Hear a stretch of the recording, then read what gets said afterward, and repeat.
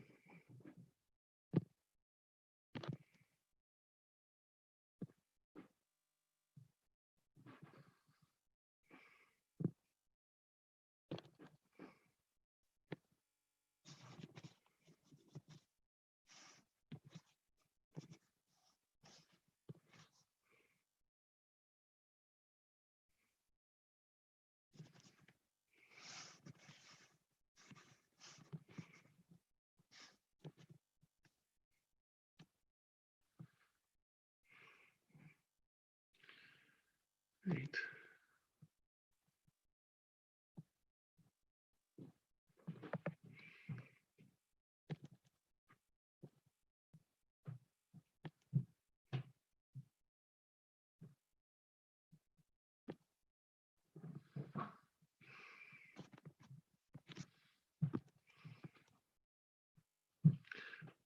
Okay.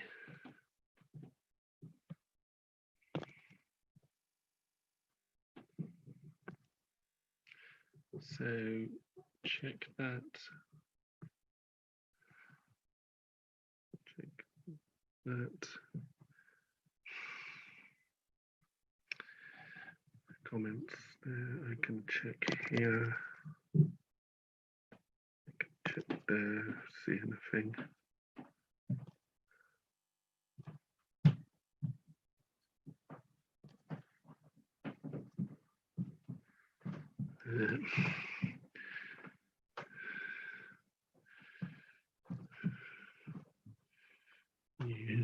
and yeah.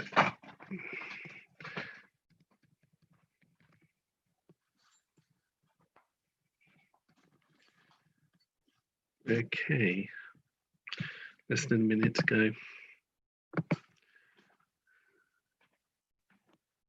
Some will be watching me already. Published it on Facebook as well. I've published it on Facebook and Twitter and LinkedIn. Oh, okay. And several sites on Facebook. So yeah, I have to start in a few seconds. Careful, careful, because that is a very sensitive. Can't just dash around. Okay. Right. 5, 4, 3, 2, 1.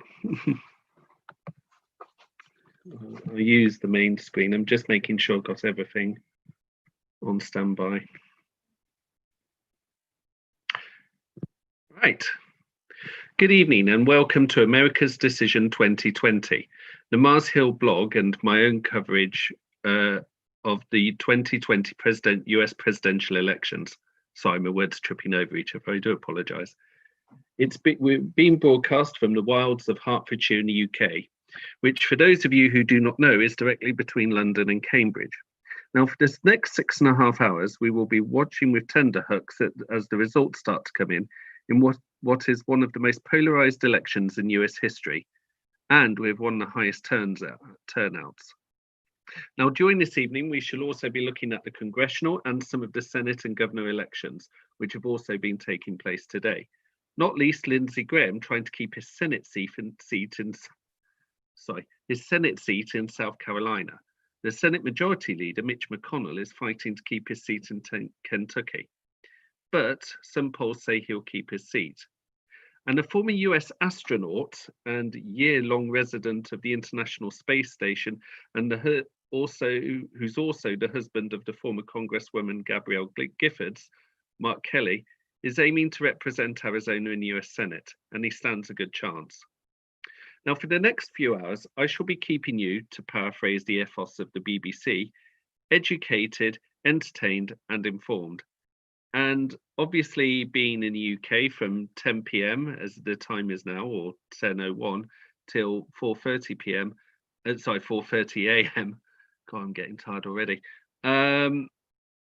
I may start to flag a bit. So I have some sustenance. I hope I don't have to make a comfort break during this 6-hour broadcast, but if I do, I shall take measures to make sure that you are not kept looking at a blank screen for long. Here is my tea of mint tea, Twinings. Very English, well, sort of English. Tea is not really an English thing. It's this thing in English have adopted. And in another English iconography, a Doctor Who mug, which one of my relatives got me as a present for Christmas.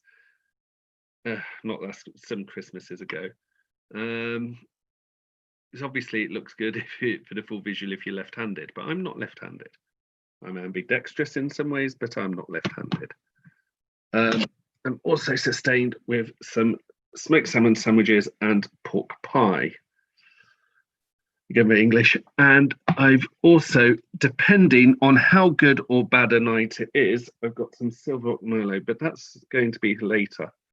I'm doing this in a sort of professional capacity, and I do not want to lose my sobriety at all in this. Well, I want to be stone cold sober, believe me. And some Pringles.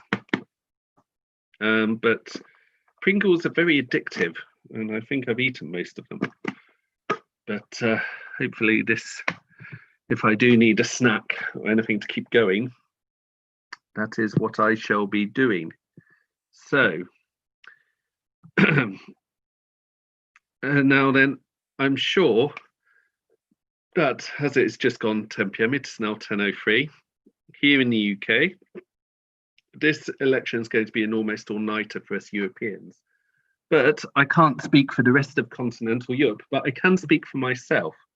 And for others in the UK, when we have our British general elections, the polls close at 10 p.m. throughout, and the way we count, we're not as quick as we are with the Americans. It's pretty much counted by hand. There's no electronic voting, and the results come in all through the night in what are 650 constituencies dotted around Great Britain and Northern Ireland. Sometimes Northern Ireland start counting the following day. Some constituencies do it the following day, but you, unless it is such a very close-knit election, we always know the result by the early hours of the morning. And that's what we're used to.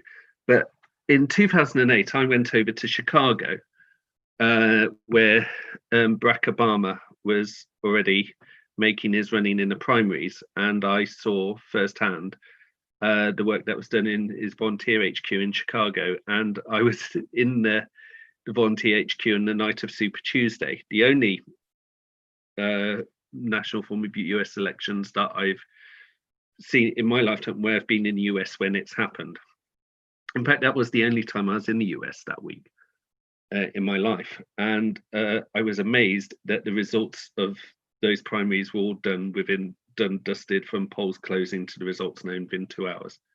For those Americans watching, your way of doing things is incredibly quick compared to us. But we Europeans, and especially we Brits, are used to the all-nighters. And obviously, we're 5 hours ahead of you on the East Coast, and 8 hours ahead of you on the West Coast. So this is another all-nighter for us. Now, obviously, sorry, not one of my best jumpers here. I told myself I wouldn't lift my arms. But anyway, that aside, almost lost my train of thought. Not good at this time. The problem is we don't know whether this will be an election where we know the results on the night itself. If it is a landslide for Joe Biden, if it is a landslide for Donald Trump, which is unlikely, but, you know, just for the sake of argument, then we will know what the results are. If it's going to be close, we probably won't know for some days, but we'll have some indication. What we will know is what's going on in the US Senate and what's going on in the congressional elections and perhaps in the governor elections. And those are also interesting ones to look for, because the Democrats aim to take control of the Senate, as well as the fact they own control of the House. So hopefully for the Democrats, where they're concerned, the Senate will change hands to the Democrats. So we'll be looking at seats like Senator Lindsey Graham, who's struggling to keep hold of his Senate seat in South Carolina. We're going to try and keep an eye on, as I said, in Kentucky, with Senator Mitch McConnell, the Senate Majority Leader. If he keeps seat, I think that's likely that he'll keep his seat. And obviously, as I said, Mark Kelly in Arizona, whether he gets that. But it's not just what I'm saying, it's what everyone else says. And on this channel and on this program and on this blog, it's not just my views this evening, it is the views of several other people.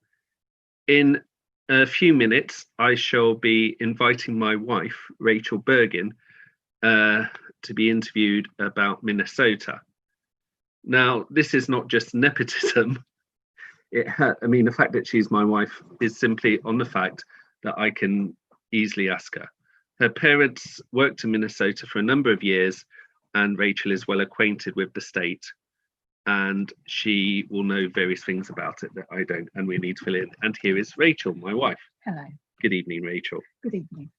So, what we're going to do is to be discussing Minnesota and what's going on there.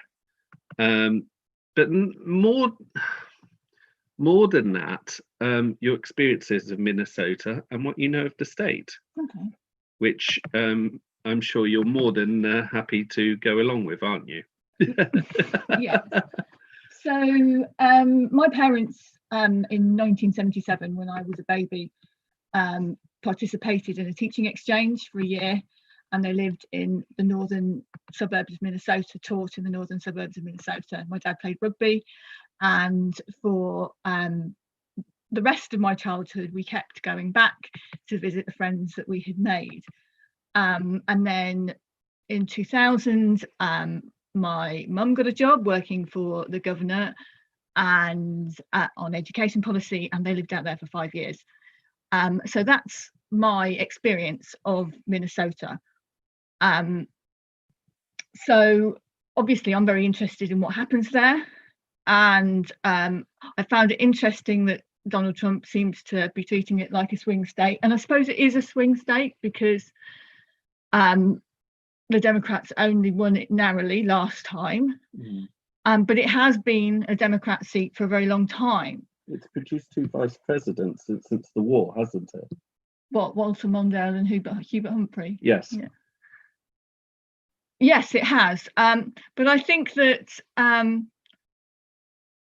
I would be surprised if the Republicans took Minnesota. The polls are very wide. Minnesota is a very interesting place.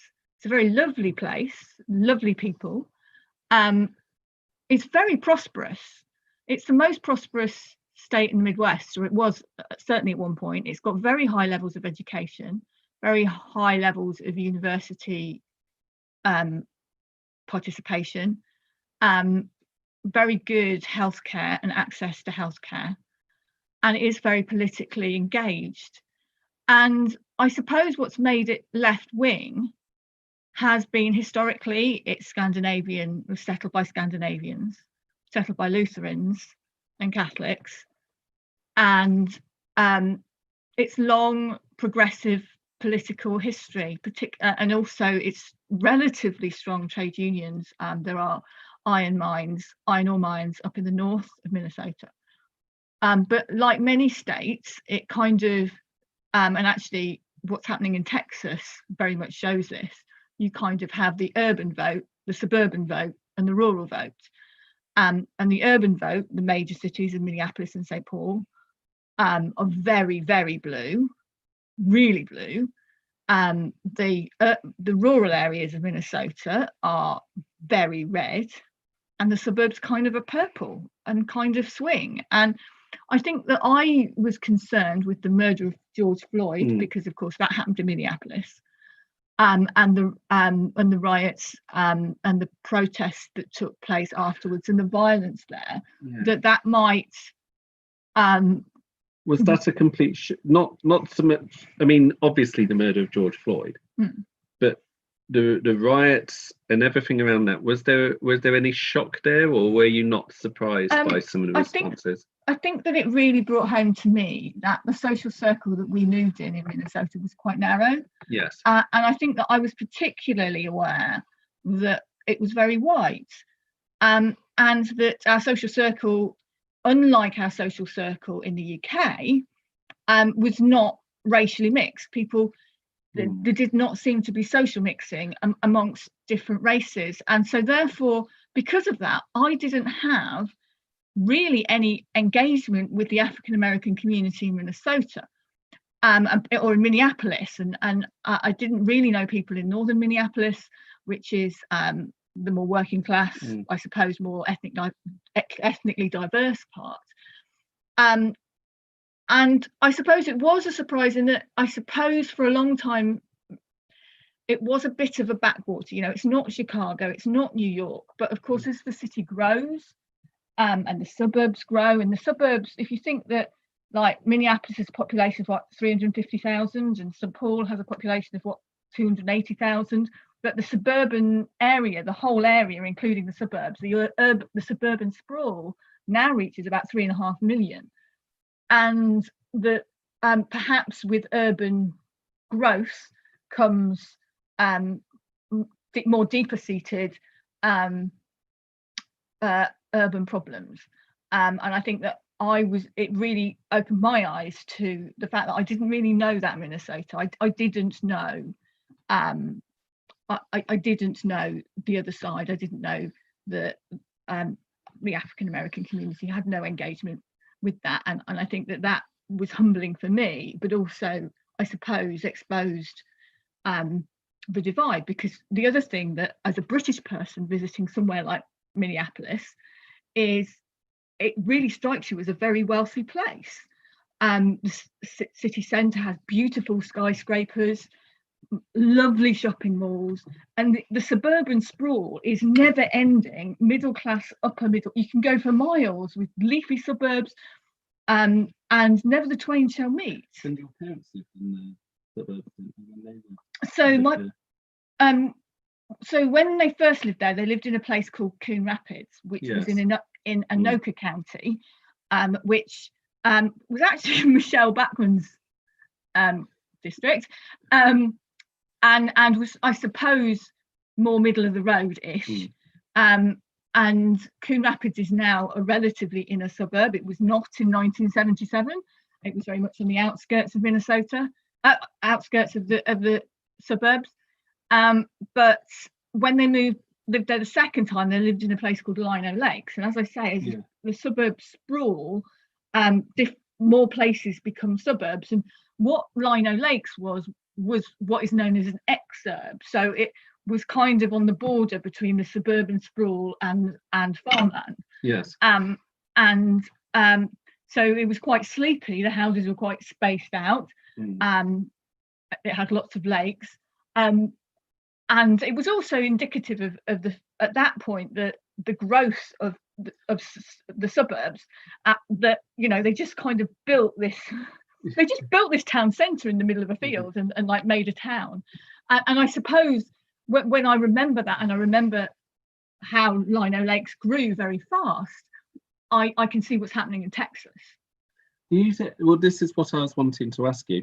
Do you see similarities with your experience in Minnesota with what you see of several other states? Well, there's two answers to that question. So I'm going to first answer the Texas question. Yes. Because what's happening in Texas is actually a demographic revolution. Yes. And so it's growing very fast, but the city, even though it's kind of this huge state, it's got these huge cities. It's got Austin, it's got Dallas-Fort Worth, it's got Houston, Austin, San Antonio, Dallas-Fort Worth, it's got the oil fields, it's got a lot of urban areas. Yeah. And something like, I saw some statistic that something like 43% of the population of Texas lives in 5 counties. And it's those urban centres, right? Like Harris County has a population of 4.7 million. And these cities that, you know, like Lino Lakes, they're growing at a rate of knots. And these people that are moving into the suburbs of these major cities are coming from the East Coast. They're college students. Which can have an effect on the election when you consider how the polling issues that have taken place. I don't think the long queues is just bad management, quite frankly. But you're talking about cities of 100,000 growing up in a decade. Yes. And so you're talking about like 1.5 million people who are on the electoral register now who weren't on the electoral register 2 years ago. Yeah. And so you've got that happening. You also have people coming over the border you've got Hispanics on the Rio Grande Valley. Yeah. And that's very working class and it's very Spanish. So actually what's happening is not that like Texans are waking up and becoming Democrats. What's happening in Texas is that people are moving to Texas at a rate faster than Republicans can kind of grow their base in Texas. And so my experience of how fast the Twin Cities metro area hasn't grown rapidly all the time, but when it was growing rapidly, you know, we would visit, maybe when I was a kid, visit the Twin Cities maybe every 2 to 4 years, and like we turn up and there'd be this new suburb. Woodbury, which appeared, had a population of 66,000 almost overnight. And so that's what you have in somewhere like Texas. But you also have it, I suppose, in places like Arizona. So my concluding 2 questions, therefore, regarding Minnesota is, and it tends to touch on its character. The current problem situations we saw in Minnesota, in particular Minneapolis this summer, do you see that calming down anytime soon? First question.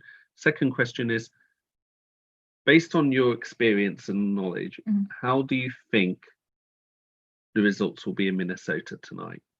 I would be very surprised and disappointed if the Republicans took Minnesota. You said. But it's really interesting listening to commentators about the state, because what they say, the theory goes, as well as it being narrow last time, is that it's similar in demographics to other states that Donald Trump took, like Wisconsin. Is very similar to Wisconsin. And so therefore, if Donald Trump is doing well in certain demographics in Wisconsin, he will also be doing well with certain demographics in Minnesota. Yeah. And also, if he's doing well with certain demographics in Iowa, he will be doing well with certain demographics in Minnesota. It's really interesting. The congresswoman for Hennepin, who is Ilhan Omar, the Somalian, she said, we don't win Minnesota because this is a blue state. We win Minnesota because we are organized. Yeah. And I think by that she meant the reason why Minnesota is blue is because the Democrats are very, very disciplined in getting the vote out in the urban areas. And, I just saw about 10 minutes ago a tweet that on the absentee ballot return, 85% of postal votes had been returned.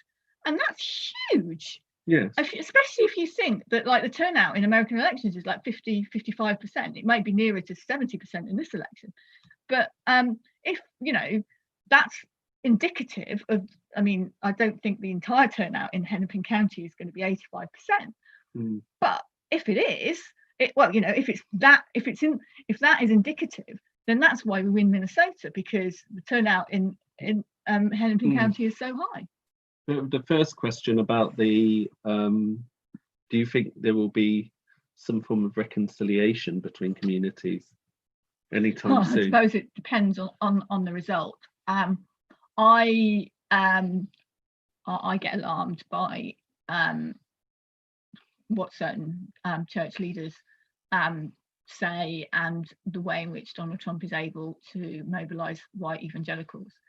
And the reason that saddens me is that it is indicative, I think, of the kind of racial divide that still culturally divides America.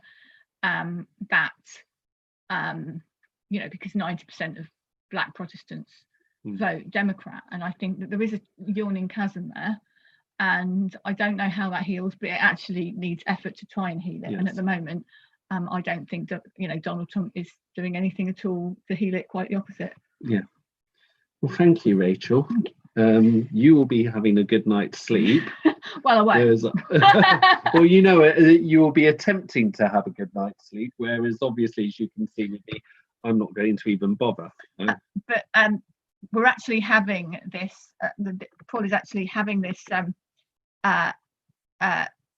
broadcast from where I work. So this is, if you got me on a Zoom call at work, this is exactly the image that you would see, because I sit here. Because it's the lockdown and everything. A lot of people who work in London, and Rachel works in London, tend to we're all work working from home. We've been working from home since March. Anyway, I shall leave you to it.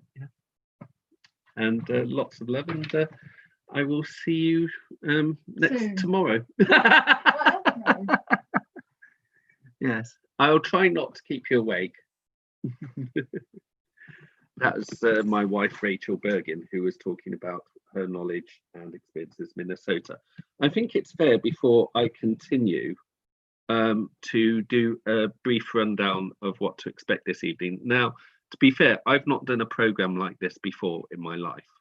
So this is pretty much sort of doing it as it is. And no doubt I'll be making a lot of mistakes on the way, but I'm very aware that anything that's remotely like live TV or live stream, the theory and the plans don't always work out in practice. So if the timetable is not exact, don't worry, we try our best. But this is what you expect for the evening. Before long, I'm going to give a brief overview of the history of US presidential elections. Hopefully at 10:45, I will be having an online interview with Melissa McNeil Adams, who is a Democrat in Illinois, and she was involved in the Obama campaign in 2008. In fact, she was running the volunteer HQ, and I was over there back then.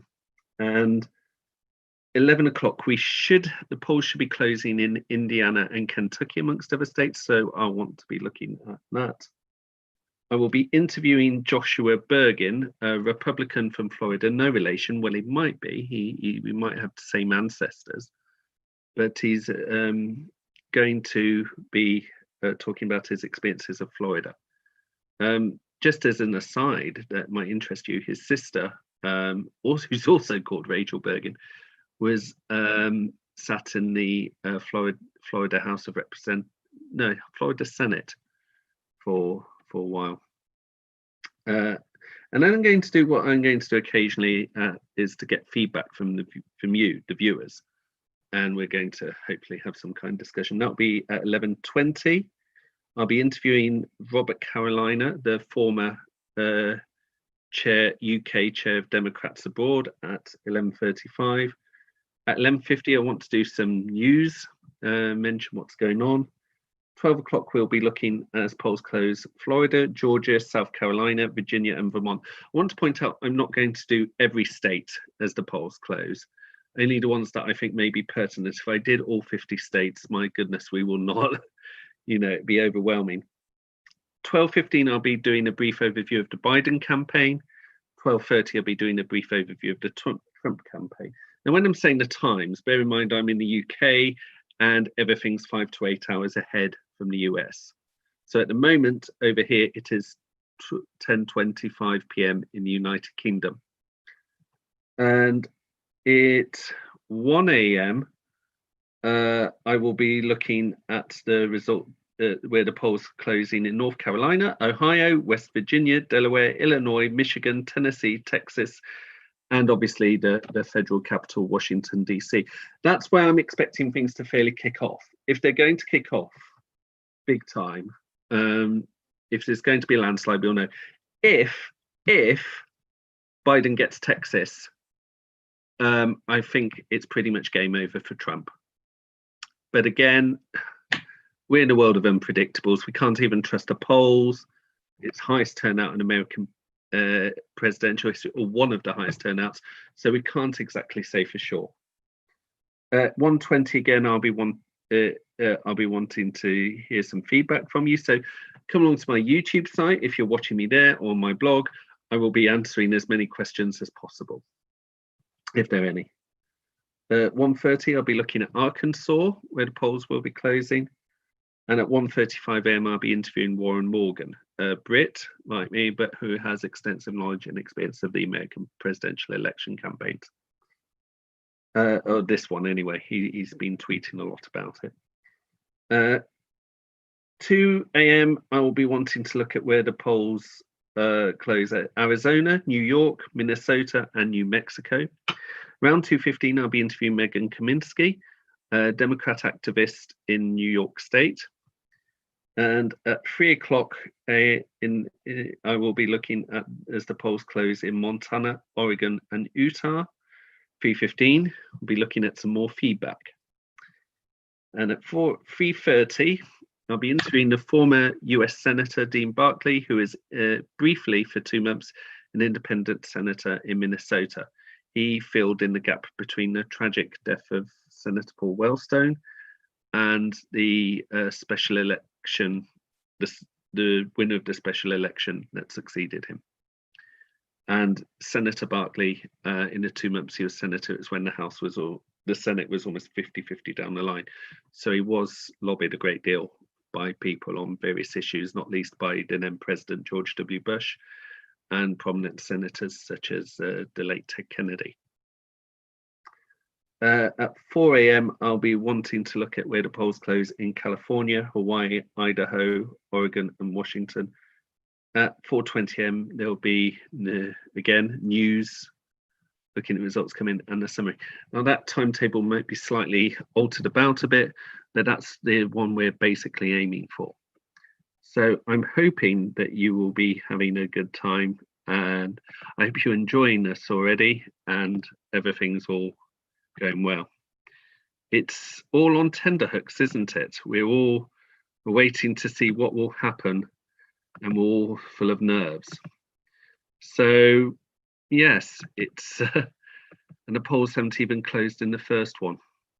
Let's have a quick look at the US election news, and nothing yet. Just about the turnout and everything else. I think therefore, hang on. He's talking about exit polls, but also saying the exit polls can't be trusted because of the skew in the votes between early and election day voting. Thank you. I'm just looking, and I do apologise for this. I'm looking at some of the comments left on my YouTube page because I tend to rely more on Zoom. You need to bear in mind that on Zoom, I'm about 20 seconds ahead of what you're seeing on YouTube or the YouTube feed on my blog. So if you're watching, in short, if you're watching me, you're watching me from what I was doing and saying 20 seconds before. Someone said, who win, Trump or Biden? Time lies. I'm looking at the comments on my YouTube page. I don't know. Hi, Julian. If Julian Becker has left a comment, if you're still with us, hello. Time lies says he's from Germany. Do I like Germany? I love Germany. I've been through Germany several times on holiday. Well, twice on holiday. One to Austria in 1985, and the other to Austria in 1990. Tim Roll Pickering, a friend of mine, is saying what he said to me earlier this evening, that he currently predicts the winner will be lawyers. Well, yes, I can see an argument for that. It's a very bleak house, though, isn't it? But we'll see. Now, the time coming up to 10:30, I believe that it's, if I'm just checking everything, because, yeah. Sorry, I'm doing some general housekeeping here. I do apologise. I did say I would be looking at some past presidential elections that were fairly interesting and the history of them. I've decided to look at 7, if I can fit in 7 in 15 minutes. 1824, 1876, 1912, 1948, 1972, 1984, and 2000.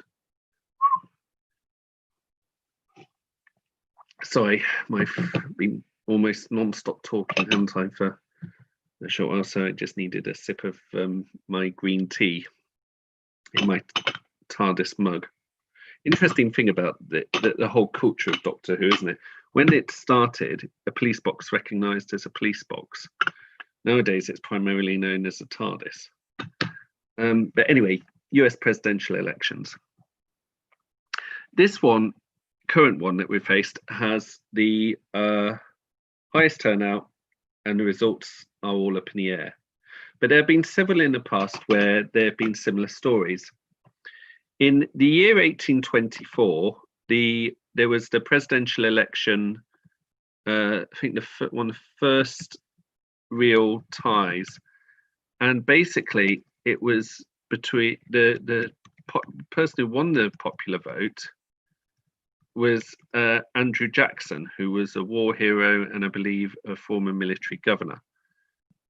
He was not one of the nicest of people, to put it mildly.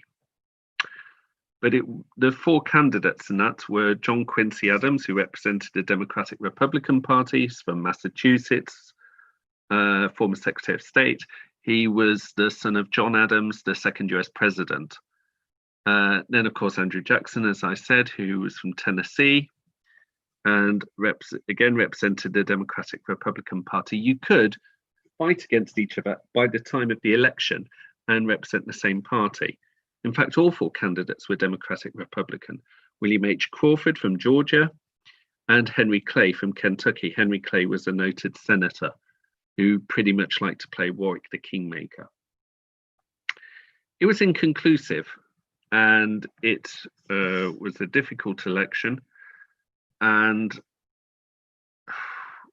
the problem was that no candidate won the majority for the Electoral College. There were 4 candidates. It was pretty tied. For vice president, because you could elect for vice president as well, John C. Calhoun was elected comfortably enough. And so, under the provisions of the 12th Amendment to the US Constitution, in February 1825, with just a month to go before the inauguration, John Quincy Adams, who had only got 30% of the vote, was elected as president. He lost in 1828 when running for a second term against Andrew Jackson. The two did not like each other. Andrew Jackson, I think, was in some ways perhaps the closest president the Americans have had that we've seen to Donald Trump, pre-Trump. John Quincy Adams, after he was president, stood for Congress and was a noted member of the House of Representatives until his death from a stroke in 1848. He was also the earliest US president of whom there's a photograph taken, which is a piece of trivia that might help you in a quiz. He had a daguerreotype taken of him in 1843, I believe. The next election we're going to look at is in 1876, and this was between Samuel Tills, get the surname right. Samuel J. Tilden from New York, the Democratic candidate, against a Republican candidate, Rutherford B. Hayes. I believe RBH, or Rutherford B. Hayes, was at the time, yes, he was governor of Ohio. Now, this was a very difficult election. It was Tilden won the popular vote, but it was so tied in the Electoral College. In the end, they managed to get a committee to sort it out. There was 8 members Republican, 7 members Democratic, but of course they voted on party lines, and Hayes got in. And in the end, senior Democrats and senior Republicans met at the house of perhaps the most wealthy African American in Washington, D.C., and came to an agreement. It was a fairly shabby agreement because the agreement was the Democrats demanded that they would support Hayes so long as the Reconstruction of the South ended, and that's what happened. So it meant that issues such as the Civil Rights Act did not come into existence. Until the 1960s. Hayes only served 1 term. He didn't stand for a second in 1880. And Samuel Tilden, I think, fairly left politics, but people were wanting him to run for president again. I'll just double check on that information, because I don't like saying things with authority that I can only guess at. If I guess at it, I'm wrong. But yeah, he did cite, people wanted him to run for president in 1818, 1884, Samuel Tilden, but he declined. So yeah, he got the popular vote, but was never elected. Well, of course, that takes us to 1912. 1912 is interesting because it goes back to 1904, when President Theodore Roosevelt ran for a full term. He succeeded an assassinated president, William McKinley, in September 1901, 6 months into McKinley's second term. And Roosevelt, in the heat of the moment, in euphoria, said that if elected, he would not run for a second full term. And he felt morally obliged to stick to that rule. And in that process, he made sure that his friend, William Taft, the Secretary for War, ran for president. And then Roosevelt found that Taft was fairly unpopular, and Taft was not the president Roosevelt thought he would be. So Roosevelt decided to run against Taft in 1912. He failed to take the Republican nomination from him, so he set up his Progressive Party and stood as a candidate himself. And an incredible man. He was victim of an assassination attempt. He survived because the bullet struck, it was whilst making a speech, his glasses case, and a thick speech in there. So it only just grazed in the inside of the skin. He was very lucky, although they couldn't take the bullet out. It was decided not to. But he noticed from the blood, he knew from actually as a huntsman, the quality of the blood, that he had not been badly wounded. It was the graze. So he kept speaking for 2 hours. even though he'd just been shot. Incredible man. And he came second in that presidential election. The winner was Woodrow Wilson, the Democrat candidate who was governor of New Jersey, and President Taft was knocked into third place. We then go to 1948, when Harry Truman was running for a full term. He took over from Franklin D. Roosevelt when he died suddenly in April 1945, 3 months into his fourth term. And Truman was not expected to win. There was a popular headline, well-known headline, "Dewey defeats Truman," which Truman held aloft the day after he won the election. Interestingly, whilst he won against the opinion polls, and it's a shock win for Truman, among the Hollywood celebrities who campaigned for Harry Truman, bear in mind he was a Democrat, was Ronald Reagan, who of course switched to the Republican Party and over a decade later went into politics, and the rest. So then we go to 1972. The Democrat Party was in, a fair degree of turmoil. It had obviously suffered 4 years before the tearing apart of the party at the Chicago Convention, the assassination of Bobby Kennedy, and in 1972 things were difficult, and they put up George McGovern, who appealed to the left of the party. The problem was Nixon, whatever one thought of him, had scored 2 major diplomatic coups. He had negotiated a successful arms treaty with the Soviet Union, and he opened up China to the West in visiting China and establishing relations with the country. So Nixon having to pull off that coup and being able, which was a shock surprise that year, and McGovern being too far to the left, it was a shock victory. Well, not a shock victory, it was a victory that would have surprised people perhaps 2 years before. Then for Nixon, when he won about 48, 49 of the 50 states, he won a landslide. But of course, we know less than 2 years later, Nixon was forced to resign in disgrace. 1984 was perhaps one of the biggest wins in American presidential history, and Reagan went for a second term. Some wonder whether he'd be up to it because of his age. He was 73. It's a bit interesting when you look at Biden and Trump and how old they are.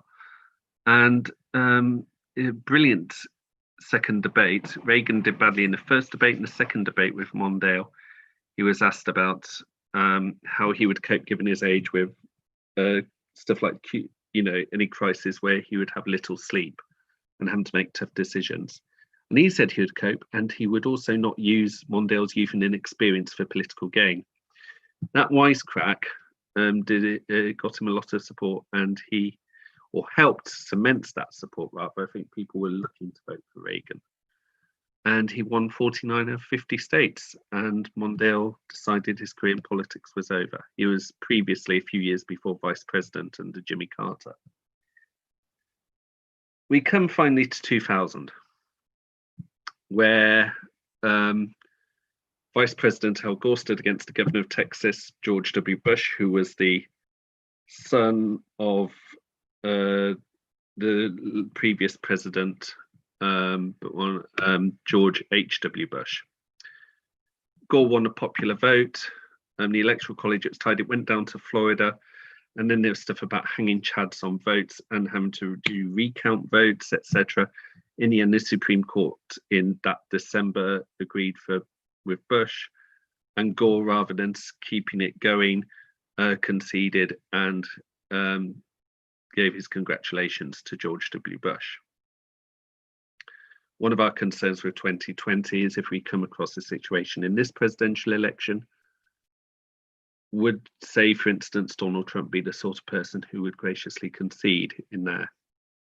Who will know? In a few hours, we'll have a clearer picture of what's going on, even if it's confusion. But as I said, if it's a landslide, if it's going to be a landslide in any way whatsoever, we'll know in about 4 hours. It's going to be a long evening, and one accepts that.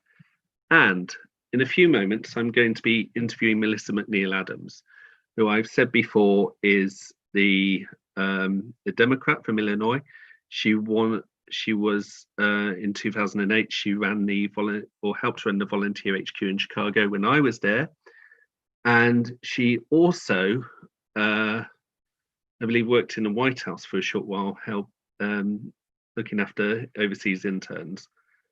And I'll be interviewing her about the current situation in the Illinois and in Chicago and how things are. And yes, so I will bring in Melissa right now.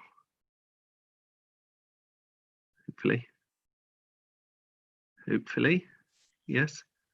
Hello. Hi, Paul. Hi, I didn't think you, well, I wasn't sure whether it would all work out. So I'm literally, to use an American phrase, flying by the seat of my pants here. Hello, got my hello, this is my very nosy wife. I'm being very nosy. This is my Oh, I've seen you on the internet before. So yes, as I've said, Melissa helped run the volunteer HQ for Obama in 2008 in Chicago.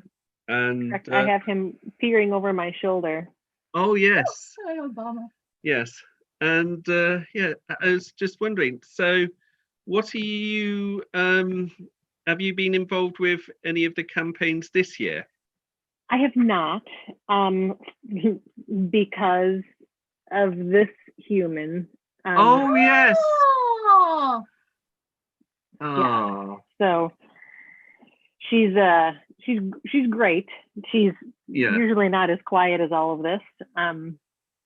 But we have, because of COVID, we've kept extremely isolated because, you know, we believe in science and there can be a longer conversation to be had there. So we haven't done, I wanted to go door knocking. Like I remember when I was pregnant with her during the primaries, I wanted to go over to Iowa and knock on doors for one of the candidates, but like it was just, it was too close to my due date. Like I would have been going out there like a day and a half before she was due, which seems like I don't want to have a baby in Iowa. So where are you based? Chicago. Right. Oh yes. So you've got quite a number of key states around there.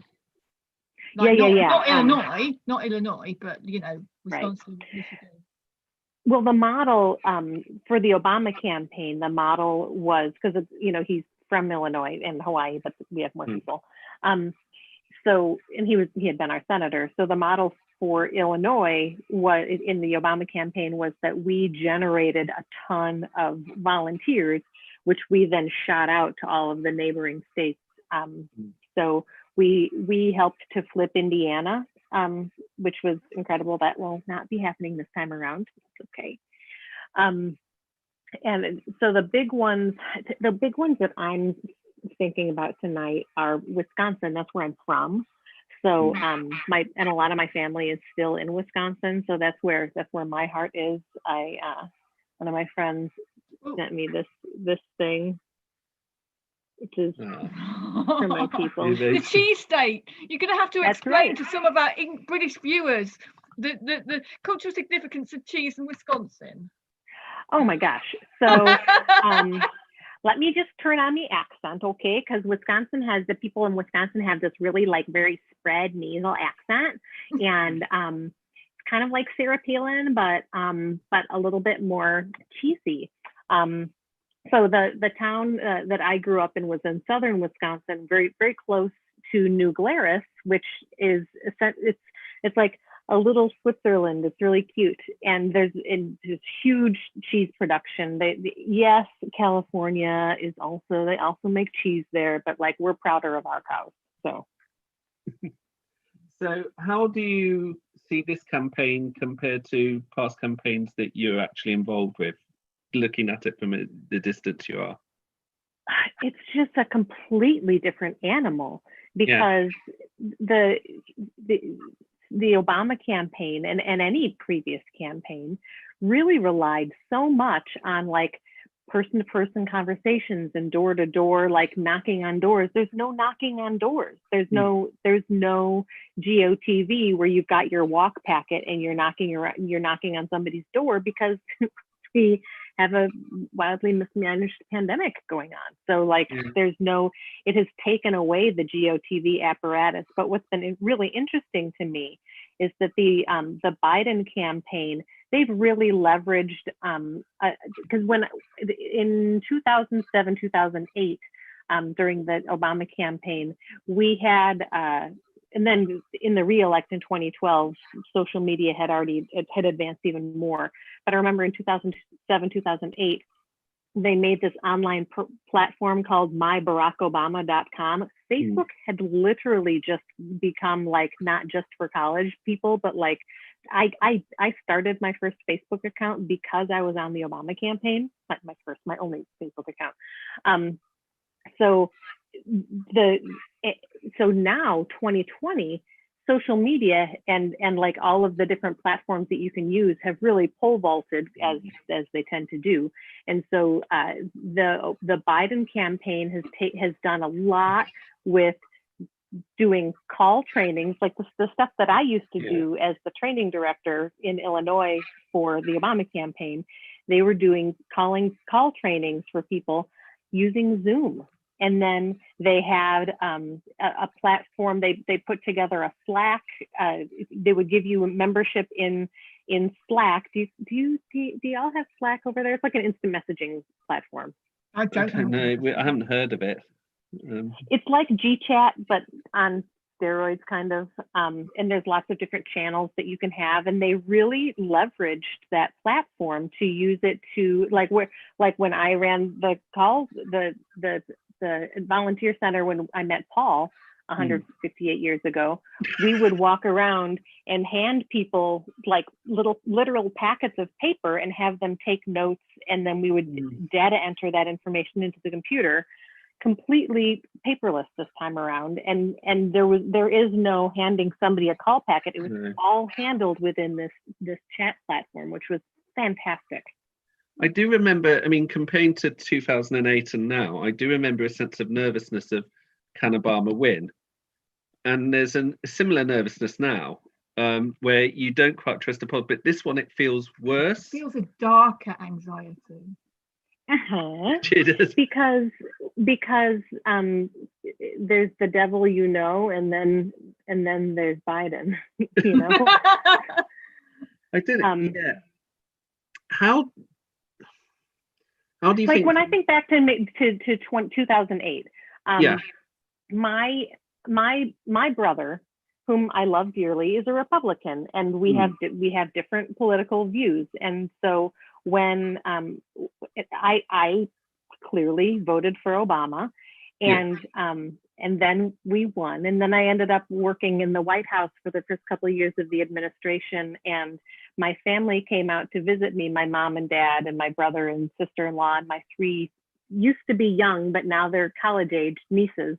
And my middle niece, I was giving them a West Wing tour, and my middle niece leaned over to me and she said, Daddy voted for John McCain. And I said, how'd that work out for Daddy? Because I'm a jerk.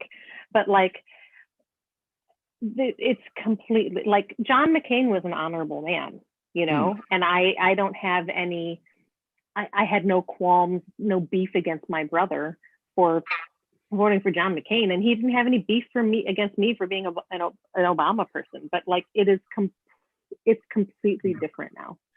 I noticed this when you first thing in the morning when you're on Facebook, you have memories and what comments you made on that day. I mean, and I would know a few days ago, I noticed one from 2012 where I sort of gave condolences to Republican acquaintances in the US for who voted for Mitt Romney. It's like, this is not the results.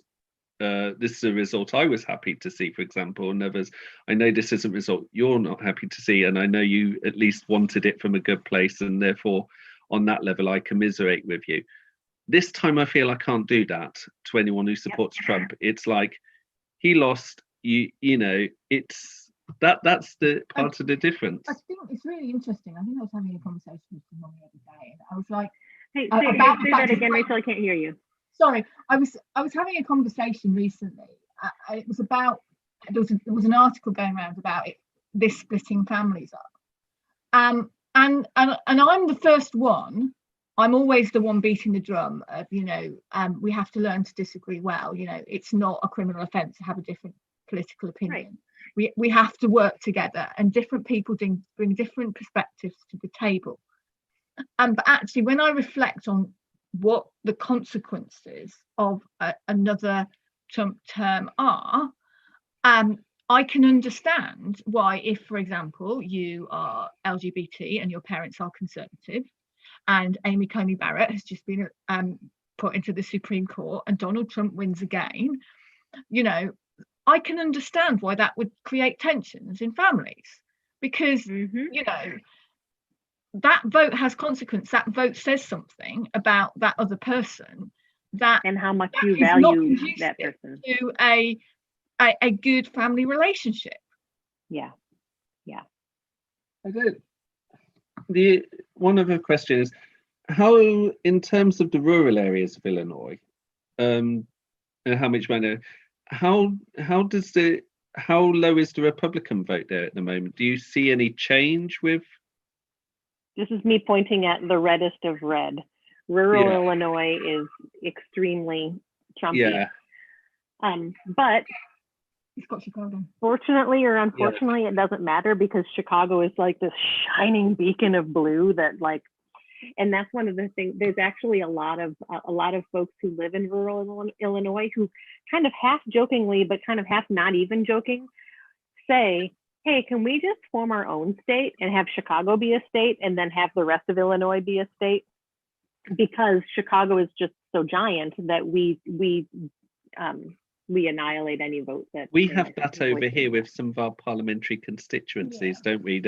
They will be Labour or Liberal Democrat, but obviously it relies on the city, but or side of town. If it's a city, it's its own constituency, but the little rural areas around it will always vote Conservative.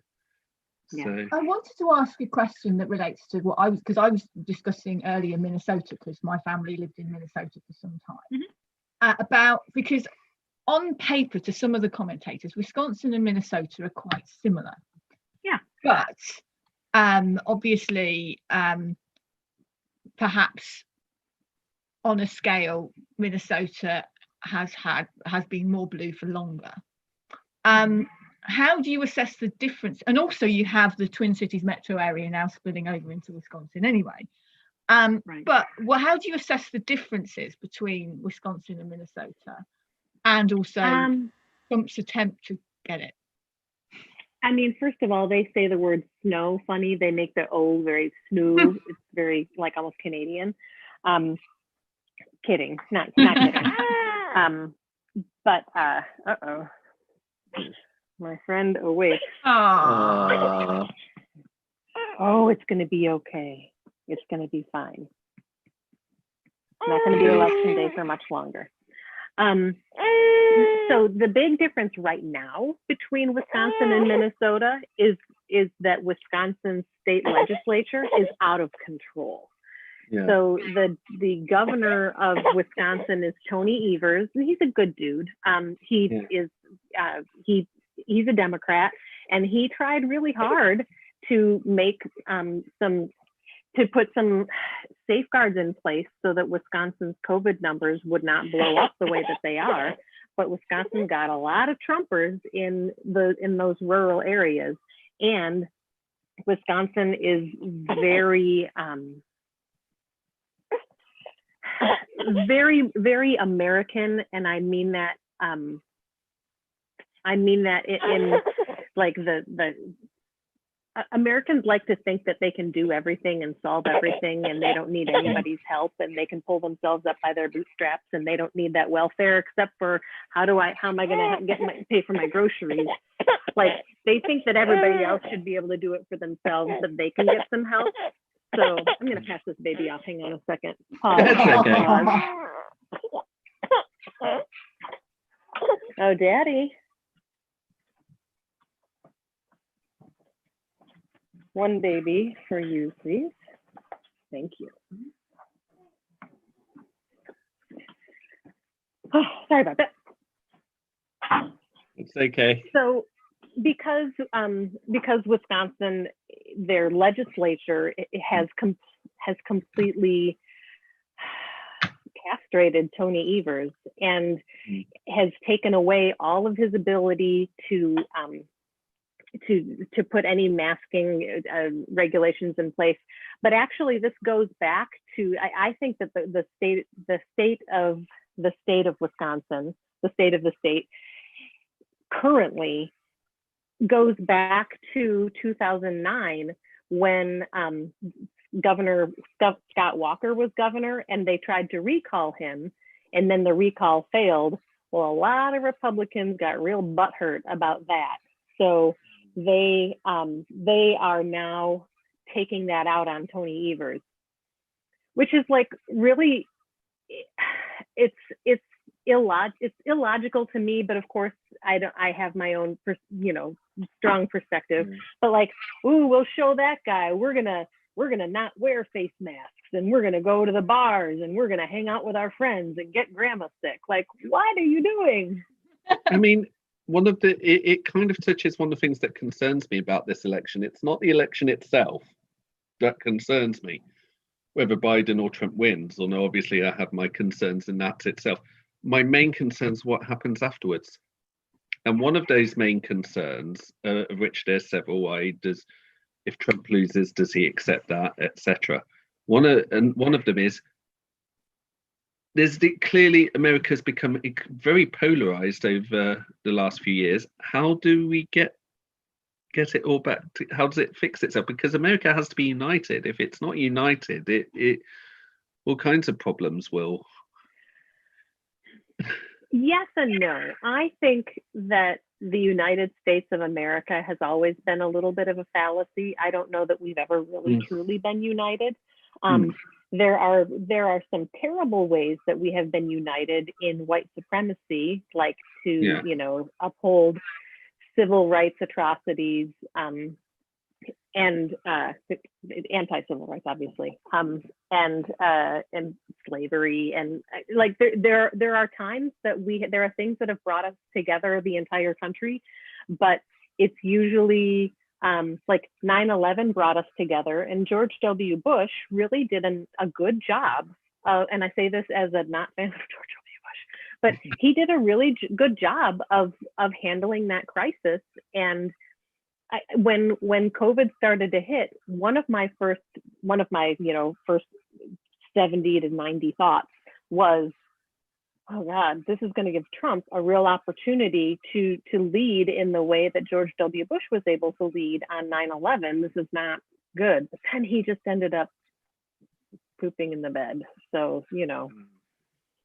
It's just, I mean, over here, I've known even some more right-wing people over here, but just like shocked, profoundly shocked about Trump, just when you think he cannot go any lower. But it's really interesting. There were recent polls of like what British people would vote in the American election. And some Americans think that's really odd that we'd be polled, but anyway, we were. And what's really interesting is like, okay, so 98% of Labour supporters would vote for Joe Biden, right? But 45, so a majority of Conservative voters would vote for Joe Biden. So I have no idea how deeply unpopular he is. But he's also unpopular in other countries like Germany, for example. And right. You can put that down to the media. You say, but actually, I don't know. But there's nothing. It's basically what he actually says. I think. Go ahead, Paul. No, I was just saying, it just crossed my mind. I find it interesting that his direct immediate ancestry comes from the United Kingdom and Germany. Yeah. You were saying. I think that to your point about bringing the country together, that's one of the things. I think that my hope is that tonight the electorate will. My hope and my belief is that the electorate will choose the person who is an adult and who is going to bring us back to not make us great again, but to make us not horrible anymore. Like we need strong national leadership so that we can get this virus under control. We need strong national leadership for a lot of other reasons. I think back to 2008 and to 2012 and how hard I fought in 2008 against John McCain. What I wouldn't give for John McCain to be the person that we're running against right now. Like, what I wouldn't give. Yeah. So, but one of the good things about Biden is that he not only is he's an adult and he's a statesman and he's an honorable, good man, and he really, one of his strengths is working with people on the other side of the aisle and really bridging, building those relationships. He and McCain had a lifelong friendship, you know, and that it was real. It wasn't campaign posters. It was legitimate. Like, they had a legitimate, close friendship. Which is incredible, really. And it kind of just shows how much things have changed in just a few short years. I've just had friend of mine's just flashed a message through, which was I don't know. BBC website has some results for a state. Donald Trump is leading in New Hampshire. He has 16 votes and Joe Biden 10. That's, I think, isn't there some cities isn't there like a city in New Hampshire with like 5 voters or something? Yes, they voted last night at midnight, and all 5 of the people voted for Biden. Something Notch or something Hatch. I can't remember what they're called. Dixie. I think it even has Dixie in it. I don't know why I think that, but there. If you're a West Wing person, there was an episode about this, and now I'm blanking on what it was. And I'm sure it's one of the ones I never saw, and I'm a West Wing fan as well. The cast actually all got back together. Yes, I saw. Yeah. And that was the episode that they redid. Hartfield's Landing. Title feels familiar. I need to revisit my West Wing box set because it's got to the point now where the episodes are starting to merge in my mind, and that's a sure sign I need to see that. But Rachel knows a fair bit of this because you may know Rachel's parents lived in Minnesota for several years, and her first year was in Minnesota. It's even more interesting than that because when they were first over, they were teachers, and then when we came back, my mother's career took off, and she ended up as a high school principal. She was quite young; she was 39 when she became a high school principal. But long and the short of it is that they had this really good friend that my dad played rugby with called Dean Barkley, who ended up being the mastermind behind the Jesse Ventura campaign. And then Ventura got elected, and then Jesse Ventura headhunted my mother to advise him on education policy. So this is true. I've married into a very varied political dynasty. It's even funnier than that because my mother is Northern Irish. That's irrelevant to the fact she's also 4'11". But Jesse Ventura is like 6'10", so there's this photograph, and she's there, and he's like up there, and it's like absolute comedy. But my mum was actually quite she was on. She often got interviewed by the local television about education policy because she could string a sentence together. My mother was an English teacher, and she was Northern Irish, but she had to teach like working class English kids to speak English. So therefore, she ended up almost speaking the Queen's English. But it did mean she was very, very well spoken. So they often put her on the television. I'm afraid I'm going to have to call it, Melissa, because they want to have information, and then I've got another interview coming up. So please tell me you're not calling it for Donald Trump. Please tell me it's not over. No, we're not. I'm a bit worried about Florida actually, but Joshua will tell us. I said on this program at the beginning, unless there's a landslide, I don't think anyone's going to be called tonight from the information I've had.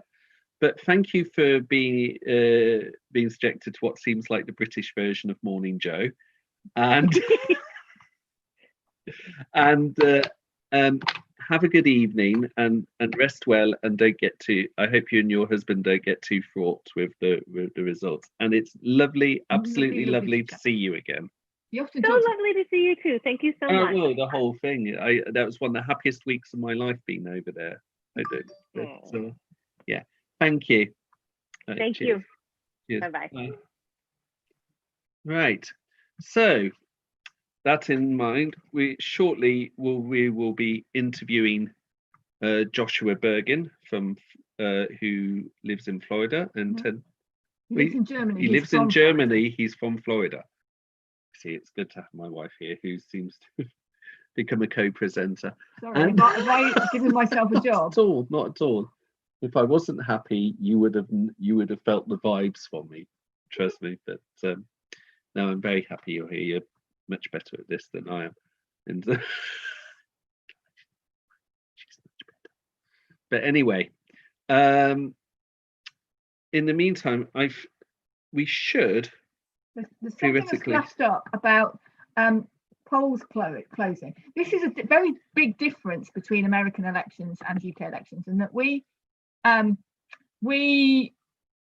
our polls are open until 10 o'clock at night. So them closing at like 6 or 7 just sounds very easy. But we don't have early voting either. We can do a thing of the differences. We don't have queues either. No. So we should be getting in two results, one from Indiana and one from Kentucky. So I'm going to, if you bear with me, have a quick look at that and see. Justin, Biden camp internals show strong numbers in Wisconsin, Michigan, North Carolina, Georgia, Pennsylvania, Arizona, and Nebraska's 2nd district. Florida is a true toss-up. Source says not seeing red tide of low propensity voters for Trump. Democrats say they are overperforming in Wisconsin, North Carolina, and Georgia. I'll be interested to hear Joshua Bergin, because it's got a very high number of non-party affiliated. Yes. And I think a lot depends on what they do and which way they vote. Yes. It's pretty much all to play for at the moment. Could I have a look at the last period Democrats say there? And I'm not seeing a red tide of low propensity voters for Trump.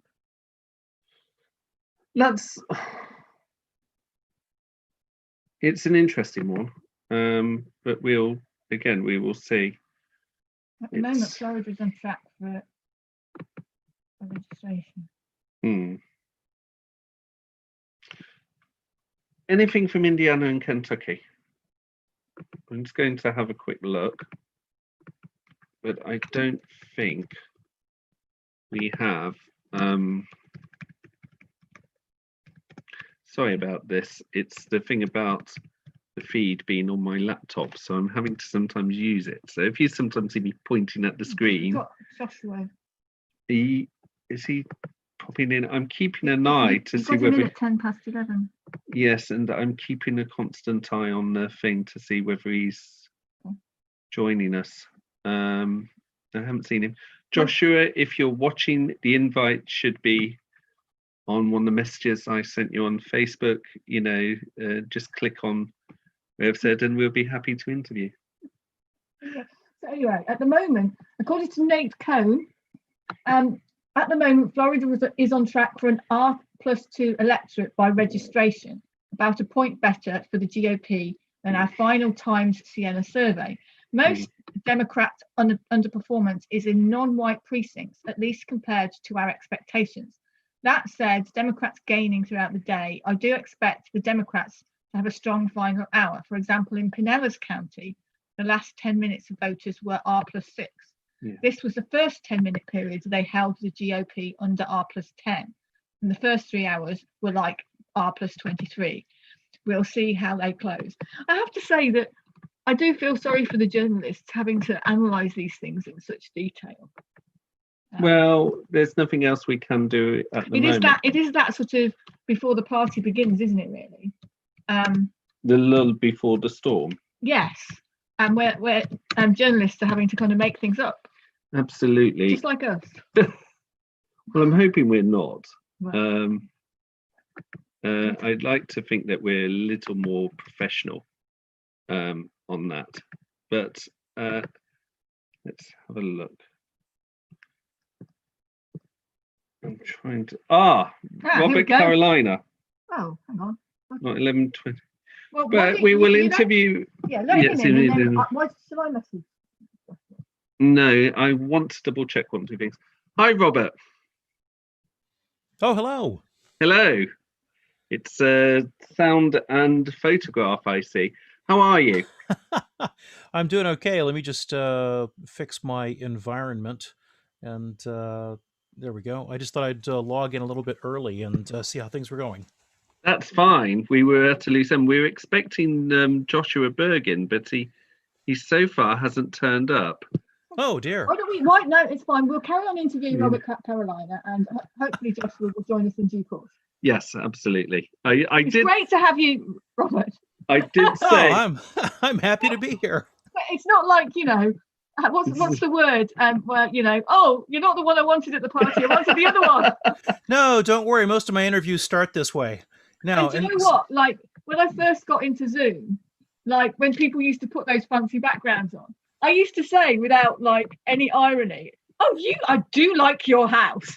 I didn't realize it was fancy. Yeah, it's much harder to clean with the staff gone during the lockdown, though. Oh yes, with the vast library that we see in front of us. Hang on, I lost the place. So the reality library behind me would be much less salubrious, I guarantee. Oh, absolutely. Yeah. So you sent me a message this evening for the benefit of our viewers. Oh my God. Okay. Yes. I will only stick to the most important bit. Sure. Which is that you said that you could tell me what the election would look like if we decided arbitrarily to increase double the size of the U.S. House of Representatives. Yes, indeed I can. And in fact, that's one of the reasons why I was getting in front of my machine, is that I thought I would spend some time trying to dress up my my spreadsheet a little bit more nicely. But since we're live directly, I'll just answer your questions. Well, first of all, have you spent any time sort of explaining or talking about how the Electoral College works yet? I mean, I'm assuming everybody knows all about that now. I've gone on about. Hang on, I just need to quickly. This is awfully frustrating. I do apologize. It's the new normal. It's the new normal. Basically, sorry, you're saying. I lost my place. Why don't you explain the Electoral College to idiot British people that don't know anything about it?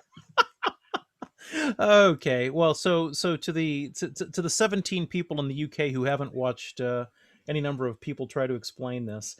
Of course, the Electoral College is, as a technical matter under the U.S. Constitution, the group of people who actually decide who the president and vice president are going to be under normal circumstances. There's some things that can go wrong, which means they don't do it. But even so, it's the Electoral College. And as of right now, there are 538 electors who make that decision. So the question becomes, who are these 538 people and how are they chosen? And the answer is they are distributed more or less proportionally among the several states and the District of Columbia. Notice that I said more or less proportionately. And that's because the way that you figure out how many electors each state has is you first ask the question, how many seats do they have in the House of Representatives, the lower house? 435 seats in the lower house, and those seats are distributed proportionally among the 50 states. And you say each seat you have in the House means you get one elector, and then we add to that the 2 senators that every state has. So 50 states, 435 members of the House. That brings us to 535. And then there was an amendment to the U.S. Constitution about 50 years ago or so that said, hey, maybe the people in the District of Columbia would like to vote for president as well, because they hadn't been able to up until that point. And so the amendment says that the District of Columbia also gets the number of electors that it would be entitled to if it were a state, but it's not. But they can't have more electors than the least populous state in the Union. So in effect, that means that the District of Columbia gets 3 electoral votes, hence 538 and 270 to win. So that's where it comes from.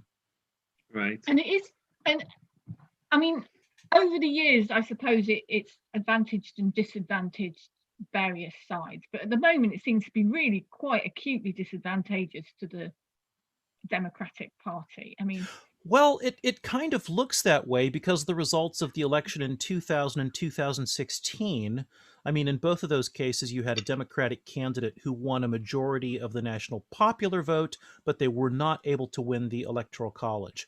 A little bit of a close call. I mean, it's always when these things happen when there's a kind of a close election on the national vote. The really interesting thing from my perspective is to try to figure out why that disadvantage exists. And I find that most people point to an element of the Electoral College which really is surprisingly less significant than I thought it was when I started looking at this a few months ago. And I haven't introduced you formally yet in the midst of the confusion of guests, but Robert Carolina, for those who don't know, is the former UK chair of Democrats Abroad. And as I'm sure you've been looking closely at this election, what do you make of the events of the last few days, and what do you make of what's been happening on polling day so far? The truth is I'm probably a bit more disconnected from this election than you might think, and that's because I'm definitely a former chair of Democrats Abroad UK. It's not something that I'm living and breathing every single day. So in some ways, I've tried to distance myself just a little bit from the proceedings. The situation in the United States is not a happy one, I think is the simplest way to put it. The division between the parties and the increasing disagreement amongst the supporters of the two parties has started when I was in law school in Washington, D.C. 30 years ago. They were kind of far apart, and they've only drifted further and further apart in the 30 years subsequent to that, which is kind of sad, but it's certainly the direction of travel. In fact, one of the reasons I became active in politics in 2008 is because 2007 and 8 is because I was hopeful that President Obama, or then Senator Obama, would be successful in reversing that direction. And sadly, that has not come to pass. So we do have a very divided country. We have two very divided parties. We have a president who is extraordinarily divisive and probably out of step with both parties. And we have a situation in the US where, unfortunately, we've gotten to the point where the most popular political party in the United States is none of the above. There is not the plurality of people in the United States, from the polling data I've seen, suggest that the largest number of people in the US do not strongly support either of the two major parties. But that, I mean, that's been true for a long time, but that trend seems to be continuing. I mean, from a British perspective, I mean, I know people who would be in the Labour Party would probably lean Democrat, but actually there isn't, like, the Democrats are a broad coalition, and you have Alexandria Ocasio-Cortez, who may be soft left in the Labour Party, and I joke that Bernie Sanders is closer to Ed Miliband than Jeremy Corbyn. But I'd go with that. But like, actually, the right of the Democratic Party is kind of one nation Tory. Would you agree?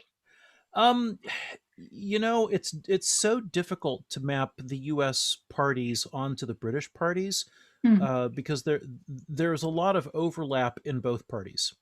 And we used to see this routinely. I mean, back when I was the chair of Democrats Abroad UK, because we had the luxury of asking all of our members who, were in fact Democrats, with whom do you feel most closely aligned in the UK? Yeah. And we had members who would regularly, quietly, because it's not the business of a US party to try to support or defend foreign parties. That's not what we did. But our members quietly, I could point to any number of people who would say, well, yes, locally, I'm a big believer in Labor. Some people who would say, no, I'm a big believer in the Lib Dems. And there was always a significant number of people who said, no, I'm a Tory. Now, in terms of like which branch of each of those parties, I think I'd leave it to you to educate me about how to distinguish the various constituents within those. So it's surprising to me how often there would be significant overlap. And back in the days when I was chair, I would get, one of the luxuries of that position is that I would get invited to some of the fringe meetings of the national party conventions here in England, in the UK. And so, when I would attend those, it would be it was not sort of a main party conference thing. It was like a meeting outside in the lobby, but it was all during a presidential election year. We would always get a couple hundred people who really wanted to know, because they were like really interested in the horse race. And so when I would go, and I'd have a room full of Laborites, hardcore Laborites, so you'd say, well, how many people in this room would be in 2012 would be voting for Democrat Barack Obama? I'd get greater than 90% support. But then when I went to the Tory conference and there were another couple hundred people in the room, again, not an official party representation, I'd say, so how many people in this room would be for Democrat Barack Obama? I'd get anywhere from 40 to 50%. It wasn't. But then again, with Barack Obama, such a charismatic, well-spoken, educated, erudite. He's from Central Casting. He's sort of what everyone wishes their president would be.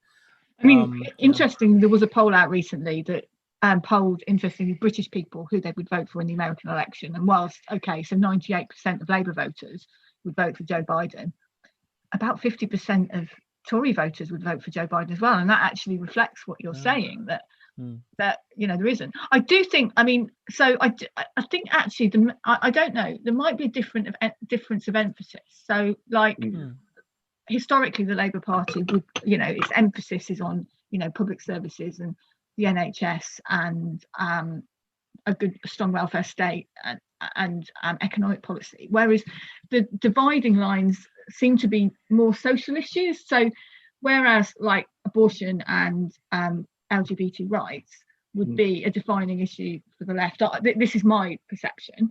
Like, for example, there are people, there's a substantial constituency of people in the Labour Party who are socially conservative, and vice versa. And actually, certainly the Parliamentary Conservative Party is, actually relatively liberal, certainly very liberal compared to the Republican Party.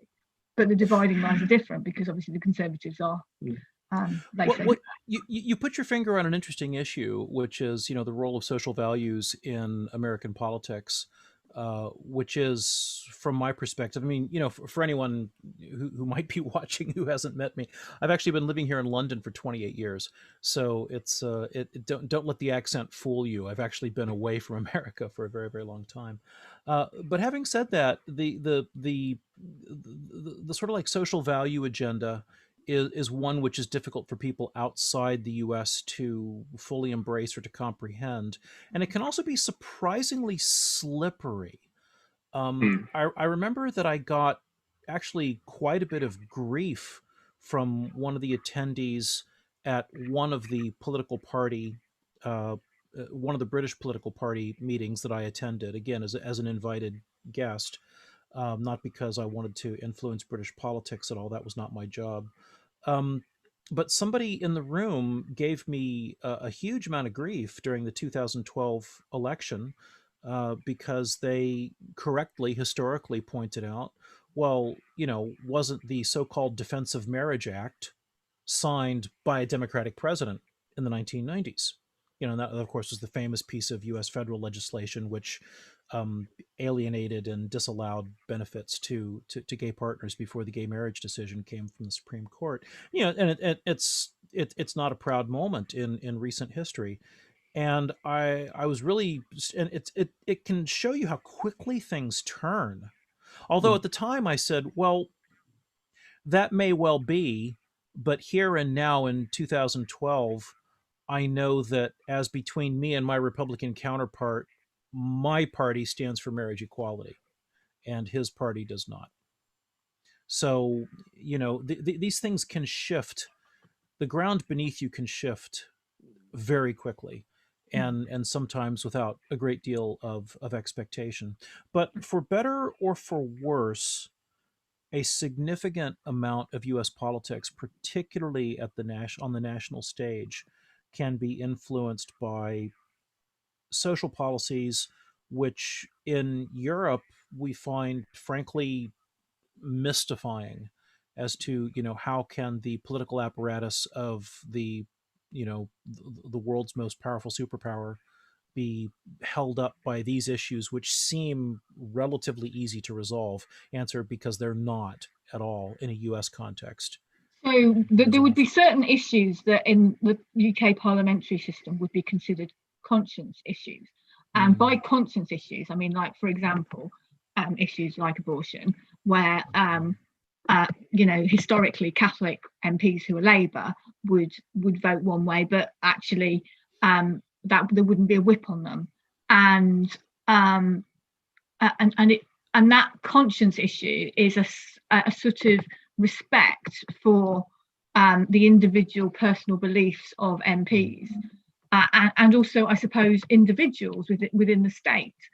And so, therefore, for those issues to be legislated on, and so because of that, they're quite niche, whereas actually they're very much not niche in the States. They're defining in terms of who is in the Supreme Court. Do you know what I mean? Well, let me come back on two of the points that you raised there. One is that you mentioned the whip, which is, I think one thing that people in Britain don't always appreciate about the U.S. system is that historically in the U.S. the national political parties, the political parties which cover the whole of the United States, actually have a relatively weak ability to enforce party discipline. Candidates locally are not normally selected by the national party. I mean, as a constitutional, as a governance issue, they simply are not selected by the national party. They're selected by the local party. But unlike when I say that here, when I say selected by the local party, I mean really, genuinely, actually selected by the local party, truthfully, completely, and not just by a small group of people in the local party, but by a popular election and a primary election. So the party doesn't have a great deal of ability to influence candidate selection for seats in Congress. And because of that, they don't really have a tremendous amount of ability at the national level to influence how those members vote once they arrive in Washington, D.C. to take their seats in Congress. So there's a very long, very strong tradition of people in the parties not exactly going in the direction that the party leader would necessarily prefer. The second thing that I want to mention that you alluded to late in your answer is that these kinds of issues that we're talking about, I mean, particularly the abortion issue, the right to choose issue, is not a matter of legislation in the U.S. political system. It was not the result of a decision taken by the Congress and signed by the president. It was the result of a constitutional decision pushed through the U.S. Supreme Court, which at one level, there's a strong argument that says that was a good thing to do because it took this issue of human rights out of the hands of legislators and out of the political arena. But there are others who say that the flip side of that is that it has oddly politicized the issue for nearly 50 years now, that, trying to find a way to reverse or overcome or limit or play with that decision has become an enormous political issue where previously it had not been. So it certainly has a huge, and for people outside the US, surprisingly large role to play in US politics, particularly presidential election politics. And with the current election as it is today, the polling day, How do you feel the outcome's going to be? As things stand at this exact time, and with the first bits of news filtering through? I'll be candid with you. I haven't seen any of the news coming through yet. No. My wife and I were busy watching a rerun of The West Wing, which is. I think that's the same thing to do, quite frankly. Well, now that it's on, now that it's available for free as a box set on Channel 4, streaming online for free. It's yes. Who could not watch it? I mean, I don't mean to plug them, but right now streaming on all four. No, anyway, sorry. I did watch the episode of the election day for Bartlett's second term. Just get me in the mood a few days ago. Just get me in the mood for this. And it does have one of my favourite episodes in that, when he said, "Oh, you wrote a concession speech as well." Yes, I did. And then he tells him to go outside, turn 3 times, and spit. And spit, absolutely. No, you don't want to write a concession speech, not ahead of time. Yeah. But am I right to say you're from Ohio? You are, and I am, and I was, and I am, and I still vote there, and I did. So can you give us the inside scoop on Ohio? It's probably going to fall to Trump, is my best guess. Yeah. Ohio has been the fulcrum on which the election has balanced for about the last 16 years, I would say 16 or 20 years. This year, according to Nate Silver, it's not. It's no longer it doesn't appear to be the tipping point state this year. Nate seems to think that the tipping point state is Pennsylvania, which surprises me significantly, because Pennsylvania, until recently, had been thought of as a pretty solid Democratic presidential candidate supporting state. But Pennsylvania and Ohio have something in common, which is that they are both states that are very heterogeneous. They're not sort of like a homogeneous political state. So if you look at Pennsylvania, you start in the east, on the East Coast, Philadelphia. Philadelphia, you've got an enormous urban area. Philadelphia, for those who don't know, was actually the first capital of the United States at the time of after the Revolutionary War was over. And it's still an enormous metropolis. It's an easy drive from the Jersey Shore, the New Jersey Metroplex. It's throwing distance from Washington, D.C. and New York City. You go through Pennsylvania, though, to the west. And if you've ever driven that road, which I have more than once, you go up the Pennsylvania Turnpike, you drive for such a long time through, the industrial heartland of the United States. Places, my father grew up in Pennsylvania in the early part of the 20th century. Steel mills, all steel mills, medium-sized heavy industries. You go up through mountains, you go down through valleys. And by the time you get to the west around Pittsburgh, and you get to the western border, like the Ohio River. If you've ever seen the movie The Deer Hunter, well, the places that they show, people working in steel mills, that was filmed in the Ohio Valley, which is, to all intents and purposes, right on the western edge of Pennsylvania. So there you've got a very blue-collar, working-class, industrial base group of people who are all geared up to vote. Social values, very, very heavy Catholic influence in that part of the state. And so you've got these one state, 2 or 3 different societies. And same in my home state of Ohio, only there the difference is from north to south. If you start up in the Northeast in Cleveland, you find that it's a very traditional bastion of Democratic Party values, mostly because the third wave immigrants in the early 20th century came from Central and Eastern Europe, and they brought their politics with them. Whereas if you move to the Southwest, in Cincinnati, at the other end of the state, you go to the far end of the spectrum to the Republican Party, because that part of the state was settled 100 years earlier by German Catholics and by Irish Catholics. And they, on social values and on political values, they tend to swing much further to the right. So when you look at the map of the U.S., these states that all look like, single entities with a nice border drawn around them, and of course that's how the electoral votes are apportioned, that's how they're allocated. Nonetheless, you find, very close fought and difficult fought battles in those states, because they do have different value systems depending on where you are. What we might see in this election is just a complete transformation of the traditional map. With Arizona and Texas, I mean, even if they don't go Democratic this time, like demographically trending blue. Whereas the Rust Belt is doing the opposite. So, what is the electoral map going to look like in 10, 15 years' time? The short answer is I don't know, and I don't think anybody else does either. I'm one of the areas where I tend to diverge from sort of what I think is current thinking in the Democratic Party. I mean, I love the Democratic Party and I love supporting it, and I think it stands for all the right things. Where I do diverge with them, though, is this assumption that demographics equals destiny. I think that's an incredibly dangerous assumption to make, and I think that some people who have run campaigns have come up on the wrong side of that assumption.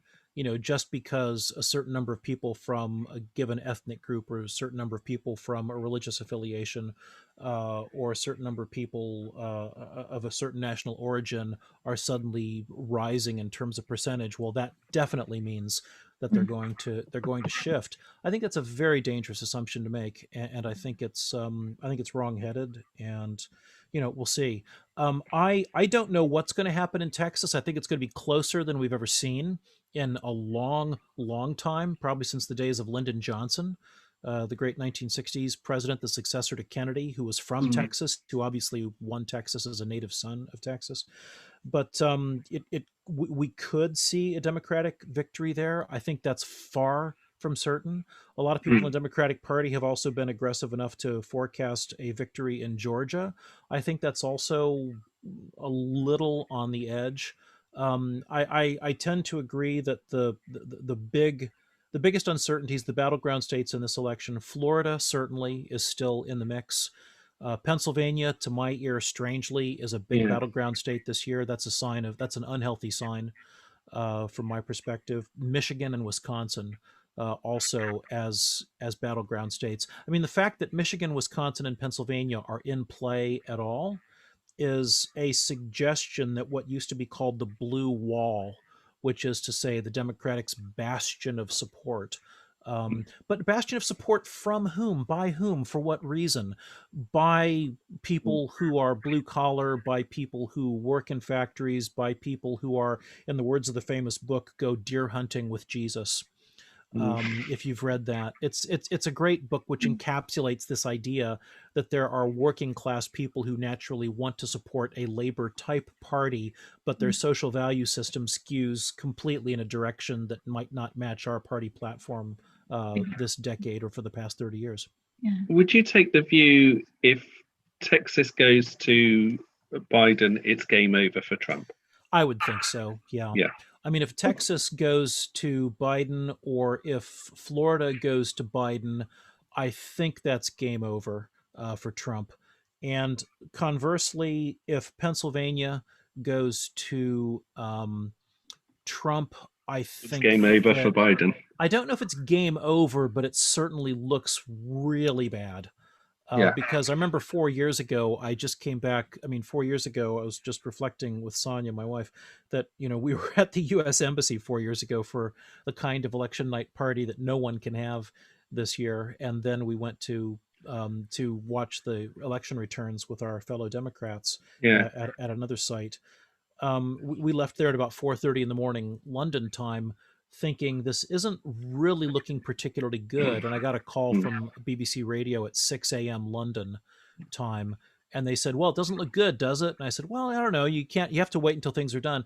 And they said, well, we've just heard that they're calling Pennsylvania for Donald Trump. And I paused for about 2 seconds and I said, well, that is really bad then. Yeah, that's because we really were not expecting that at all. But that took until, but that's the point. That took until 6 a.m. last year. The thing that worries me about this year is I think at 6 o'clock tomorrow morning, there's at least a 50-50 chance we won't know who won. We just won't. Rachel stayed up for the last one. I had an early shift, so I stayed up. I was brave enough to stay up till 1 a.m. At 10:45. Oh, that was just when it was getting started. 1 a.m. was just we were just getting started, baby. I know, but it was like hang on as long as you can to the first results. Go to bed, wake up 7. Do the 6-hour sleep. It was best. And I think it was just before 7 or how's it? You came into the bedroom and I just waking up and I said, "Who's won?" And you said Trump. Yeah. So I was actually watching Florida closely, interestingly enough.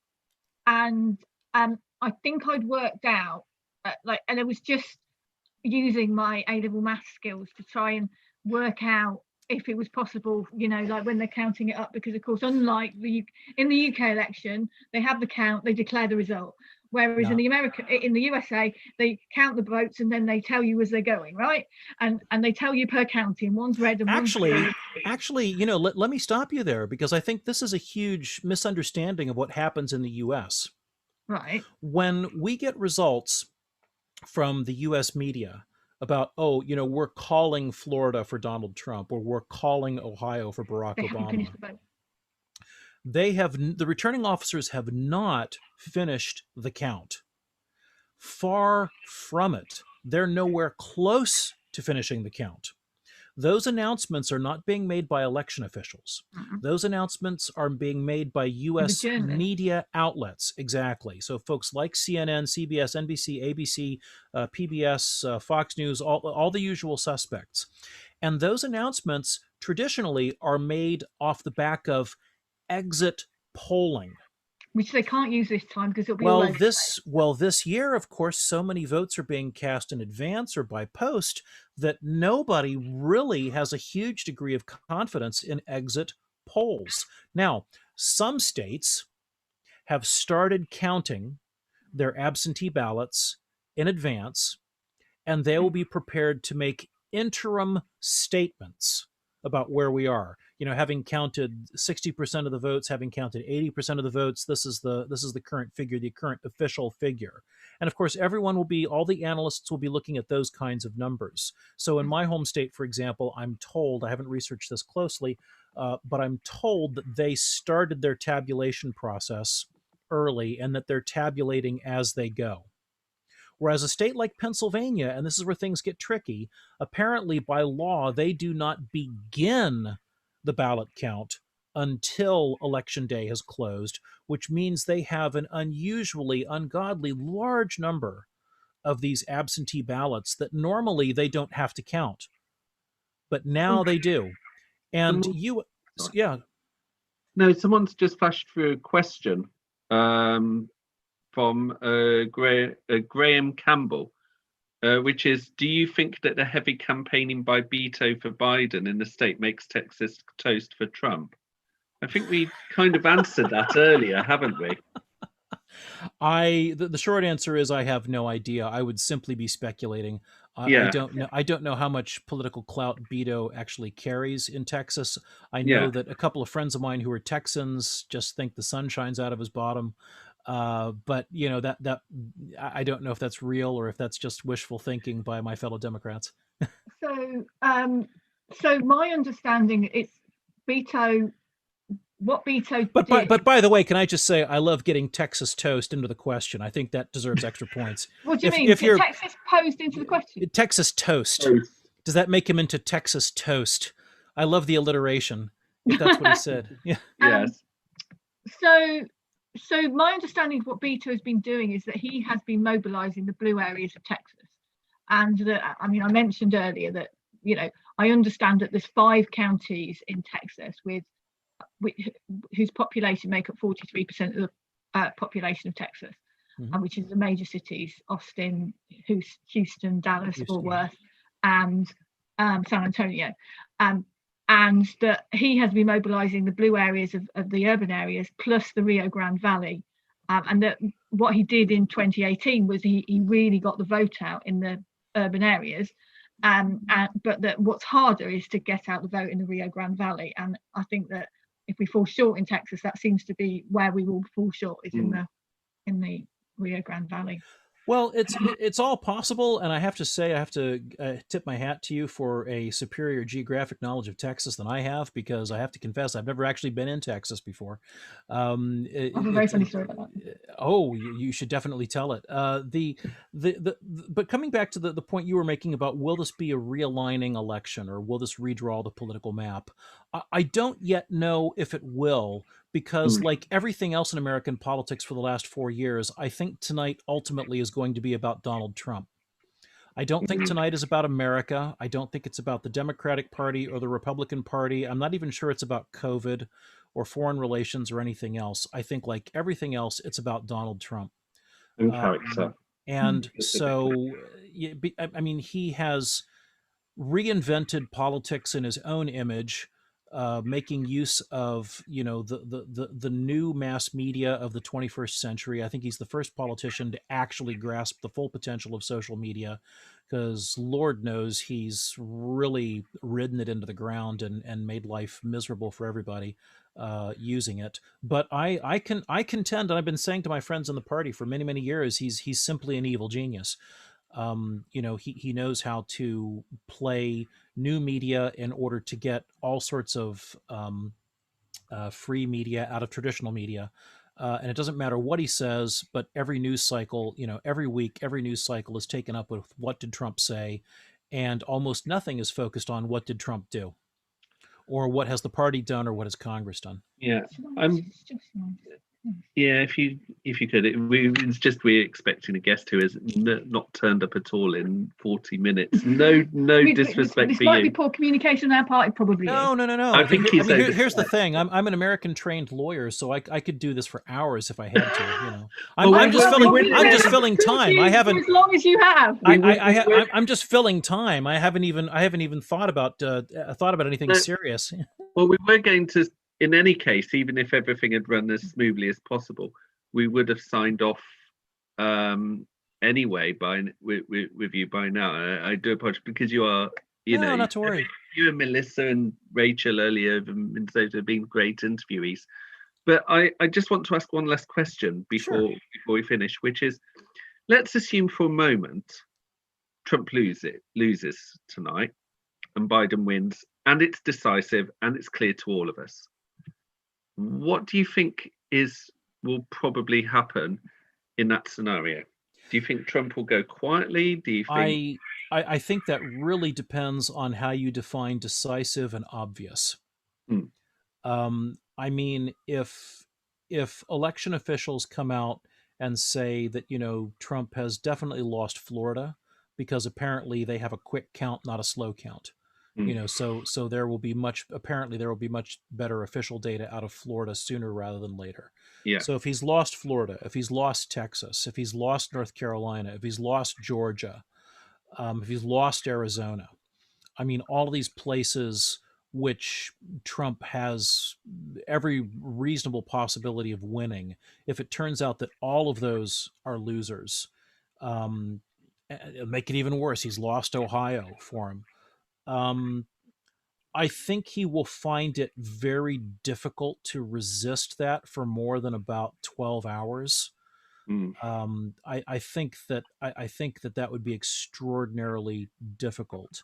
But then again, the secret to the answer is in your question, which is, if it's absolutely clear beyond question that he has lost and nobody's really contesting that, I think the scenario that's more likely is that we'll get something like, oh, well, it looks like Trump has won Florida and he might have won Arizona, but we're waiting for confirmation. And Pennsylvania is a toss-up until they spend 3 days finishing their count. And Ohio, we think, broke Republican, and Michigan could go either way. And if it's that kind of thing, or alternatively, if it's just sort of like, oh, well, Biden has definitely won Pennsylvania and we think he's got Michigan and Wisconsin, but it's kind of uncertain. So in other words, it's a win, but it's not sort of like a runaway landslide type win. I think at that point we'll probably see what a lot of people are predicting, which is the president says, well, the count's not over until the count's over. And then he'll do all this ridiculous nonsense about, people have been cheating and the votes are rigged and all that kind of incredibly destructive stuff, which will be incredibly destructive. And at that point, I'm not sure what happens. Yeah. So we better hope for a very, very, very decisive Biden win. I think that would be the quickest way to resolve this. I mean, unfortunately, it's kind of difficult for me to predict. I mean, notwithstanding the fact that I'm an American lawyer, I tried to predict something like this once before, back in 2000, when friends of mine here said, well, what will the U.S. Supreme Court do with this case of George W. Bush versus Al Gore?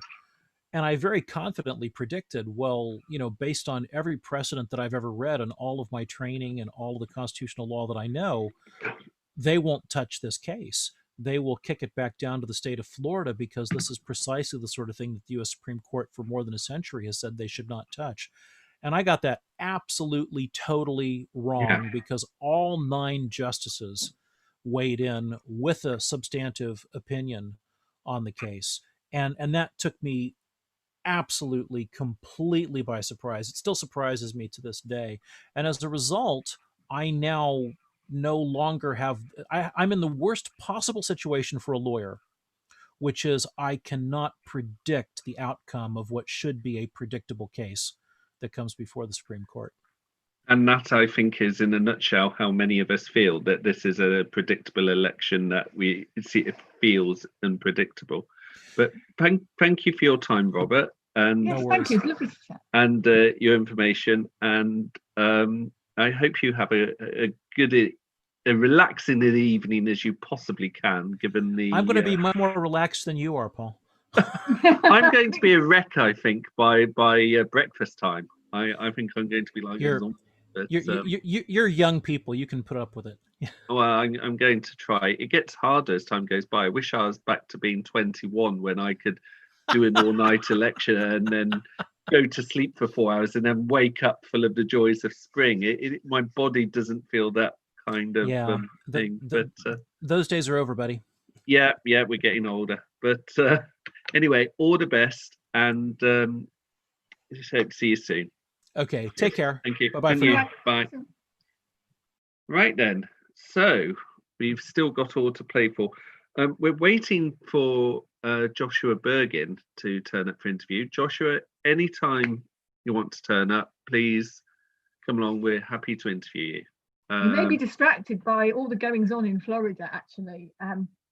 This is what I don't understand about, like, when you're reading the American results, because obviously in America you've got like registered Republicans and registered Democrats, and then there are people that are registered neither. But you can be registered with one party and vote for the other. That's the one thing. And then you don't know how the non-party affiliated people are going to vote. So people keep updating me with figures, and then you'll get something which has the Republicans way ahead, but apparently that's good for the Democrats. And I don't understand that. I always think that if one side has more votes than the other, it's good for the side that's ahead, but it isn't always the case. Yeah, well, the polls have closed in Kentucky and Indiana, as I said. The London Financial Times say that Trump looks like he might get Kentucky, but they're not sure.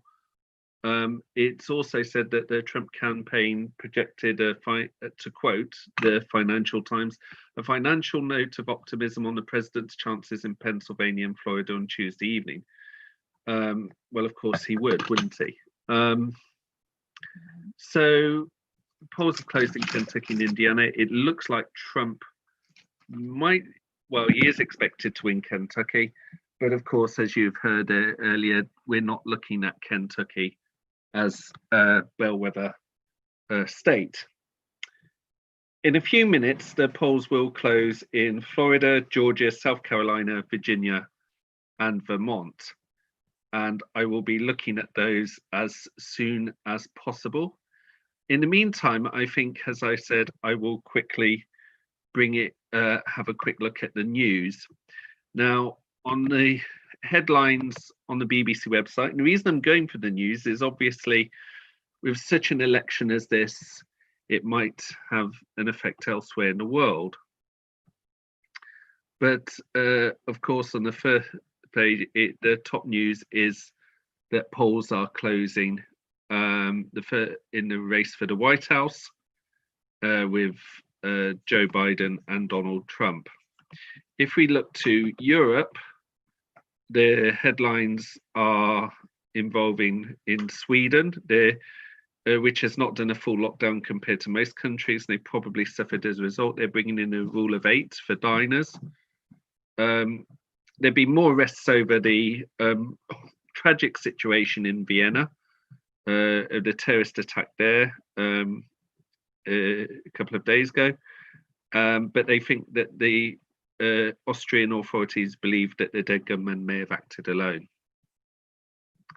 Going to Asia, the world's, hang on, nearly lost it. The world's biggest stock market debut has suspended. That was in Shanghai. Now that's intriguing. And it's apparently the group had reported changes in, quote, changes in the financial technology regulatory environment leading to the suspension. The listing in Shanghai and Hong Kong would have been the biggest to date, according to the BBC. And there's a journalist in Hong Kong who investigated the police has been arrested, and there also, in the world, where we go on to Australia, Twilight Payment horse has won the Melbourne Cup, owned by the Irish trainer Joseph O'Brien, and but that's been overshadowed by the death of the 2019 Derby winner Anthony Van Dyke. And there's also going to Latin America, the Diego Maradona, the former footballer, has set for surgery on a blood clot, and there's a report saying that Amazon fires doubled in October year on year. Of course, the Trump administration has a certain attitude regarding the environment, and one wonders how things will be in the next few years, depending on the elections this evening. Moving over to Africa, the news is that 11 teachers have been kidnapped in Cameroon. A pop star has been cleared for a pole run in Uganda, but in the process, dozens have been arrested. And finally, in the US and Canada, again, it's the highest turnout in a century. It's not the highest turnout as such, it's the highest turnout in a century. So it's in the American elections, and more than 100 million people have already cast their votes already. And as has been said, we probably, unless there's a landslide, unless there's something definite like Biden winning Texas, we won't know the results as such. But we probably get to hear from some Senate races, and also from House races, and obviously some states with the governorships. There will be election results. And so with that in mind, polls, it is now 1 minute past midnight GMT in London. That makes it 1 minute past 7 in the evening on the East Coast, and 1 minute past 4 in the afternoon on the Pacific coast of the US. With that in mind, polls have just closed in Florida, Georgia, South Carolina, Virginia, and Vermont. So what I'm going to do is to be having a quick look over there. And sorry, I've been talking a fair bit more than usual. And as a result, I've got a bit of a dry throat. I'm not used to talking so much as I am this evening. I think it's last tricks of the Twinings tea. So let us have a look at Florida. Oh, good.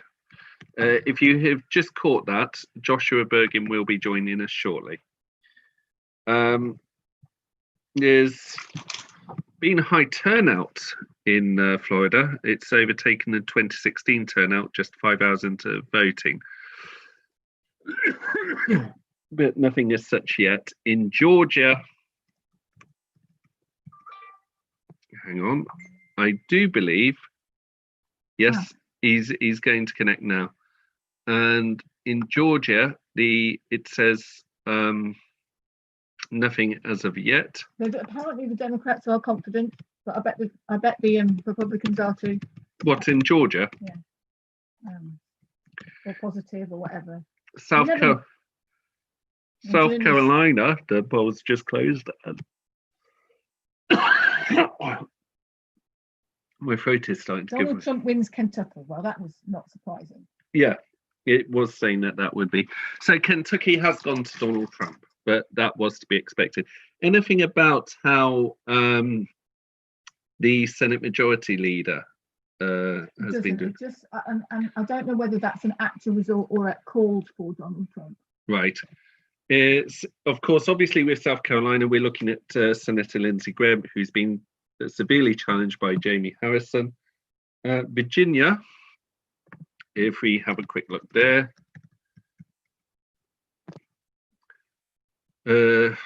Again, polls have closed. And curious headline, mysterious snake spotted in Virginia turns out to be invasive worm. Well, I suppose we can all be reassured about that. And so Georgia is, MSNBC is saying Georgia is early to call it, no characterization of the race. I thought I saw that Biden won Vermont. Didn't Hillary Clinton win Vermont in 2016? I think Biden winning Vermont is Labour winning Jarrow. Yeah, that's what I think. Apparently, ITV got Ann Coulter on their program for their coverage. I'm saying nothing. And also, what I would like to know with Kentucky is Mitch McConnell and how he has done. And I don't know whether Howard.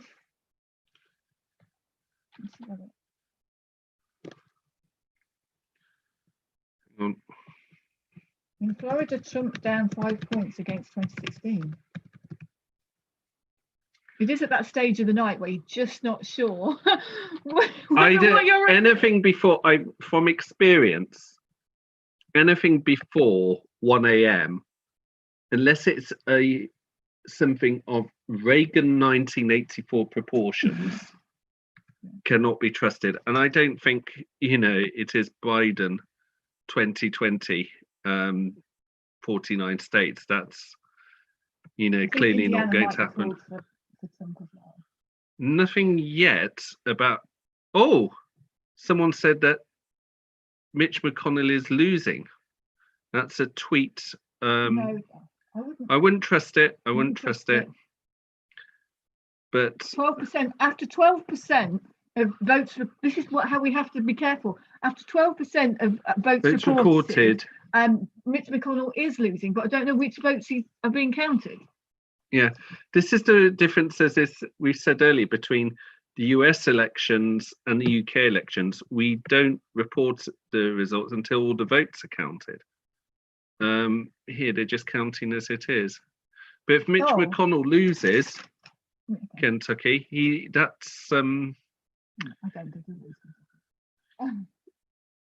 But it looks close at the moment. And so those are the reports. And let's see, you've got two people in the waiting room. That's because you need to admit both, because he's sharing a PowerPoint. Hello.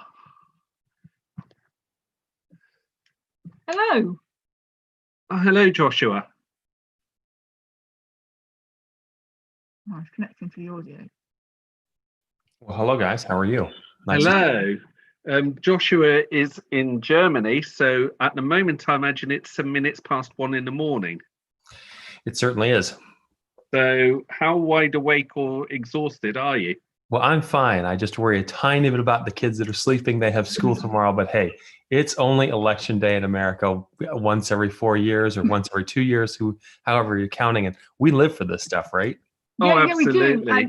And I feel somebody tweeted yesterday that they're so engaged in the American election, they want get out the vote.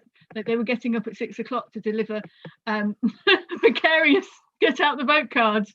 That is dedication. That is absolutely. No, it's not dedication. It's being obsession. so involved that you think of the thing that you would do. Oh yes, sorry. You see, yeah. I'm starting to get exhausted.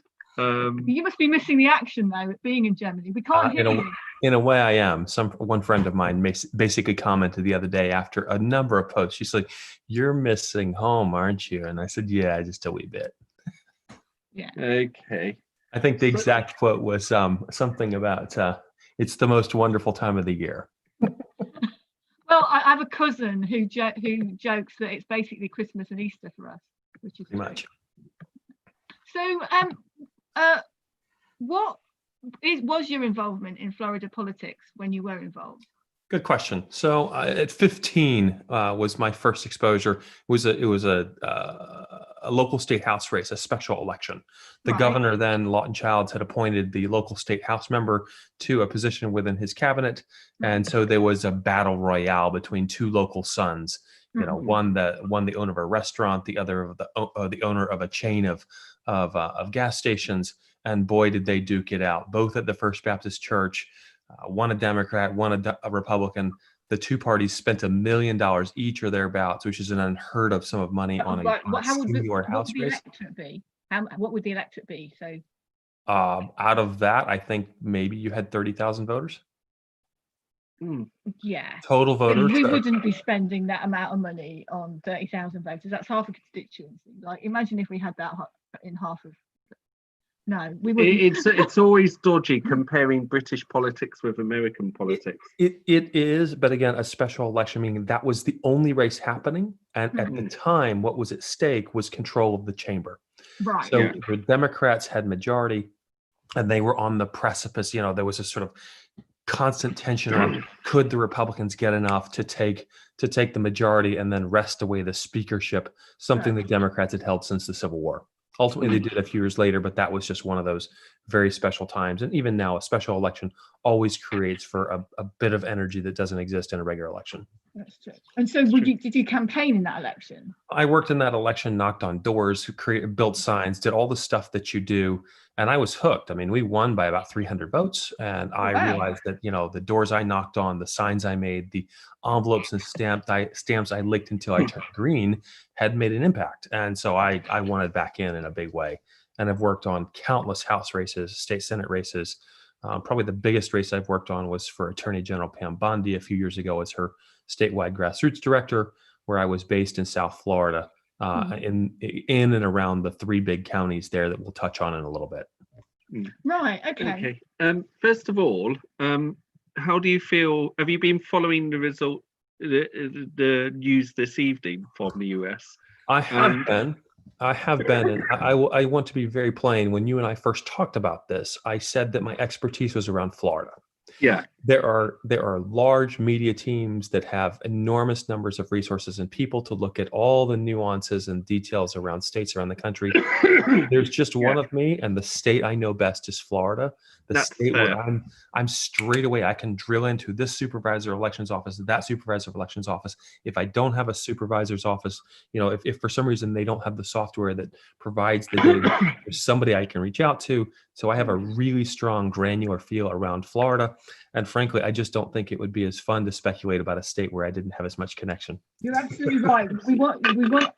I certainly want to hear all about Florida. I'm sure everybody else does. And I know I can become a bit of a data geek in the wards that I've run, and we have our own data geeks here, and I want to hear all the data geekery from Florida. Now we understand you've got a slide for us because you want to show us. I do have some slides. If you can enable me to share the screen for the JB Media device, that will open the door. How do you do that? It should be. Hang on. Share screen. No, that's no. How do we enable this? Typically, you have to click on that user, and then I think you should be able to. Is that in that corner? Yep. Yeah. Ask to start video. Yeah. Is it ask to start video? Is that right? No, I think there's something that will let you actually share the screen, and if not, we'll just go without it. I can just tell you. What I visualized. If you've got do you have a share screen? Because I know that if I had the PowerPoint slides, do you have a share screen at the bottom of your? I do, but when I press the button, it says host disables attendee screen sharing. Oh. Try, hang on. No. I can also. There we go. Try now. Okay. Indeed. Fantastic. Yes. Give me just a second. Let me start back there. And let's go here.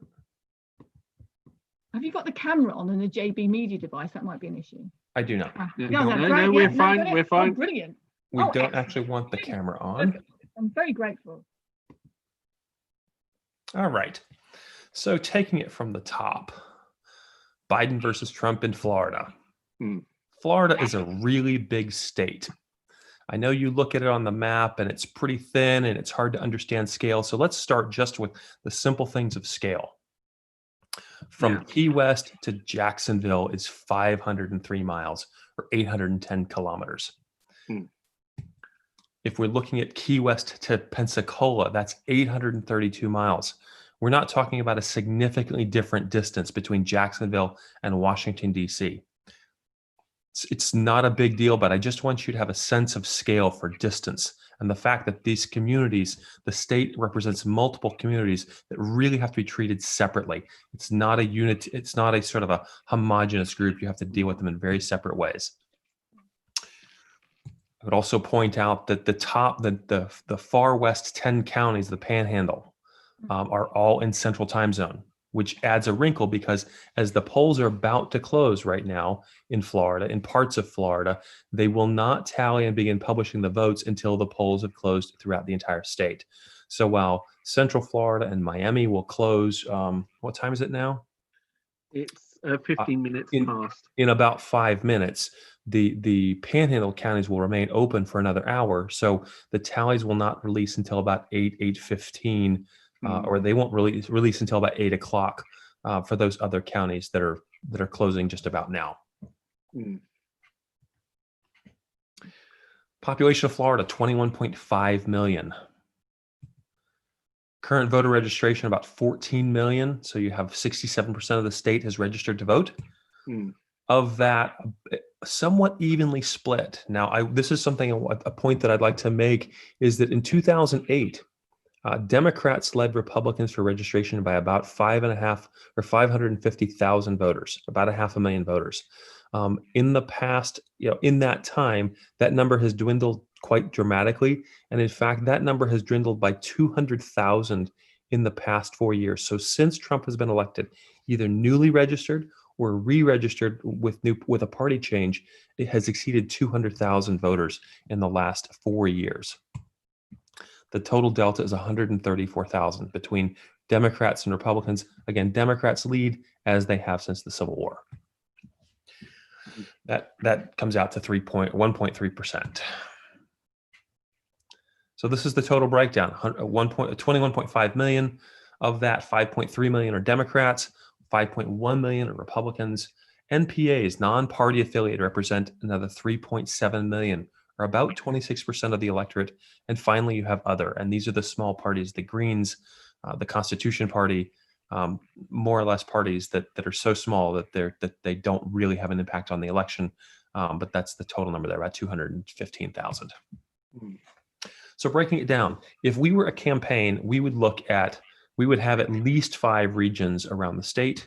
Most organizations, whether it's religious organizations, government organizations, break the state down into 5 to 7 separate sort of geographic zones. Some campaigns take and break the state down in terms of media market, of which there are 10. But for our purposes tonight, we're going to look at just 3.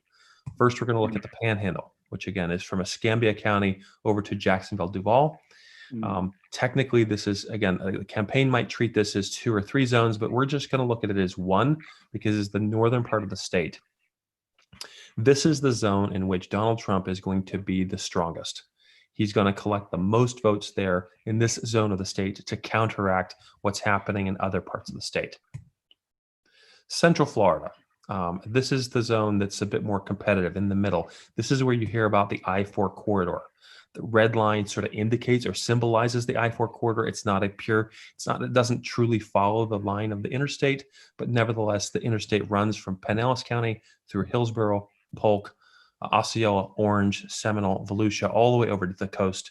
And it is this zone that has the most fought over votes because they're the most likely to move back and forth. A couple of population zones to note, as we have seen over the last few years, immigration for Puerto Rico has been quite strong into Florida, particularly following the hurricane, and many of those immigrants have domiciled in and around Orange County. So Orange and Osceola now have an enormous population of Puerto Ricans. Some who've typically trended Democrat, but we have a number of Puerto Rican state house members, and in fact, Trump has made significant inroads with that community over the last 6 months or so. And finally, we have South Florida. The reason South Florida is so important is it's so incredibly vote rich. Republicans do not do well in South Florida. In fact, the goal that I had when I was on the Pam Bondi campaign, that statewide campaign, was to earn just 30 to 35% in the South, in the three South Florida counties. So that's Palm Beach, Broward, and Miami-Dade. If we could earn anywhere from 30 to 35% in those three counties, that was a win. The rest of the state could be used to compensate for just the enormous amount of votes that exist. So to make clear, let me show you how many votes exist in each of those counties. A little over 1 million votes in Palm Beach, 1.3 roughly in Broward, and 1.5 million in Miami-Dade. If all the registered voters were to vote, this is the number that exists. That's 27% of the state, of all the registered voters in the state in those three counties. Let's see, I have one more. So yeah, 27%.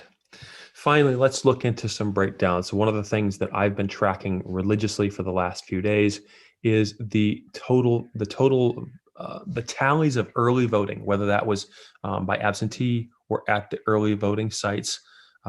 Early voting has been in place since around 2004 and has consistently grown in usage every year. Obviously, with COVID right now, we see incredible uptake on both absentee and early voting. But the thing I was watching for was the total delta between both Republicans and Democrats.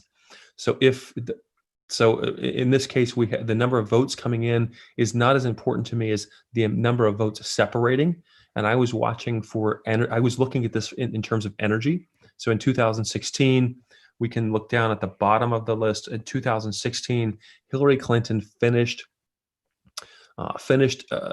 early voting with about 96,000 more Democrat votes in the bag than Republican votes. Then Election Day, and we know the outcome. In this case, I was looking for there to be more energy than that, and despite the fact that we've had 4 years of the presidency and the media coverage around the presidency and the last months of campaign, the total number was 108,000.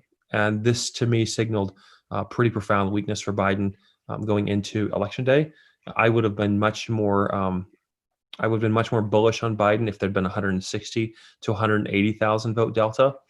It is worth noting the incredible growth in actual votes year over year at this stage. So if we look back to 2016, absentees and early votes were about 2.5 million in advance of Election Day, and about 2.6 million for Democrats. In this case, we're now looking at about 3.4 million versus 3.5 million, so a 30% bump across the board in total votes cast. But the delta just between the two was not that great. And as we're looking at sort of the state and its trending, it looks from everything that we can see as though Trump is going to win Florida. As of the last count I saw, Republicans had a total number of votes over Democrats collective, 300,000, and about 200,000. Forgive me, that was 300,000 today, 200,000 in net if we aggregate all of the ballots cast in total. Do we know how people have actually voted? We don't, but the trends suggest strongly that Trump is going to have a good night in Florida. How big a percentage would you say? I'm comfortable that it will probably land in that 1.5 percentile range. Yeah. That 1.5%, we're going to be sort of in that 150,000 vote neighborhood. So it's not going to be a huge margin. In fact, somebody did a calculation, and I don't have it right at hand, but someone had done a calculation of I think presidential votes in Florida over like a 10-year period, and demonstrated that the total number, if we calculate all the Republican votes or all the Democrat votes, it was like a 20,000 vote separation across a 10-year aggregate. So Florida is always one of those contested points. It's surprising, but not surprising, if that makes any sense. Well, this may be a bit of a niche question, because obviously, like Miami-Dade is an urban area that, which as an urban area, very diverse, one would assume would be heavily leaning, but it has a strong Cuban population, and apparently they don't lean particularly left. It does so have it's complex. It has a strong Hispanic population across the board, right. So whether that's Cubans, Colombians, Guatemalans, Puerto Ricans. I mean, they're all represented. And there's a really interesting dynamic about the Cuban population. When you're dealing with Cuban immigrants that came before 1960, they actually trend Democrat. It's the post-1960 immigrants that fled Castro, or right in that same window, that are so hotly anti-communism that tend to identify as Republicans. Trump has done well with Latin Americans.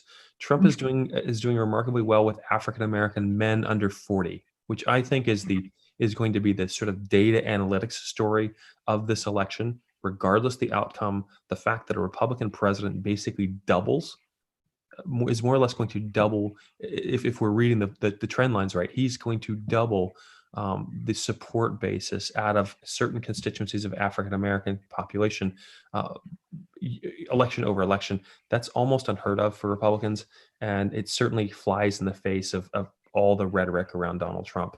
So what is attracting African American and Hispanic voters to Trump? What is he? How has he won them over?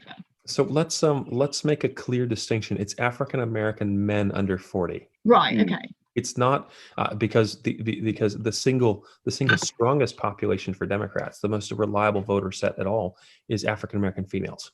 Right. Okay. So it's not all African Americans. It's African American men under 40, and I don't have an answer. That's why I said it's going to be the single most interesting sort of data and analytics story after it's over, is understanding why. What is motivated?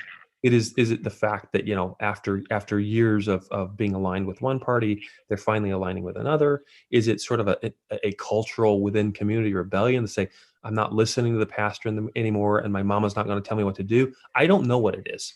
But it's something, and at least to some extent, Donald Trump has tapped into something there, and I don't know what it is. I really don't. He's clearly reached out, and I remember watching the Republican National Convention this year and thinking, "Good grief! Wow, this is truly there are more African American faces than I've ever seen at a convention before."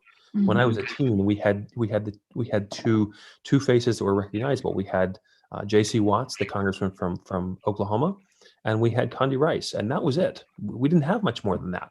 And in this case, there was literally 3 or 4 a night, which over a 3 to 4 night, that's 12 to 15 people, and that's noteworthy.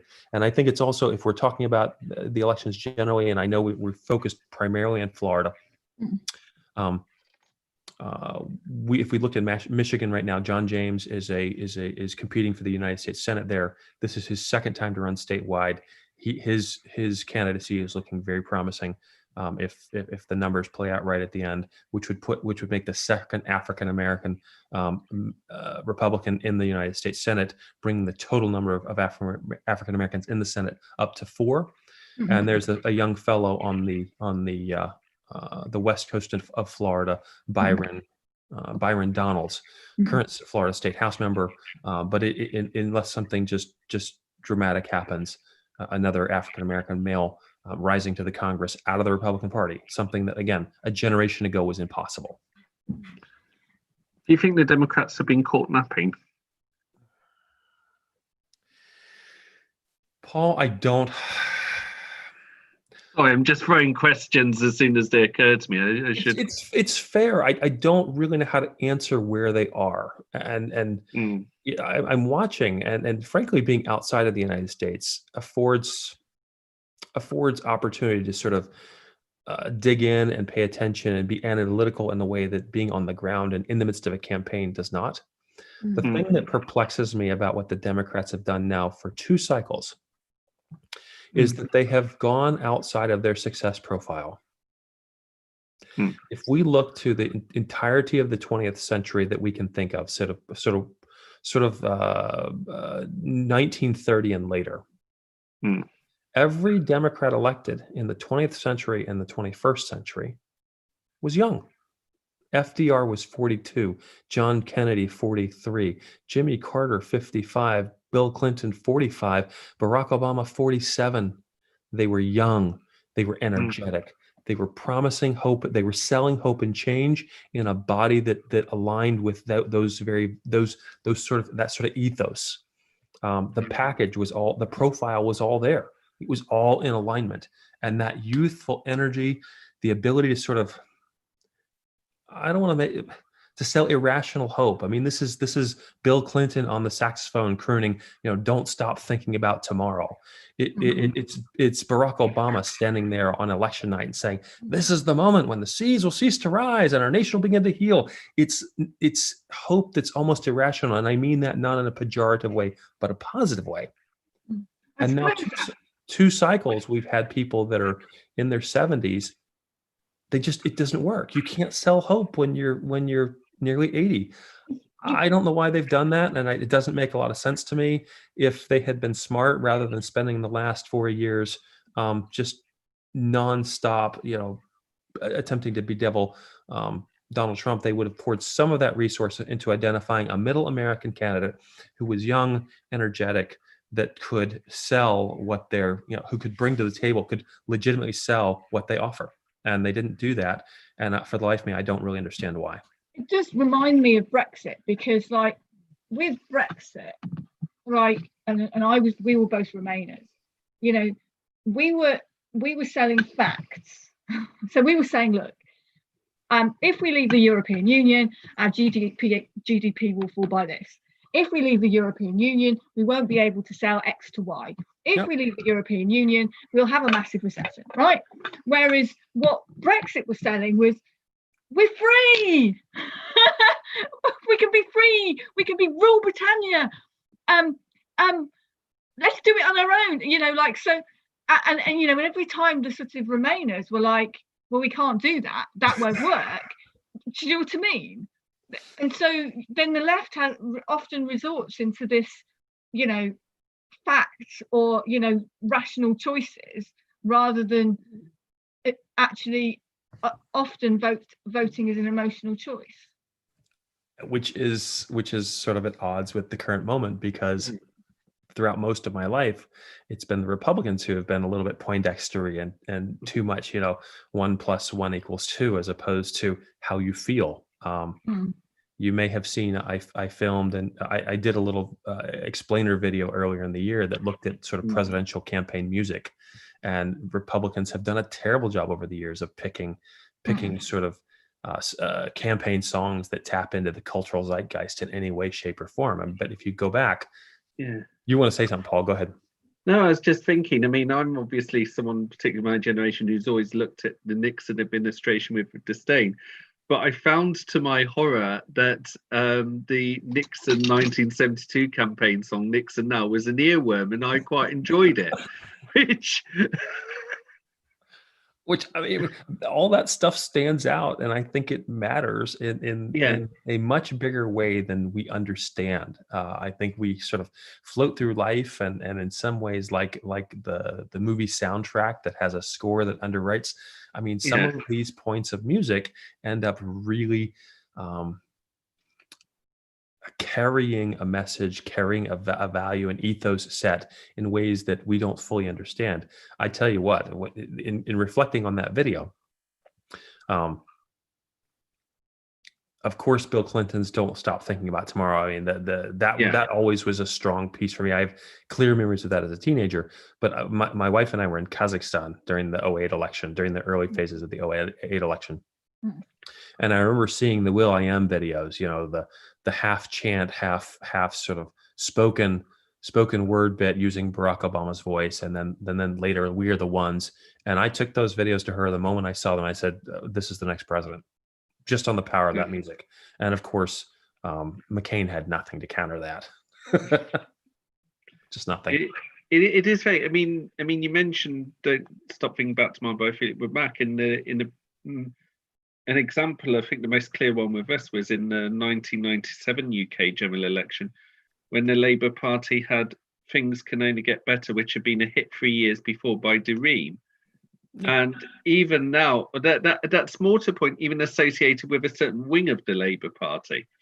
And I remember once when, obviously you may have heard, we've had problems where the hard left took over the Labour Party, and that's sort of come to an end now with Jeremy Corbyn. And I remember one comedy sketch about where Corbyn had done well at a Labour conference, and one radio comedy sketch looking at the week's events had that, and it started off playing "Things Can Only Get Better," and then the record winding down like the end of a party. So these songs do tend to tap into the zeitgeist. Tony Blair, who was obviously in that Kennedy mold, Kennedy, Clinton, Obama, young, brash mold, absolutely cookie cutter version.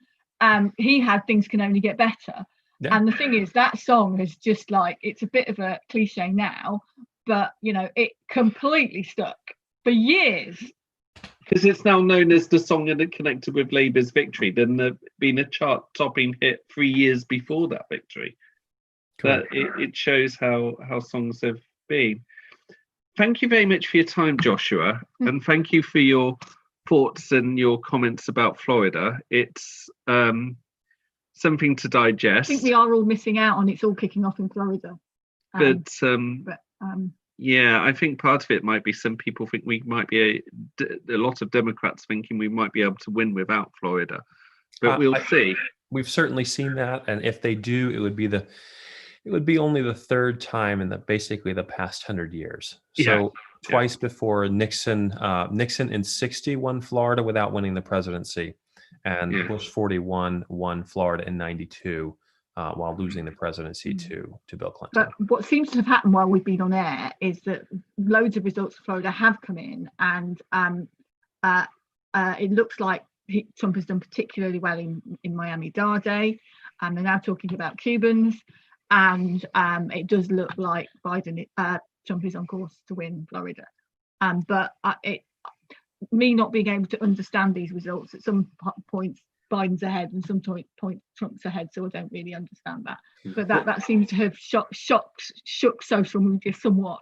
For what it's worth, and I'll leave you because I know you have other things to move on to, Florida has adopted early and absentee voting a long time ago. So the infrastructure exists to count a lot of these votes quickly, as opposed to some other states that until this election cycle didn't have provisions for early voting, either through absentee or by mail or in person. So they're having to uptake it rather quickly, whereas Florida's had this infrastructure for a long time now, decades in terms of absentee, and since 2004, more or less, with early voting.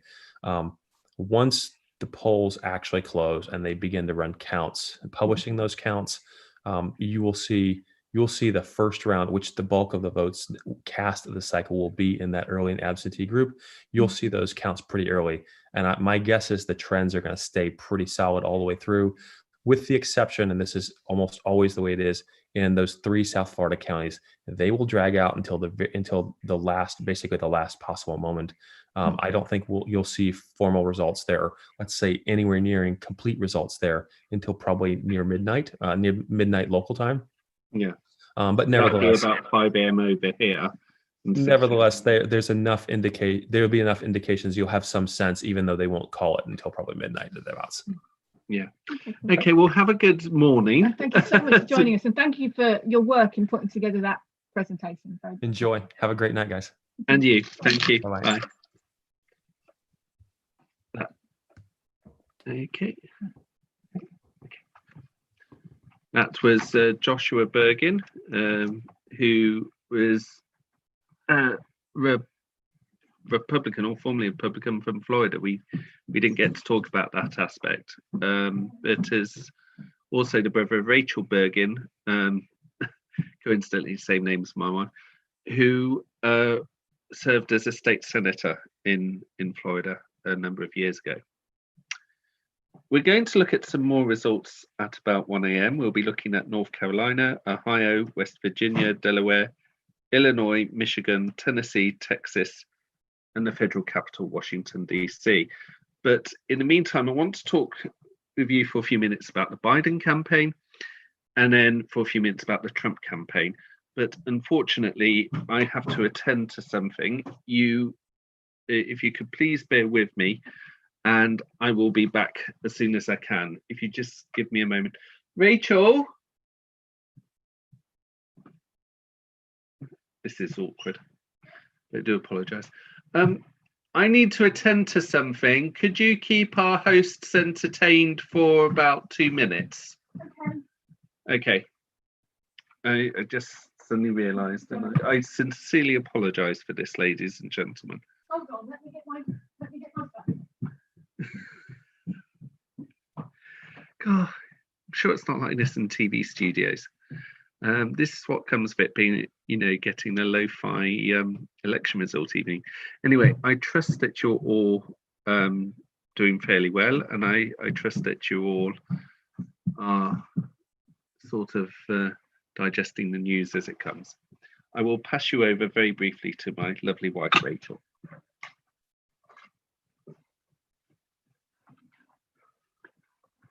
Hello, how are we all? So I will look up to see what's going on in the news. So as I said, shocking results from Florida in Miami-Dade County, massive swing against Clinton from Clinton in Miami-Dade, which is a big urban center in Florida. Represents a huge proportion of the population in Florida. Looks like it's down to Cuban Americans voting for Trump. I don't know what the influence of Marco Rubio is there, or the historic resistance of Cuban Americans to the politics of Fidel Castro, and so therefore wanted to be conservative rather than socialist.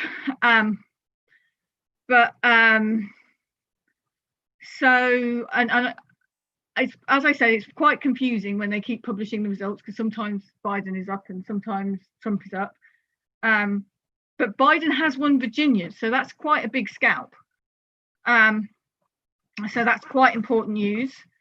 I don't know. That's a projection, not not a fully counted vote. Correction, New York Times gives Biden a 66% chance of winning North Carolina. That sounds quite positive. Come on, Florida, don't blow it. Sorry.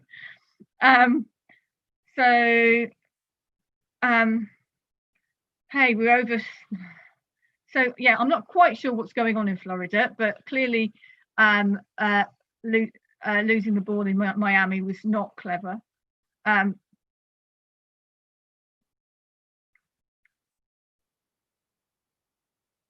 So yeah, Trump now has 457,000 votes in Miami-Dade County compared to 334,000 4 years ago. Before getting too excited about Miami-Dade, they haven't done the postal votes. Well, that explains it. It's kind of because of the large Cuban American vote, not a state to extrapolate out from the rest of the country. So it could keep Trump in the race, but not repeated elsewhere. So yeah, because this might be just a Cuban American thing. And as we've heard earlier, Trump is apparently doing well with young Hispanic men and young African American men.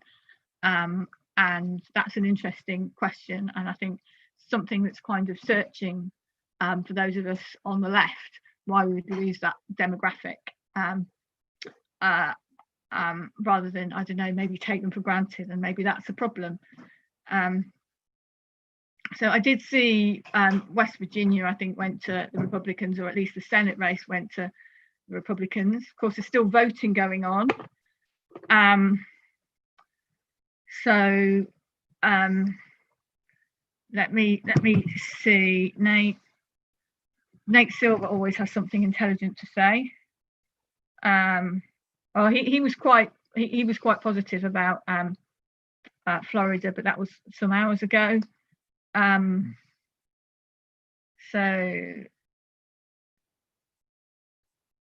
Trump is doing way better than 2016 in Hispanic and Cuban areas. He's also doing better in majority Black precincts. Biden is doing better in older and relatively white areas, as you can see, but not by much, and that doesn't cut it in diverse Florida. So Biden is doing better amongst white voters than Hillary Clinton, but Trump is doing better amongst Hispanics and African Americans. Which you would have thought was the other way around. So the Republicans led the early vote in the House races in both Florida, 2 Democratic-held seats in predominantly Cuban areas. Democrats narrowly won these seats in the midterms, and these were some of the worst showings in the country for Democrats in 2018 compared to Clinton's standing. It actually might not be that bad compared to Biden. That's any consolation, right? So so there's obviously a specific issue there, and they're not extrapolating out, but it does look like we're in a good place in North Carolina. Let's look up Georgia. So, but like, if we don't take Florida but take Georgia, that'd be very odd. It's not going to be the landslide, is it? I don't know. 5% reported, and Biden is ahead in Georgia, but I don't know. Yes. So the results will be delayed because of something. Yes. So before I mention the Biden-Trump campaigns, how, from what you've heard so far, what do you make of it? Do you know what? I always had a funny feeling about Florida, and it was about the Cuban Americans. It was also because of the early vote tallies that I'd seen going around. I was very suspicious about the polls. But yes,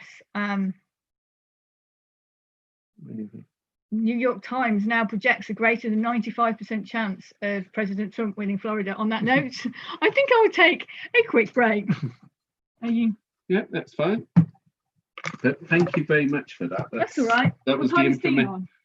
About 3:30. Okay. So yes, that's what we've been hearing so far. I'm beginning to think that's what I personally fear, that it's going to be a very close result, is being borne out. But the night is young. We haven't had any official... Have we had an official declaration? We haven't had an official declaration yet. So I think it would be unwise to jump to conclusions at this point. So that's one of those things. So just before the next slew of results come through, let's have a recap with the campaigns that we've had. First of all, the Biden campaign. Joe Biden has had an incredible career. He is 78 years old, one of the oldest frontline presidential candidates in American history, if not the eldest. He has been a senator for 36 years, from 1973 to 2009, and for the vice president for 8 years under the Obama administration from 2009 to 2017. His appearance in the race was almost unexpected. I think it was believed he would have stood in 2016, but for the death previous year of one of his sons. He did very well in the primaries. There were a number of question marks about him, and there was a serious allegation which did not seem to have legs, and about inappropriate behavior. but that didn't seem to connect, and it had a number of the allegations themselves had question marks over it.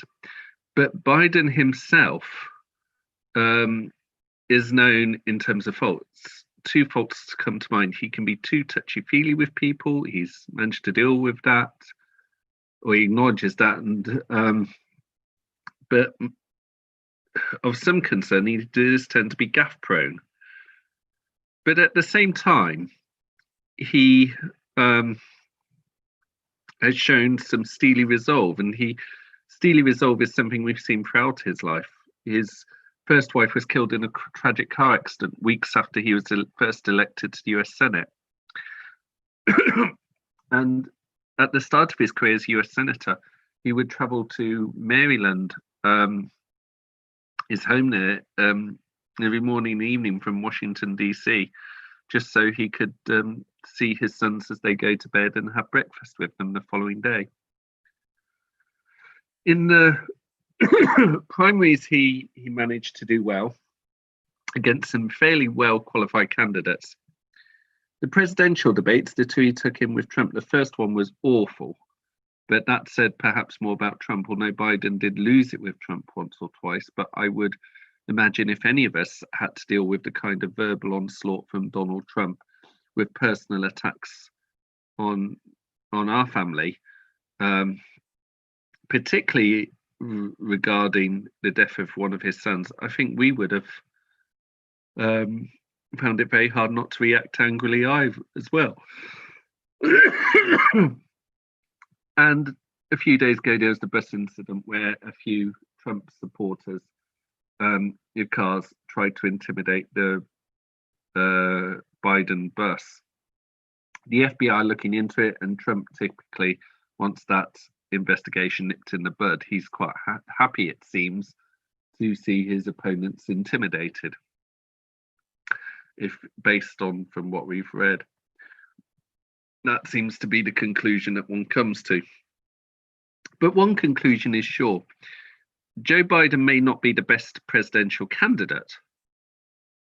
And, if you compare to some, I think past US presidents and past candidates who are sort of swallowed in the gold of greatness over American history, you would be hard pressed to every election find great candidates.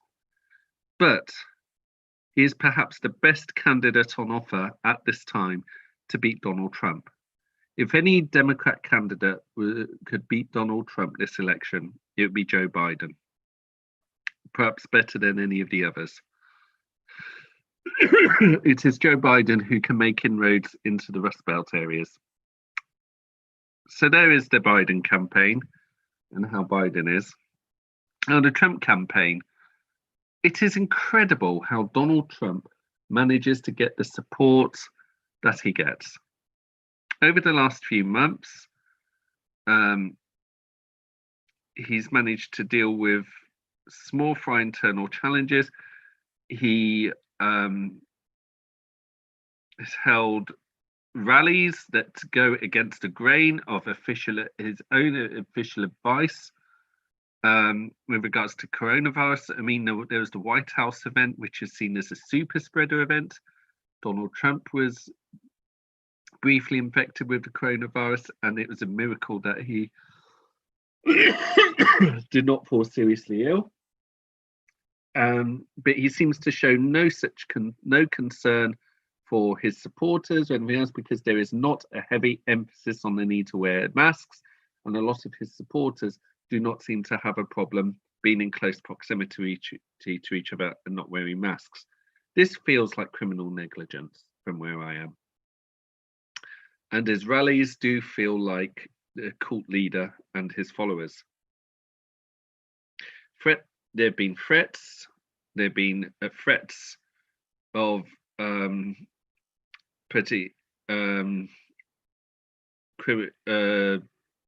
criminal-like charges, or indictments, shall we say. I'm trying to find the right word. Indictments against Joe Biden, Hillary Clinton, Barack Obama. It's just incredible.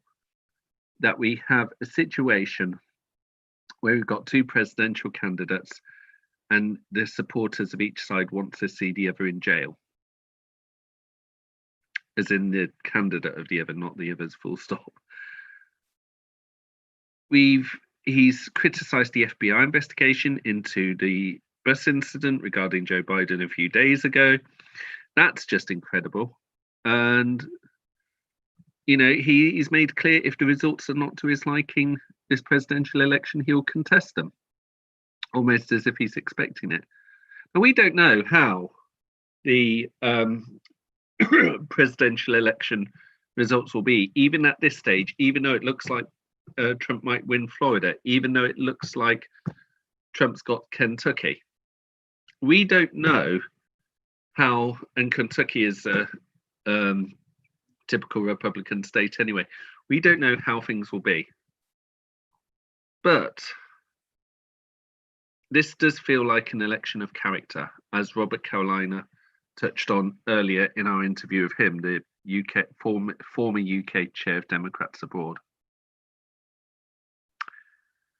So that is a brief look at the Trump campaign and the Biden campaigns. And in a few minutes, the polls will close in North Carolina, Ohio, West Virginia, Delaware, Illinois, Michigan, Tennessee, Texas, and in the federal capital, Washington, D.C. And I think then we will start to get a clear idea of what kind of picture it is this evening. Even if the end results are not clear, we will know it's not clear.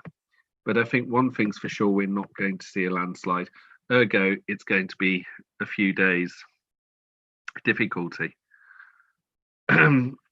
After those results come through at 1 a.m. and I'll be looking at them, I'll be looking at feedback. So if you want to ask me any questions, either on my YouTube page, which is live streaming now, or on my blog post, which is paulbergen.blogspot.co.uk.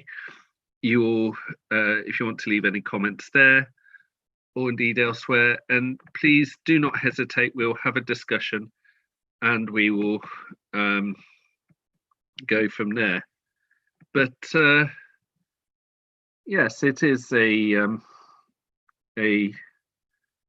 quite a fascinating evening, and we'll see how things go. And there's still much to play for at UK GMT time, 55 minutes past midnight.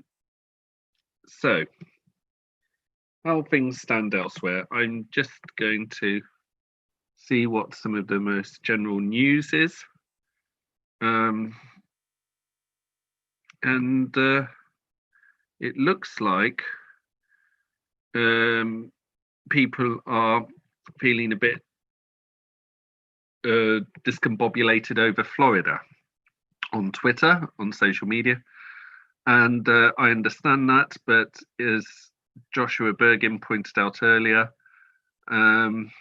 that's almost to be expected. But we'll just see how the other results are.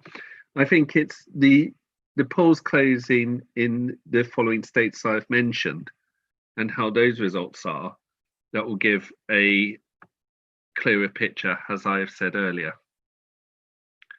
But it's, you know, some are starting to despair because of Florida. That's understandable. We're all suffering a bit of PTSD after 2016.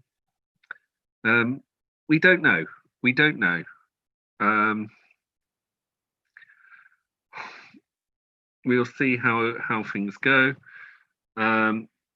John Sopels tweeted, I was in Miami-Dade 3 weeks ago, was struck by how downbeat Dems were about the county. One of their leaders said that the real Donald Trump playbook was being genius in characterizing the Dems as a, quote, socialist party, playing to fears of Cuban and Venezuelan exiles. It's all to play for. The end result, we don't know at this moment. We really don't know how things are, how things will be. And I think to try and speculate at this time is very difficult, and it's pointless. So let's just sit back and accept things as they are, and we'll go from there. And the time is coming up to 1 a.m. and let's just have a quick look at the news. The early results coming in the US, and it's after 2 of the 50 states, the Electoral College votes, Trump 11, Biden 3. Well, Kentucky was always going to go to Trump, and as for Joe Biden, he did win a state, and Rachel mentioned which one it was, and I should find out. But I mean, if you know, was it Vermont? I don't know. Should have stuck in my brain. I don't think it was Vermont. I would have known if it was Vermont because Hillary won Vermont in 2016, and I was struck by that. But we shall see. We shall see. I want to see, if you just bear with me, how Mitch McConnell has done, if there's anything more about him.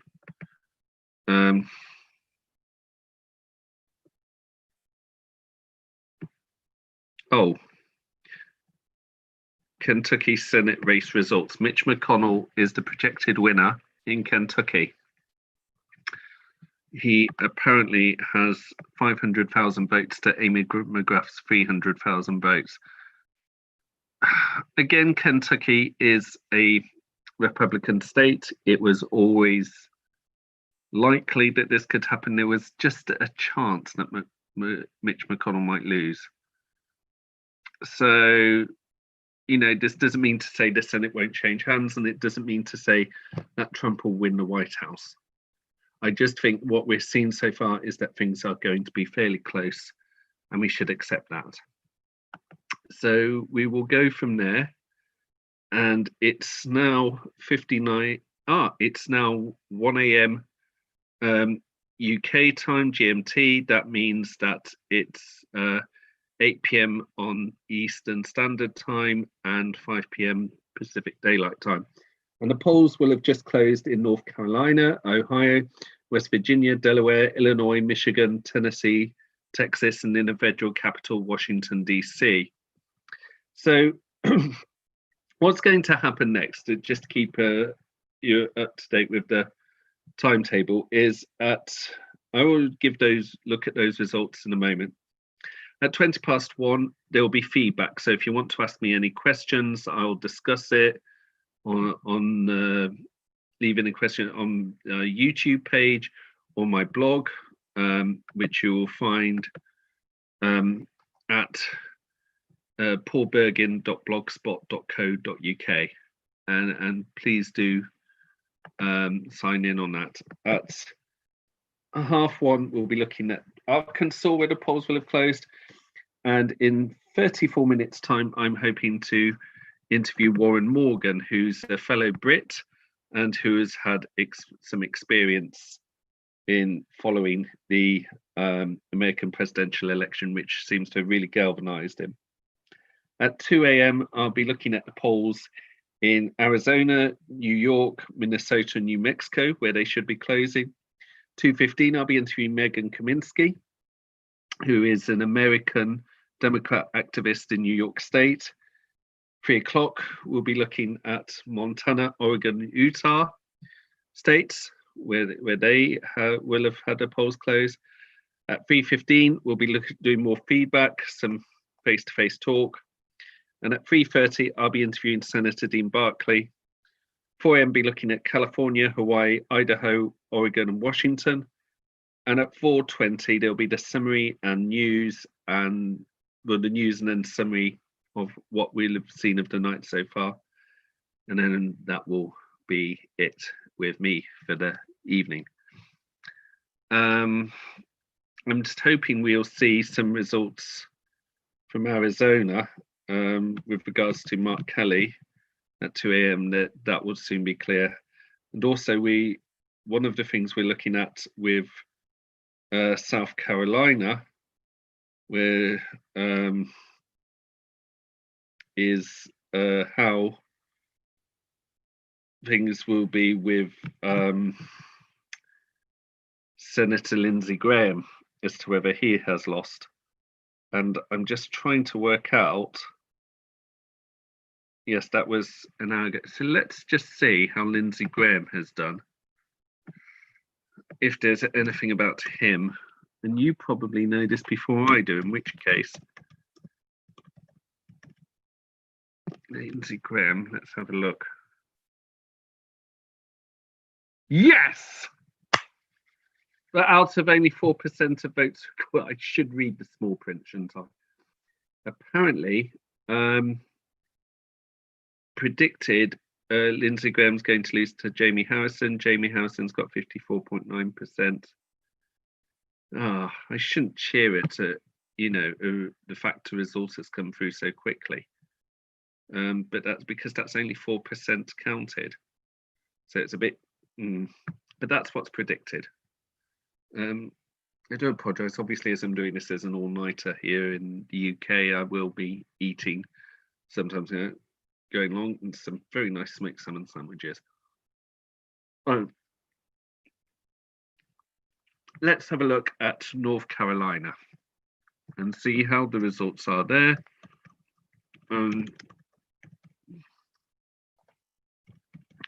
What to expect. Nothing as of yet, no. Now it says the Sun newspaper has said results delayed in crucial battleground state North Carolina after technical issues at 4 voting stations. The Sun newspaper can be rather sensationalist. I would take that with a pinch of salt, but it's, yeah, I think that's part, if that's true, that's going to be part of a trend. Let's see how things are in Ohio.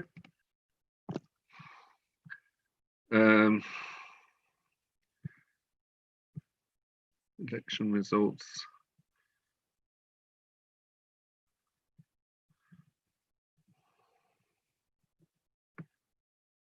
Updated 2 minutes ago. 31% of votes recorded in Ohio. Joe Biden 58.5%, Donald Trump 40.4%. It's going to turn out to be an interesting night. And in West Virginia, oh, I can't sing Country Roads to save my life. I might be breaking copyright if I did. West Virginia, let's see how things are there. Out of the 4% have been counted so far, it's Donald Trump 47.2%, Joe Biden 50.6%. Delaware.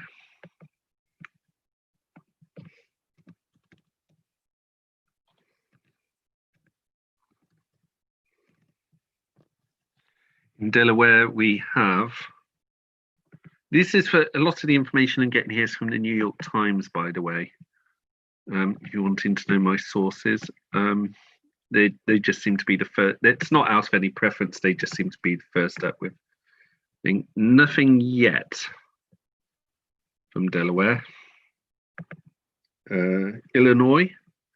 For those of you who've been following along, that's where Melissa McNeil is, or Melissa McNeil Adams, as she now is. When I interviewed her earlier, and Illinois is. Election results. Well, that should go Democrat. Again, nothing yet. Hang on. By the way, John Carney, Democrat, wins re-election in Delaware. Bill Hagerty, Republican, wins the US Senate state in Tennessee. Jack Reed, Democrat, wins re-election to the US Senate in Rhode Island. Jim Inhofe, Republican, wins re-election to the US state in Oklahoma. And Jeanine Shaheen, Democrat, wins re-election to the US Senate in New Hampshire. I don't know how relevant those pieces of news are, but just in case, let's see how things are in Michigan.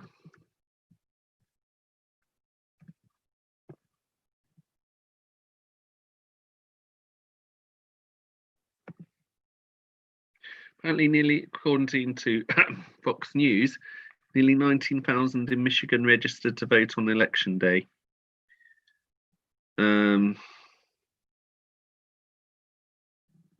That's disturbing. From Sky News a day ago, people in Michigan are buying guns in fear of post-election civil unrest. Oh dear. Tennessee. So all should be flying in at the moment. Tennessee live election results. No. Tennessee election results 2020. So far, out of the 2% reported, Donald Trump 72.4%, Joe Biden 26.4%. But again, it's Tennessee. Texas. Now this will be interesting because we do hope to, one is expecting some kind of change in Texas. It will make some interesting news.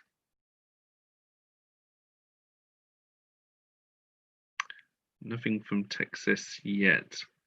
There's something in the British Metro newspaper of a man that drove 1,200 miles from Los Angeles to Texas to cast a vote. And there's dedication for you. And of course, Kamala Harris, Senator Kamala Harris, the Democrat vice presidential candidate, campaigned in Texas yesterday as a bid to flip the state. And let's finally look at Washington, D.C.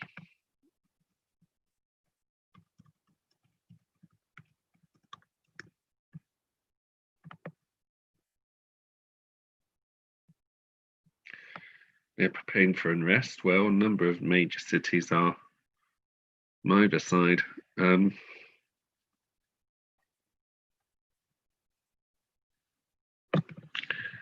Live updates from USA Today.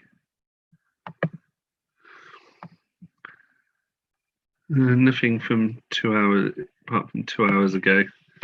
So there's going to be nothing there now. So it's all there to play for. It's now 10 minutes past 1. In 10 minutes, I'm going to do something called feedback. So for those of you who want to discuss anything with me, do leave comments either if you're watching this on my YouTube page, on my blog, paulburgin.blogspot.co.uk. That's PAULBURGIN.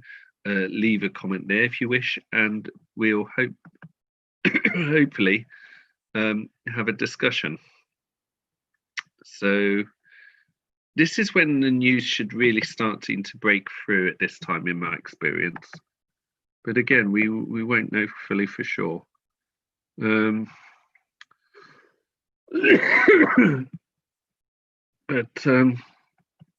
yeah, it is rather interesting to say the least. But Joe Biden leading in Ohio is apparently leading in Ohio.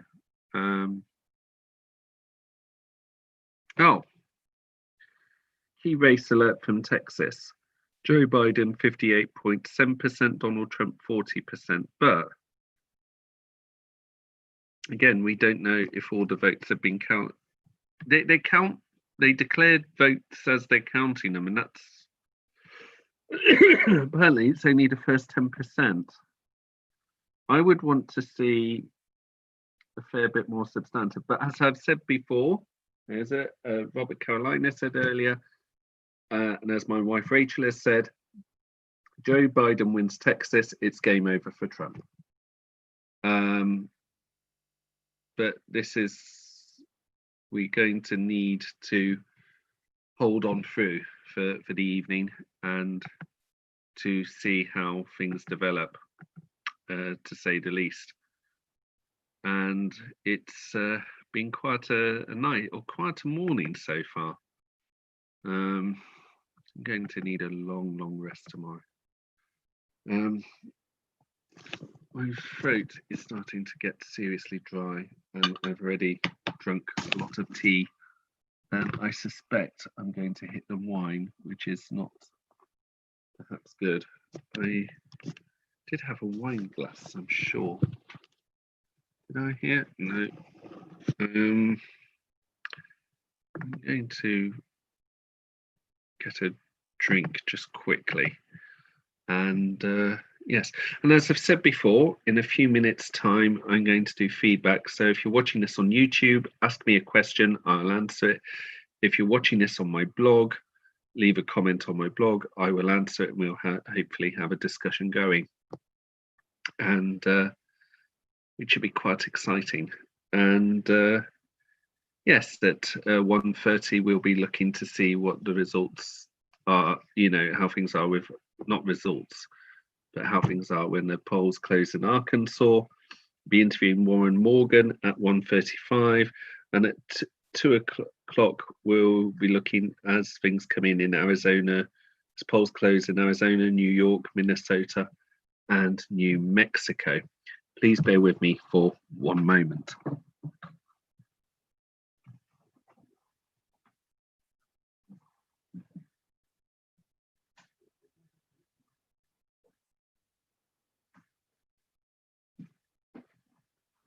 Oh dear.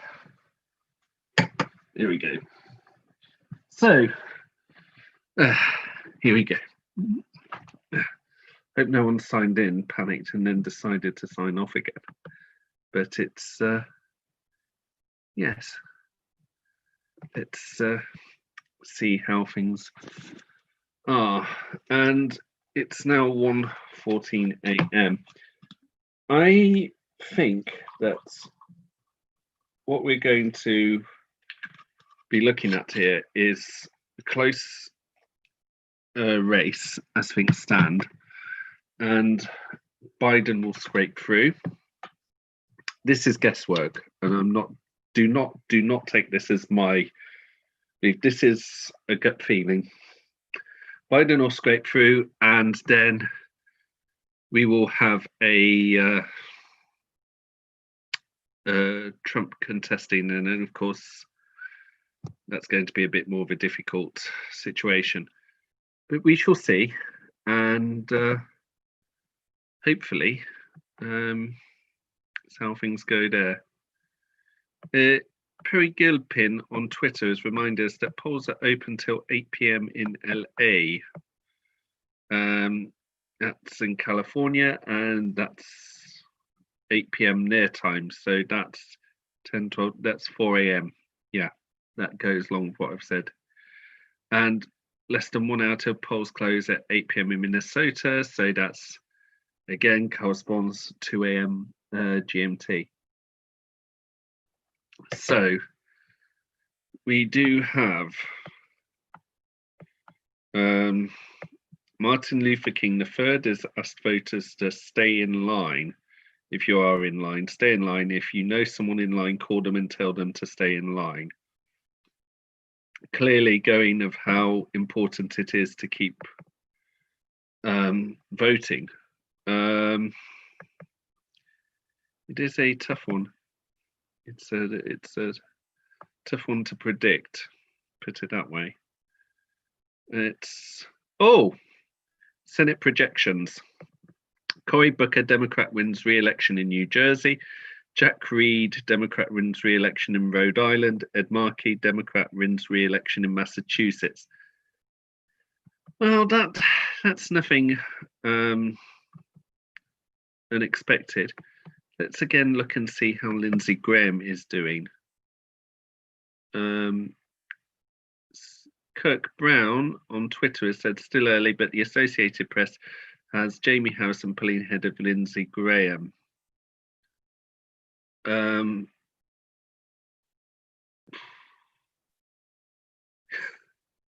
It's so it'd be interesting, Mitch McConnell keeping his seat, but Lindsey Graham losing his. But yeah, nothing yet. It just looks like Lindsey Graham might have lost. And but again, way too early too. They should have it like the UK. Well, maybe the results will be longer and it'll be more painful. But projection, Trump is going to win Florida. I've no doubt about that. But it's again, we shall see. Again, with the results so far in the Electoral College on the BBC News website, it's Trump 37 Electoral College votes, Biden 44. So, and the marker to win to go over the line is 270. So it would be interesting to know which states who has what at the moment, but the news is coming in sort of half and half, but I will see the full results. So 9 of 50 states have declared. So out of the ones declared, it's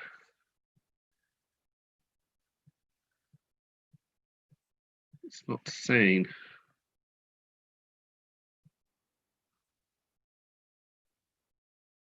At the moment with the Senate, it's 39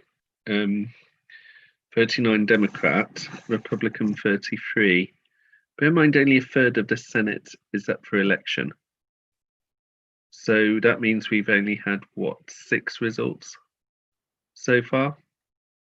And with the House, 24 Democrat, Republican 34. There's been no change of hands so far in either the House or the Senate.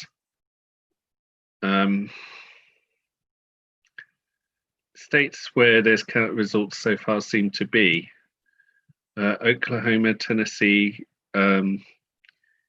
Indiana, Kansas. It's, yeah. So it'll be, yeah, we'll see how things are. It is now 1:20. So we're going to go into what's known as feedback. So if you have any questions to ask me, please do not hesitate to leave a post over on my YouTube page, or on my where I'm live streaming now, or on my Facebook page. Not my Facebook, my 1:20 a.m. On my blog post. If you leave a post there.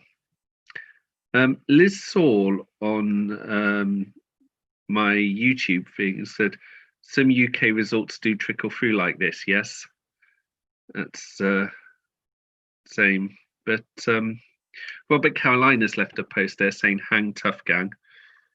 And yeah, do leave a comment if you so wish. And also on my blog,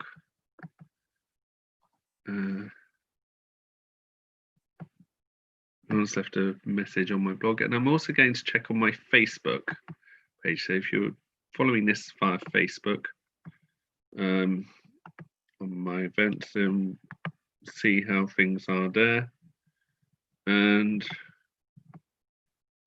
whether anyone's left a comment on the events page. Wherever you're watching this, leave a comment. I will endeavour to answer any questions or comments you may have, and as a discussion of how things are going. I'm just checking through all the places where I've left a link, and yes, nothing so far. But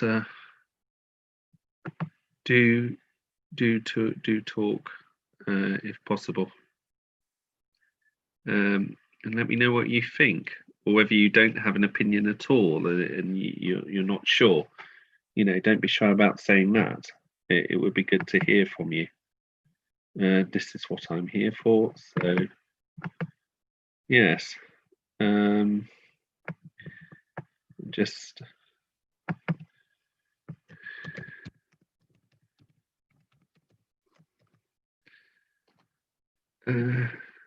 Just see how it is. In the meantime, just following through really of everything else and what's been said. Twitter. Team Trump have claimed Florida. Well, they would. These kind of things should not be surprising. I think Florida will go to Trump, but obviously the decent thing to do is to wait till all the votes are counted. But it looks like it's close because, I mean, Trump's going to get Florida, it looks like, and Biden's going to get Ohio. You know, and those two are seen as done deals. Apparently, Biden campaign source, not worried, our path doesn't include Florida, Ohio, and NC, North Carolina. I'm hearing good things. Well, the night is young. I'm hoping that Biden will do well from that, but we shall see. We shall see. I don't really. I want to be trying to be as impartial as possible, but you do want to see things shaken up a bit. And I'm not a natural Trump fan. I find his behaviour abhorrent in many ways. But then, you know, I understand and empathise for a number of Trump voters as to where they might be coming from. But yeah, it's an interesting one. So, again, anything you may want to ask, and I will try and answer. And hopefully we'll get some, even though if you're watching from the UK, you've probably gone to bed already. But we shall see. It's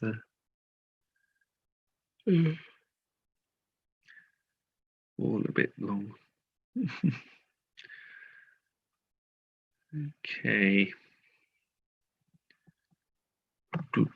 And also LinkedIn.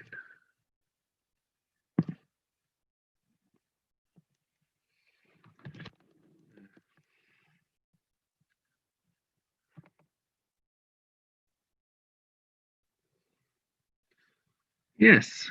So, any questions? Then, assuming there's nothing. I just feel at the moment I haven't hit a wall, but I've hit that kind of contented tiredness. You know, and you flop onto a sofa after going to an evening event and want to switch on the TV. And that's kind of how I feel at the moment. So, and it's that lull before the storm still. We've got the first results coming in, but then yet to come in thick and fast. So you're not getting a full enough, clearer picture as things stand. And that's, another status declared. So, but it's not saying which one. So it's 44 Biden, 42 Trump. Oh, this is going to be nail biting, isn't it? Oh, Donald Trump has won Missouri.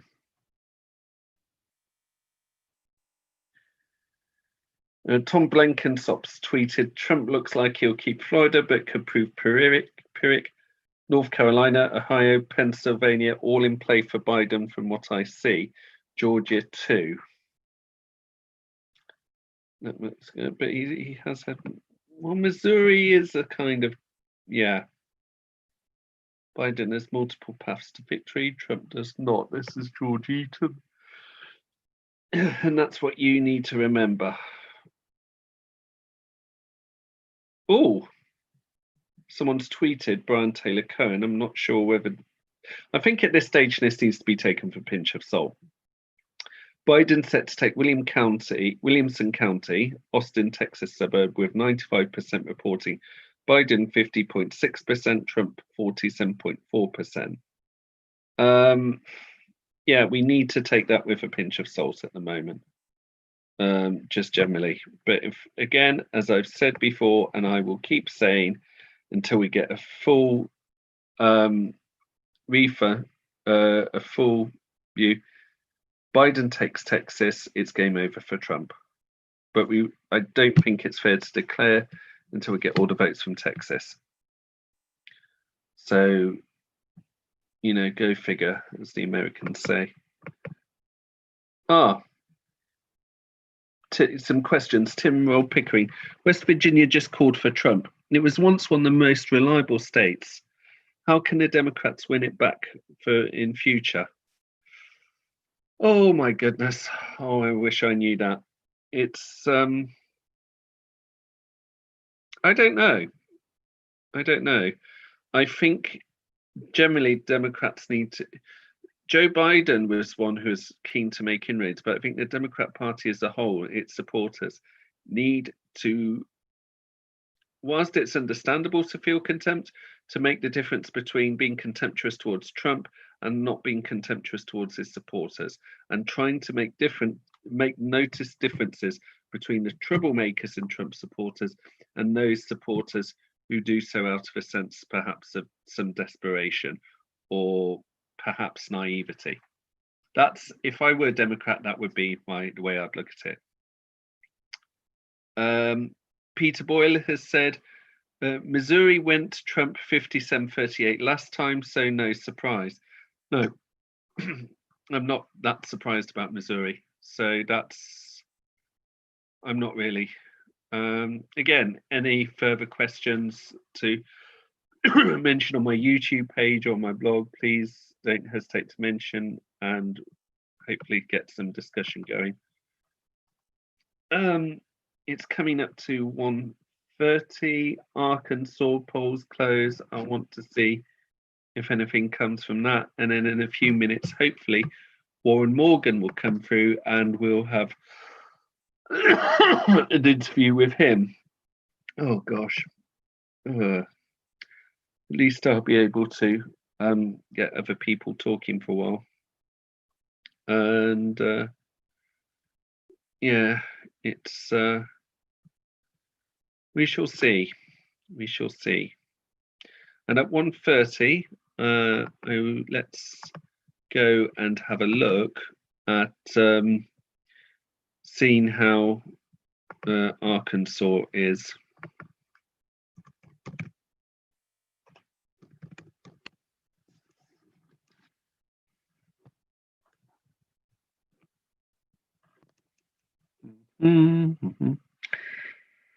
Polls of Arkansas.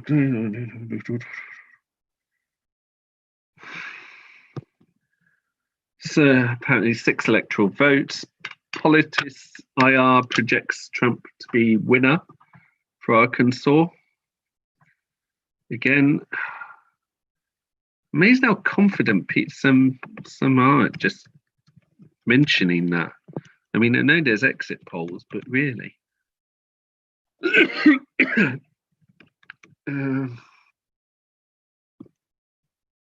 Yes. Arkansas election results.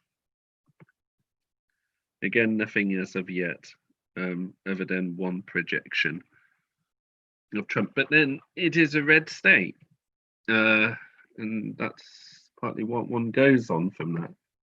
So we'll see how things are. As I've said, in a few minutes' time. Warren Morgan is waiting. Warren Morgan is a fellow Brit like me, lives in Brighton, and he's been following the US election avidly and has tweeted about it. And I thought it would be a good opportunity to have a discussion with him. He's practically almost the only Brit I'm interviewing. So we'll just bring him through now. Joining. Just clicked on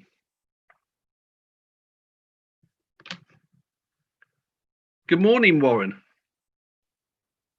Can you hear? Hi, Paul. Hi, how are you this morning? Yeah, yes. I'm surprised I'm as wide awake as I am at this point. I've just been talking spiel to the camera for about half an hour. Amazed that I have the energy to do it. But I wanted to interview you because, my wife Rachel, who I suspected had gone to bed. I thought I'd have a cheeky nap, but it's not really working. You can't fall asleep. No. How are you, Warren? We're all reeling from Florida, I think. Somebody found a tweet from Dan Hodges from 4 years ago saying, "Calm down, it's only Florida. She's got this." I take a lot of what Dan Hodges says with a pinch of salt. Your camera's frozen. Can you still hear us, Warren? I can. You're fine now. Yeah, you're fine now. You're fine. It's the internet out here in rural Brighton. You've tweeted a lot about the US election, which is why I'm into. What drew you to? What got you tweeting so much about it? It's partly because I don't have a full-time occupation at the moment, and obviously, like everyone in lockdown on furlough, I need to find something to occupy my time. And US politics has always been an interest of mine from way back, right from when I was at secondary school, I think. So given the time, I will delve into an American election in as much depth as I can. Yeah. So how do you see things from the results so far tonight? It doesn't look as the polls were predicting. Obviously, Florida is a blow. It wasn't a must-win for Biden, but polls had showed him competitive. It's obviously been a close result, but I think there was sort of such fine margins in whether this was going to be an absolute blowout for Joe Biden or be incredibly close. And I think from what we've seen so far, it's going to be close. Obviously, and looking at sort of some of the results at the moment, there are states where they've counted postal votes first. There are states where they've counted everything at once. There are states where they've counted on the day first. So that's throwing up some strange stories. I mean, Texas is looking good at the moment, but may change. Will probably change. Ohio looks it's getting closer, but it looks better than expected for Biden. I didn't put Ohio in Biden's column, so it'll be good if he takes that. But at the moment, I'm feeling pretty nervous. Yeah, there's too much evidence to say either side will win. Which sounds like a contradiction in terms, but it does. I mean, the result on one hand, the news so far from Texas looks good. On the other hand, there's Florida, which is a bit of a blow. And then, do we have any indication of which bits of Texas have been counted? Because they're up to about 60%, and Biden is well ahead. But I don't know, because what we talked earlier in the evening about the fact that Texas being this odd place where you've got these really huge urban centers which are Democrat, and then these vast swathes of red tomato soup of Republican hinterland, and whether 60% counted is good for Biden depends on which bits they've counted. We can't hear you. We can. You're looking at. Sorry, I occasionally keep a lookout for questions which seem to crop up during this time. And that means sometimes I look at the YouTube site, which is slightly behind on the Zoom. So I was listening to what you're saying, but I was keeping my eyes open. How do you see? Do you think it's going to be whoever wins is going to be a close run thing that they're just going to scrape through? We're not going to see a Biden landslide.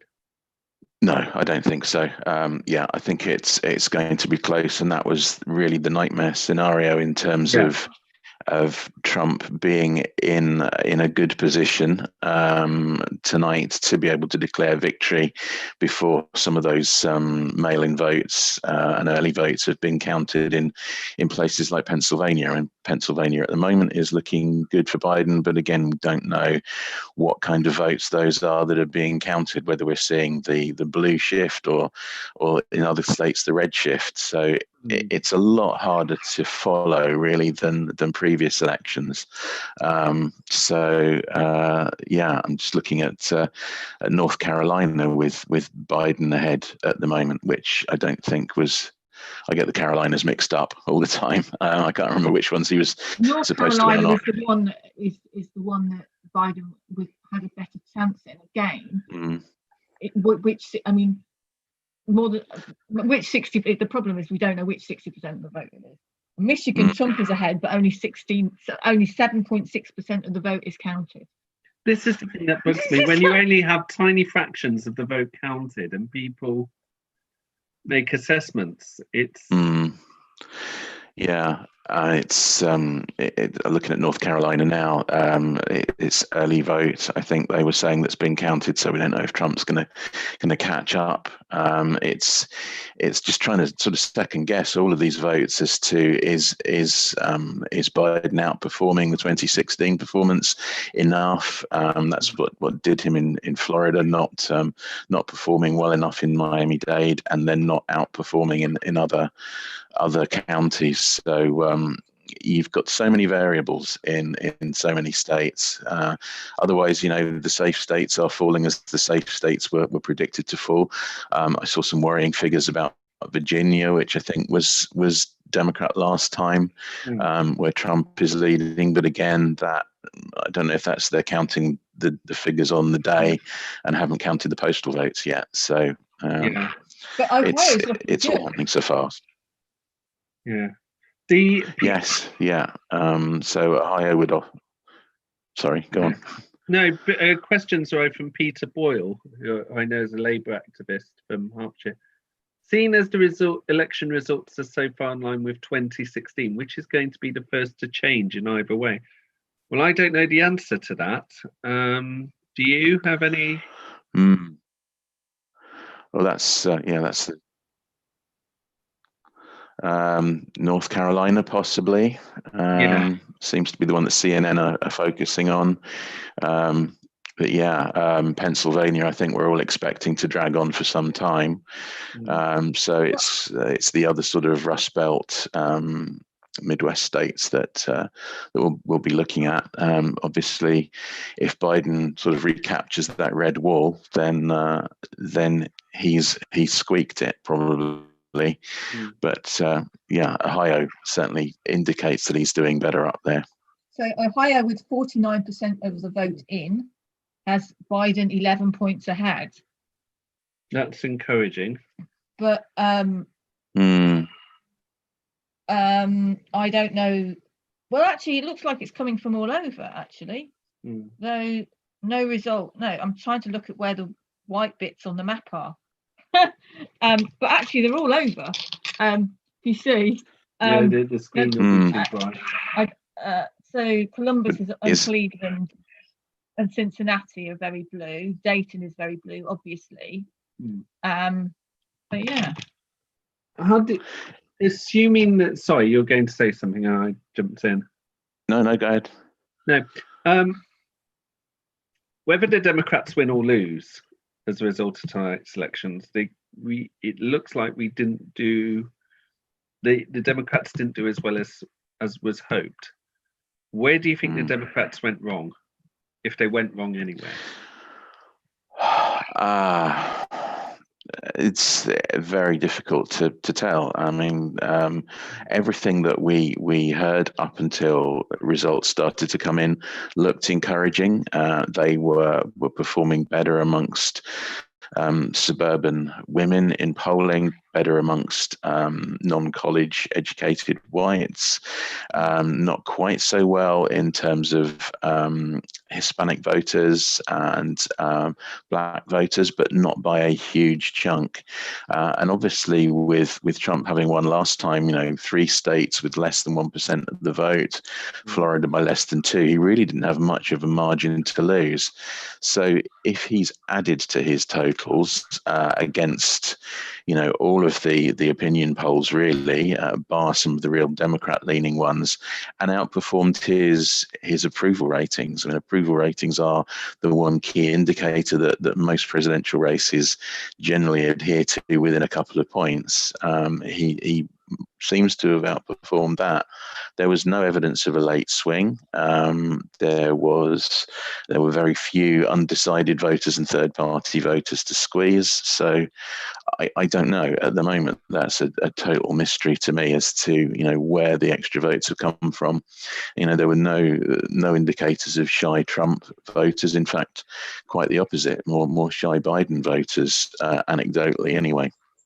So, I'm sure there'll be postmortems as there were after 2016 in terms of where they went wrong and what they should do next. But it's still early days, and obviously, if Biden does take those Midwest states that Clinton lost, we would hopefully be talking about a narrow Biden win.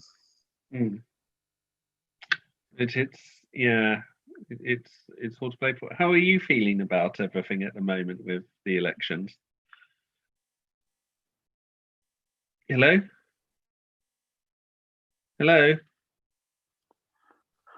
I missed and hello? Oh yeah, it's all right. Go ahead. Frozen again? No, you're fine. All right. I'm naturally a pessimist, and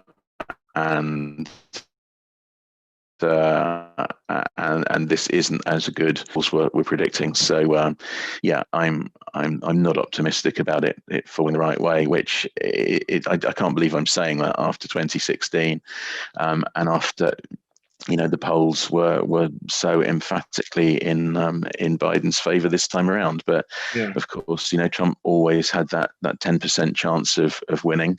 And 10% is 10%. It's not nothing, as sites like 538 have been saying. So, if it does turn out that Trump's won again, I think we'll be even more incredulous than last time around.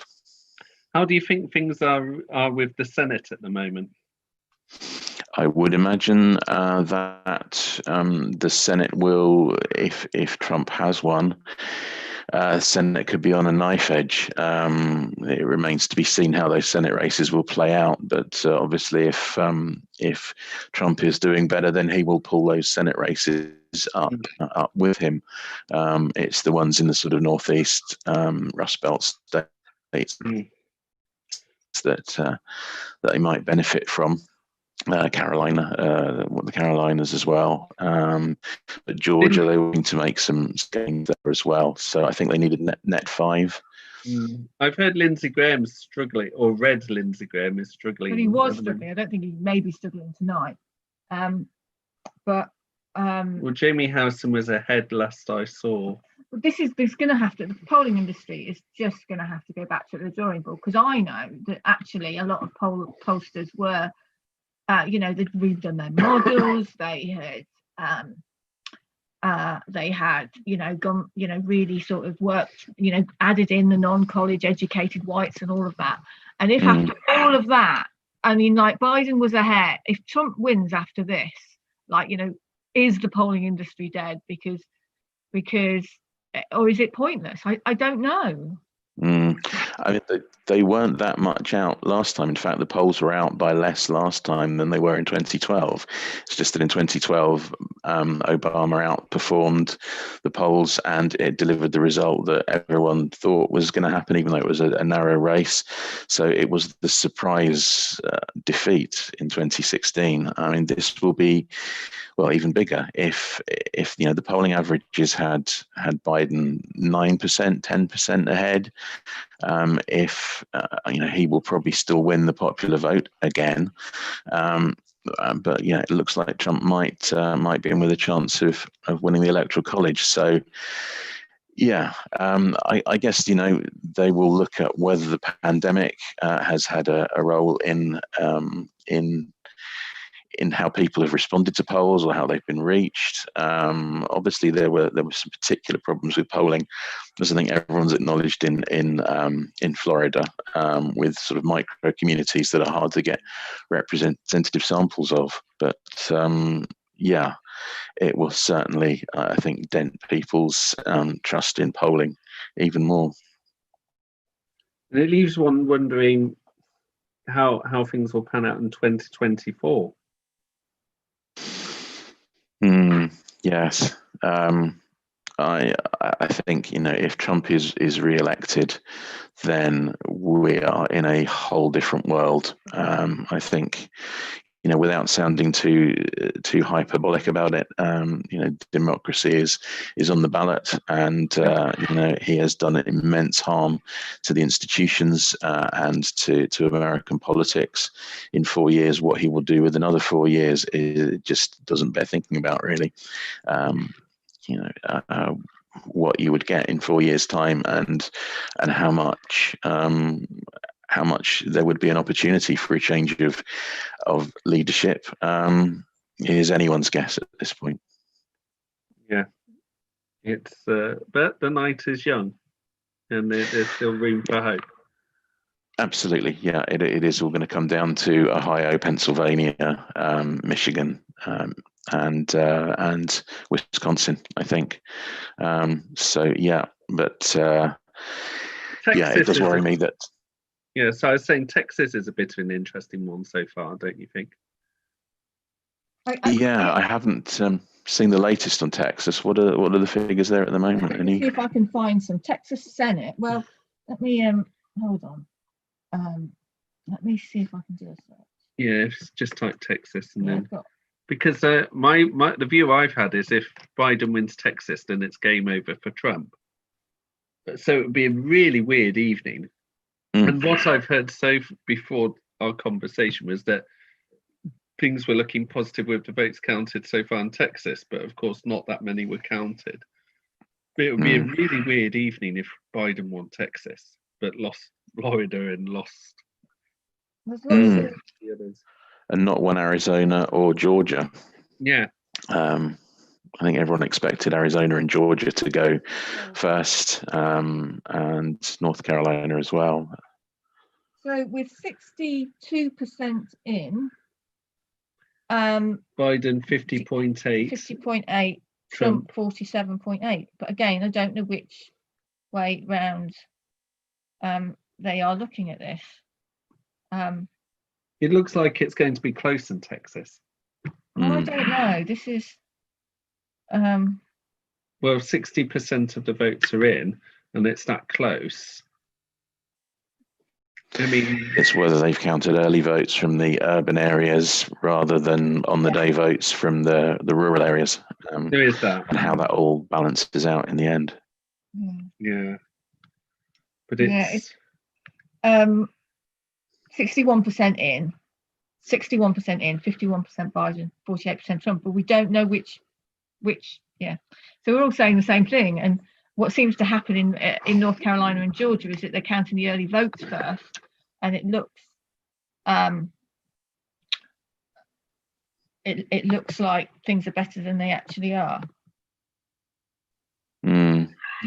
Yeah, I think people expected Biden to have a better advantage from early voting and mail-in voting than it turns out he had. I didn't see reports of massive turnout today from anywhere. I guess it came down to how many Republicans, registered Republicans, were voting for Biden. How many independents split for Biden? Not enough, it seems. Certainly in the case of Florida, but we'll see from. I guess it'll come down to Texas, Ohio, Pennsylvania, Michigan, and Wisconsin. It is. Do you see any similarities with 4 years ago? at this point. Yeah. It was around this time of the evening, I think, perhaps another hour on, that it was fairly clear that Clinton had lost. It is harder to tell this time because of the different types of voting and the imbalances there. But I think if it was going to be a Biden wipeout, we would have got that from Florida. He'd have much bigger leads in places like Georgia and elsewhere. Ohio, well, it's now 50% in, and it's 54-44. So, which, Ohio, all of the polls are pointing to a narrow Trump win again. So, again, the other half of the voting may be the half that's more favourable to him, and he'll make that gap up. It's really hard to tell. Pennsylvania, Biden is way ahead at the moment, but that's probably the early voting Dem bias. Yeah. Do you think that? This is like the post-mortem, isn't it? It did seem to me that Joe Biden was. I understand why he was camping down in Pennsylvania, but he was camping down in Pennsylvania. So, do you, and I know that with the whole pandemic, it was hard for people to be more visible. Do you think that he was too focused on the Rust Belt? No, I think one of the criticisms of Clinton's campaign 4 years ago was that she didn't spend enough time in the Rust Belt, in those states that she absolutely had to secure. Tried to spread the map into Arizona and places like that, and the accusation was that she didn't secure the votes she needed to win, and obviously she lost those 3 states by less than 1%. Which, had she done some more rallies, some more personal appearances and visits, then maybe that would have made the difference. I don't know how much rallies work. We've seen that over here with massive rallies for losing political parties. We won't go into that too much, but obviously, Trump has done a great data mining thing from everyone that turns up to his rallies. I think it's I can't see how Biden wasn't able to turn the massive financial advantage he had into a bigger win. Or a win, if that turns out to be the case. So, a special shout out from Will Parbury, who says, especially seriously impressed with my Twitter feed, full of Brits staying up for elections 2020. Special shout out to Paul Bergen and Mrs. Bergen, who are live broadcasting the whole night, CNN style. Team Kathy. That's a little bit embarrassing, but much appreciated. It's like you don't know who's watching you, do you? No. But anyway, we better let you try and have a relaxing early morning as you possibly can, given the circumstances.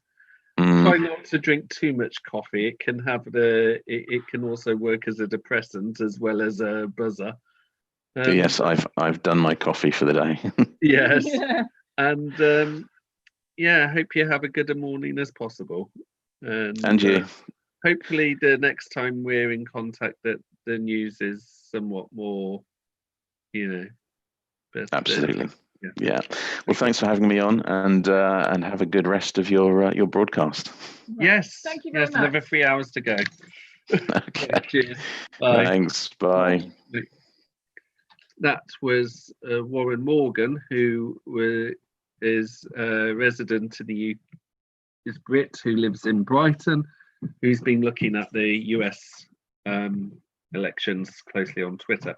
As we are discussing, it doesn't look like that good a night, but as I also said, the night is still young, and we still got some important states still to come through, and the arithmetic is still not that too bad. It gets a point where in some elections you realize that if your side's losing, there's a point where you know you've lost, because for your side to win, you've got to go A, B, C, D, E, F in quick succession.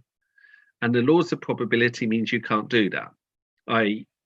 So when Brexit happened, I knew, even though the halfway point hadn't been hit, that the no team had won, because for the yes team to win, they would have had to have won 5 or 6 results in a row, which was mathematically be a mathematical miracle. So we haven't reached that stage yet. So we don't know for sure whether Trump or Biden won. What we do know is that it's not going to be a Biden landslide, and it's not going to be a Trump landslide. It's going to be horribly close. And that was one of my worst fears about this election. But again, we shall see. It's now 3 minutes to 2 in the morning here in the wilds of Hertfordshire in the United Kingdom. In continental Europe, who's watching, it's nearly 3 a.m. And in the United States Eastern Standard Time, it will be coming up to 9 p.m. and in Pacific Daylight Time coming up to 6 p.m. in California, Oregon, and Washington. It's going to be a bit of a roller coaster overnight. And over here, watching America's Decision 2020 here on the Mars Hill blog and on my YouTube page, we've got the results. Be looking at polls closing in Arizona, New York, Minnesota, New Mexico at 2 o'clock. Around 2:15 or thereabouts, I'll be interviewing Megan Kaminsky, who is a Democrat activist in New York State. At 3 a.m., we'll be looking at the polls that have been closed in Montana, Oregon, and Utah. At 3:15, we'll be going for feedback. I might do it a bit before, but we'll see how things go. We'll ask you some questions and you answer however you feel. And at 3:30, I'll be interviewing Senator Dean Barkley, who was briefly senator for about 2 months in Minnesota between the tragic death in a plane crash of Senator Paul Wellstone and a senator elected in the special election after that. And Senator Barkley was senator for those 2 months. He was senator at a time when the Senate was tied almost 50-50. So he was lobbied he was an independent, and he was lobbied a great deal by Democrats and Republicans. 4 a.m. we'll be looking at the results coming where the polls have closed in California, Hawaii, Idaho, Oregon, and Washington. And sorry, my throat's nearly dry. And at 4:20 a.m. we'll be looking at the news and doing a summary of the night so far. Although I don't think we'll come to any firm conclusion other than what's been said already. So,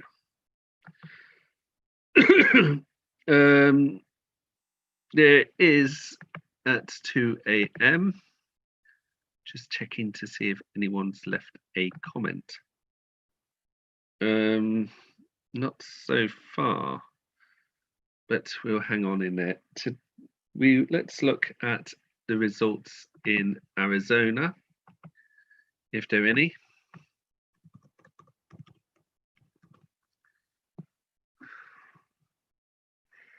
Arizona edges towards flipping blue, according to the New York Times. Well, that would be good, interesting, and a bit of a gut response, perhaps. New York. Let's see what New York is. It should be interesting given who I'm interviewing in a few minutes. Nothing from New York as yet. And Minnesota.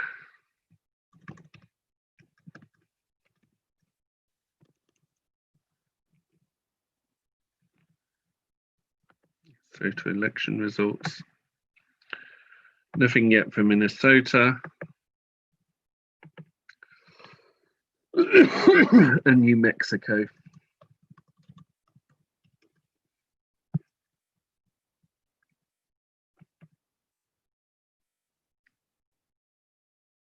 President Trump is not expected to win here.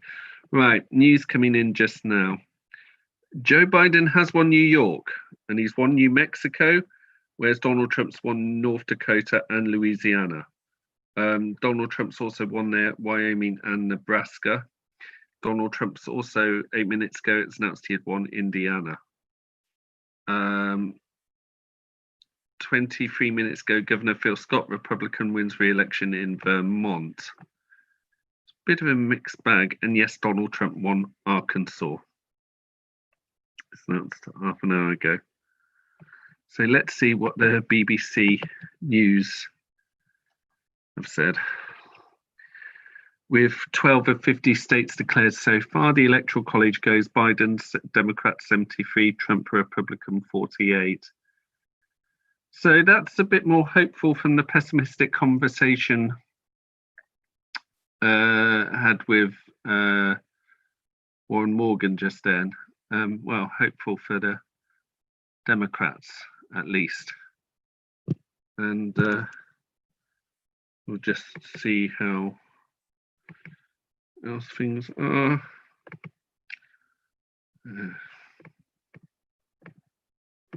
This campaign in New York, what will make Biden a good president?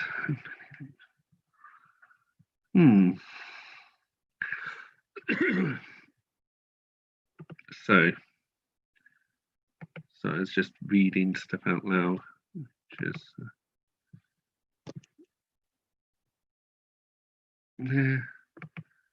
nothing yet. Peter Boyle has just left a comment on my YouTube page. Fox have declared New York for Biden. That's scarcely a surprise, I think. New York is pretty much, at least the city, a Democrat state. I would have been very shocked if New York had gone for Trump. But, you know, all results are good. There's a projection that Biden will win New Mexico from the Twitter thing, next Irish general election.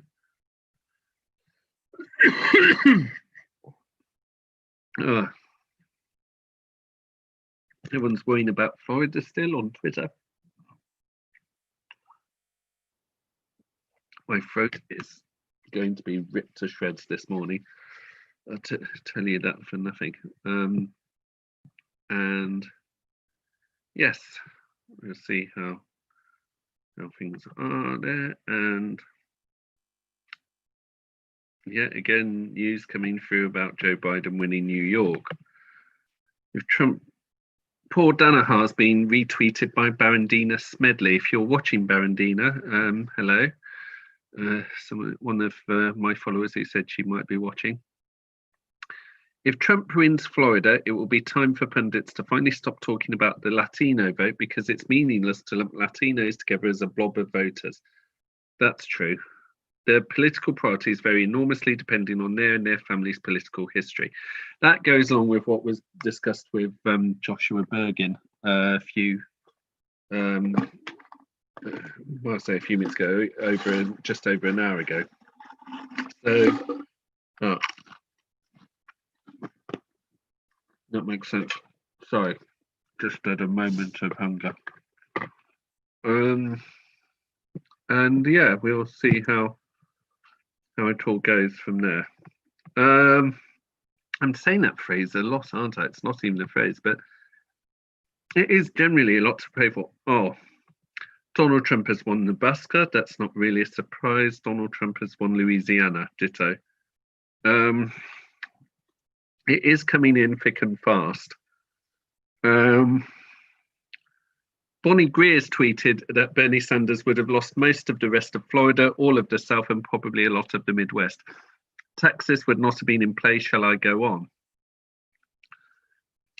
Donald Trump has won North Dakota. Donald Trump has won South Dakota. Donald Trump has won Wyoming. Joe Biden has won New Mexico. There's a projection that Trump will win Louisiana. Again, not a surprise, but it's all to play for out there. So let's see what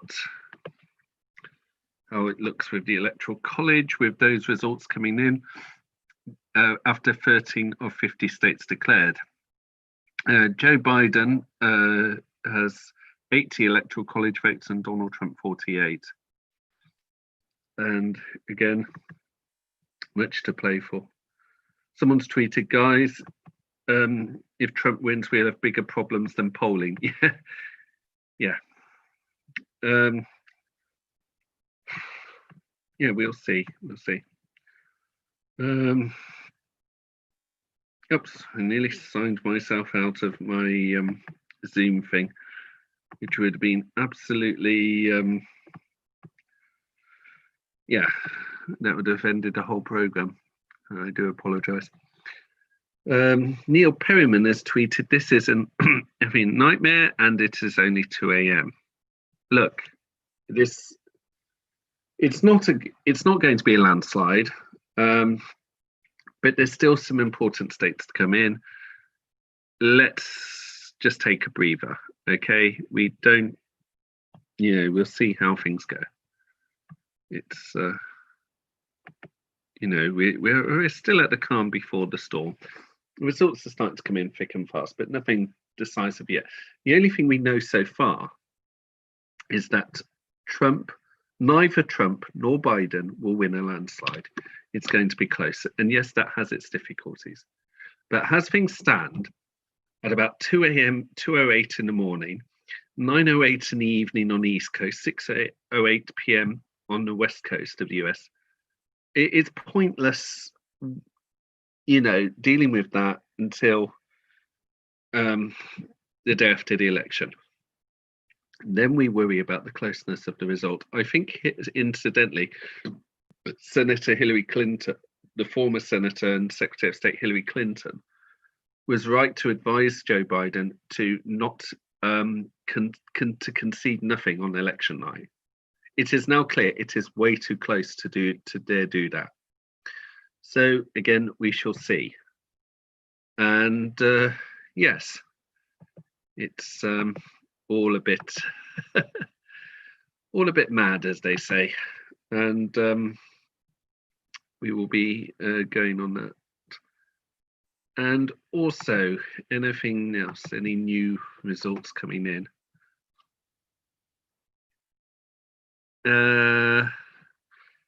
Still, Matt Bizzer has gone, still lots of voting left, but want to know why Sherrod Brown urged Joe Biden to head to Ohio yesterday on a last-minute trip? It looks like it might be that Trump does not get Ohio, and Biden does get Ohio. Breaking from political polls. Colorado Democratic Governor John Hickenlooper wins against Republican Senator Cory Gardner. Hickenlooper, that's a very American name. CNN saying if Biden gets Ohio, it's just a buffet of possibilities on the map. Oh my goodness. Talk about the metaphor madness. And there we go. And there's a Christopher Kaminsky, who I think is a Megan Kaminsky coming in. Megan Kaminsky is a Democrat activist in New York, and she's been campaigning in New York State. So I met her when I was over in the US about 12 years ago, and hopefully she will have some things to say about that. So if I just sign her in.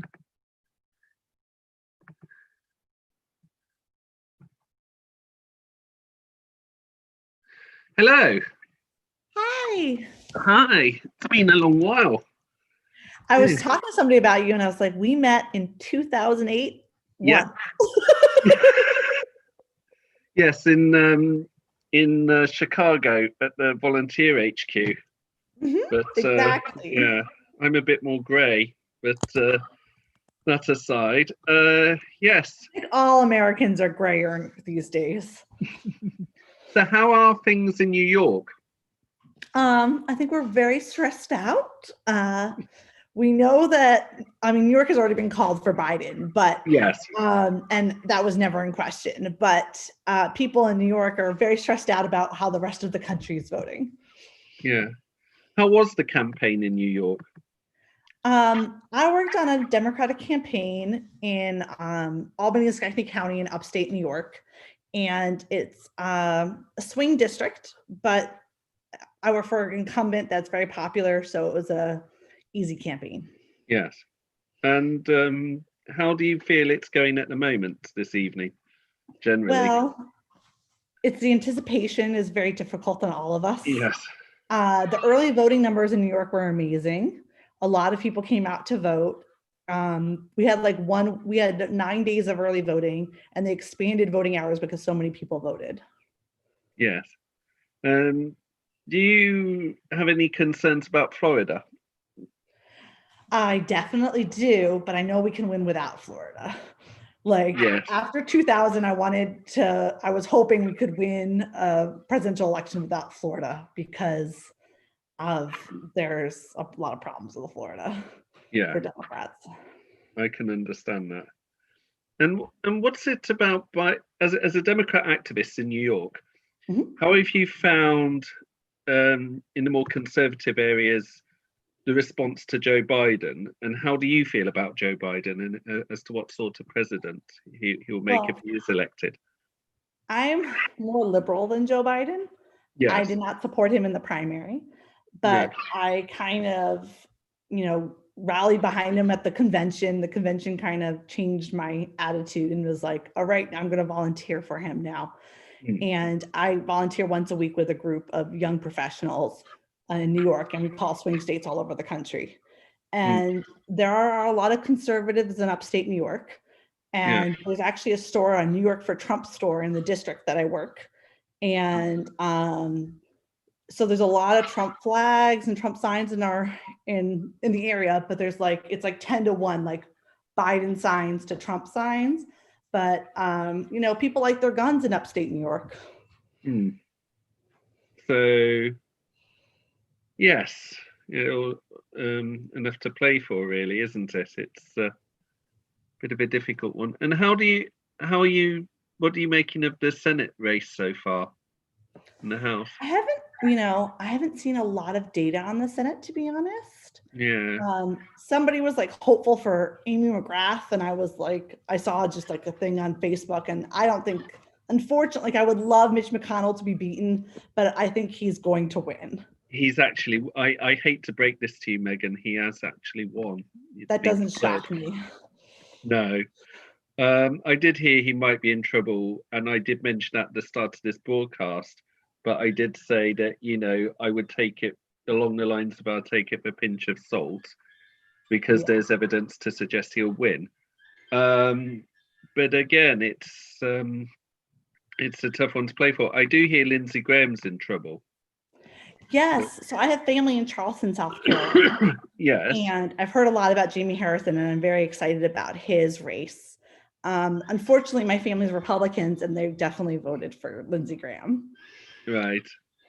So yes. And how do your family feel about Trump? So I live in a typical American family where half of the family does not like Trump and the other half does. It does, yes. And so my father's side of the family lives in the South, in South Carolina, and they majority support Trump.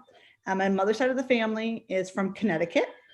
And part of the family in Connecticut supports Biden, and part of the family in Connecticut supports Trump. Yes. It's going to but my immediate family is all for Biden, like my parents and sister. Yeah.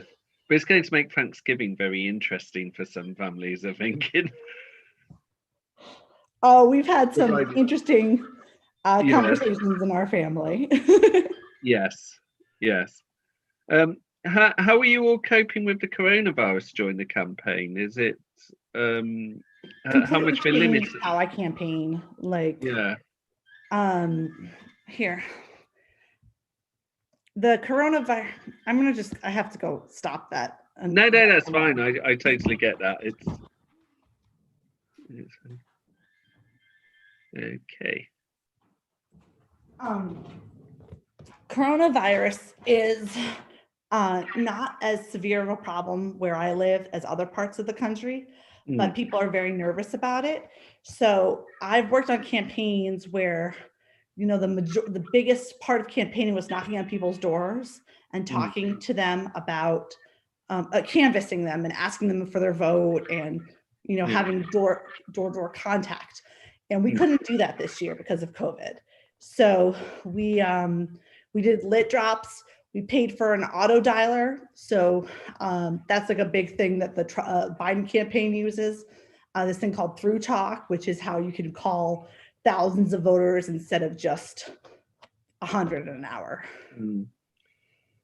Yeah. And how did you, you seem to be very popular. Night in America. Yeah. And I had a good question in my mind, and it's now flipped. It occurs to me. Yeah. The big thing that was new this year was text banking. Text banking was used more than ever before.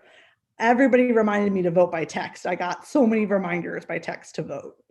I hear it's one of the highest turnouts in American history, in electoral history. It's which will make the results even more interesting. It may slow them down. What were the fundamental issues when you were campaigning in New York? Well, there's bail reform is a big issue in New York State. I don't know in America. I don't know how it works in England, but in America, you have to pay a cash bail based on your crime. Right. And it hurts people who are poor and minorities more because they get stuck in jail because they can't afford to pay the cash bail. New York State reformed the system in 2019. And there's a lot of angst about it in New York State because people think violent criminals are getting out of jail because of it.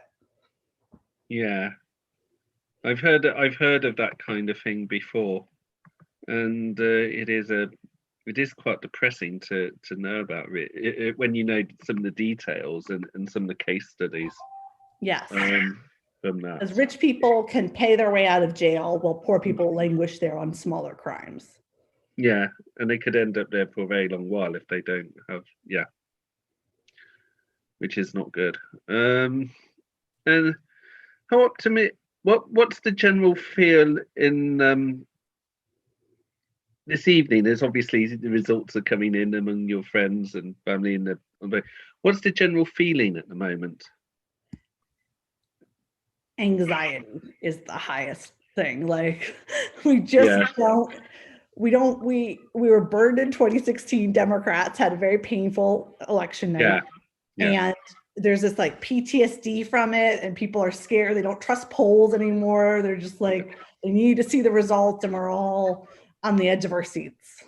Yeah, it is. It just feels a bit close and a bit difficult at the moment. I mean, I can tell you now, looking at the BBC News website, 15 of the 50 states so far, it says with the Electoral College, it says Biden 89, Trump 51.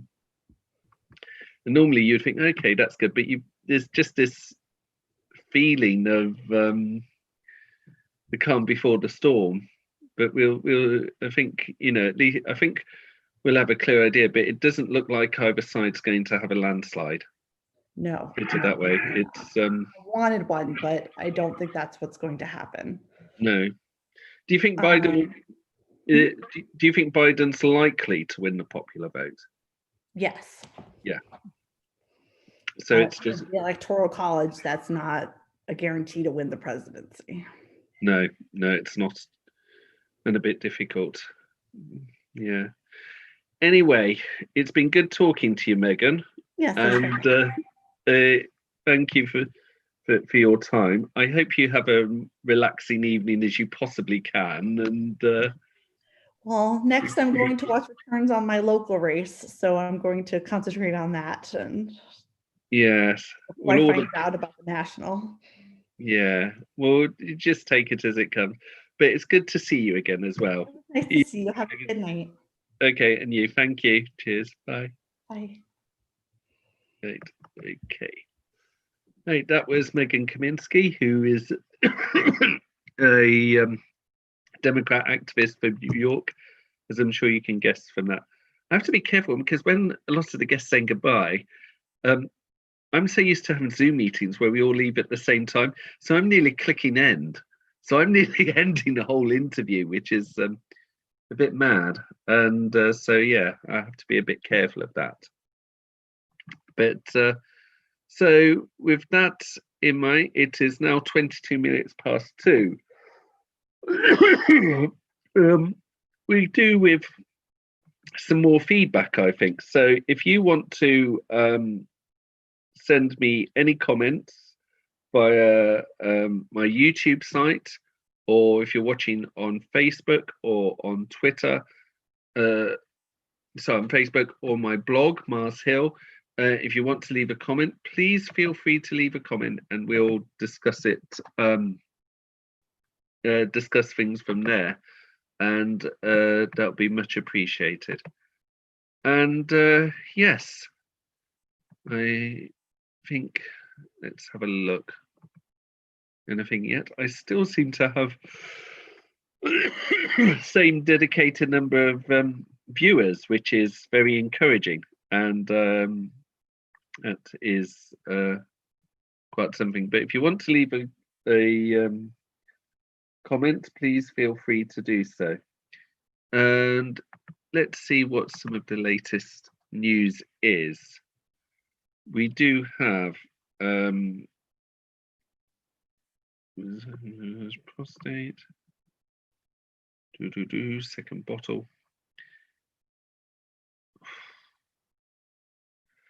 There's queues in Arizona, and there's people tweeting, "Stay in line, Arizona." Political polls saying Democrats will keep control of the House, according to Fox News. Actually, that's something I've never been in doubt about. Never been in doubt about at all.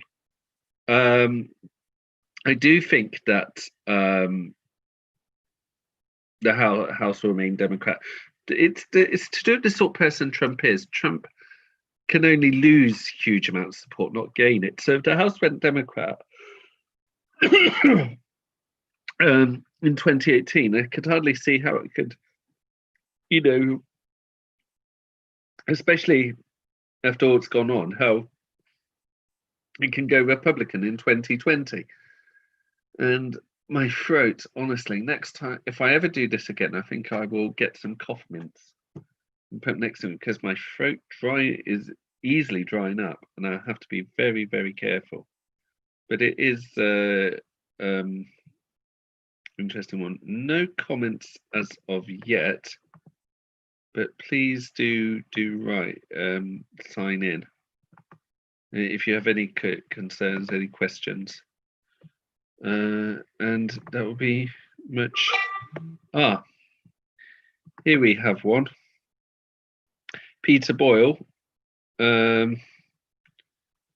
Just for clarity, he's gone. My vote change predictions are Maine to Michigan, Nebraska to Pennsylvania, Wisconsin. And that, yes, and some more. Tim Roll Pickering. Betfair have now made Trump favourite to win.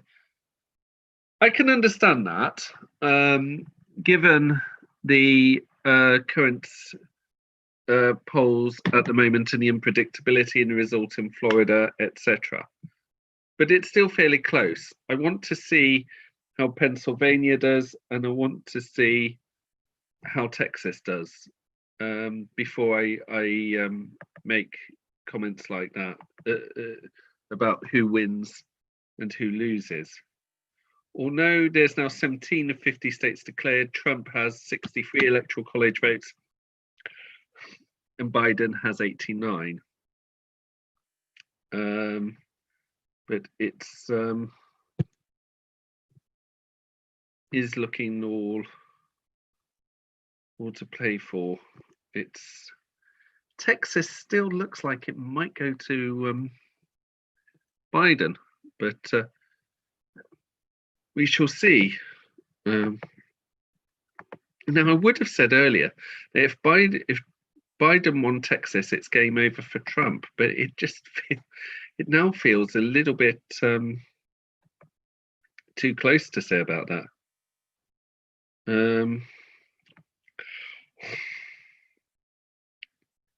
Oh dear. Some have decided to, in the UK, that they're going to go to bed, which I understand. Garry Kasparov, the chess player, has says, I have one eye on Fox and one on the betting markets. Both were more skeptical about the big Biden polls and both look bad for Trump now. Famous last words, but it's 3 a.m. in Croatia. Good morning, Croatia, if anyone from Croatia is watching, by the way. And Kasparov goes on to say, and I think I can finally go to sleep in peace. Enjoy your democracy, America, if you can keep it. Apparently, around that time, he called for Biden as well, but we shall see. It is a difficult one. Biden says he's hopeful. And someone's tweeted, Mona Simpson's girlfriend, Texas is the new Putney. George Eaton makes a good point. And this is one that Megan made earlier. Florida should not be treated as a totem. Biden's path to victory runs through the Midwest. And that is where, he's more likely to get through it. But Reese Hayes, I think, speaks for many when he goes, so I'm fluctuating between panic and hope at an alarming rate right now.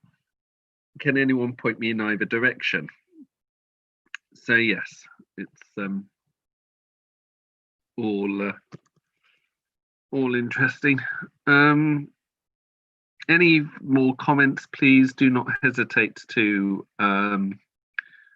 go sign in or speak, and we'll take it from there. Again, people are going, Trump, reiterating what Tim said earlier, Trump briefly goes favourite on Betfair. Rosie Cozy has tweeted, thank goodness the US president can only have 2 terms in office. There's a fear that we may have continuation of this awful presidency in the USA. Let's just see. It's all we know is the result is going to be close. That's all we know. Well, can't go any more than that.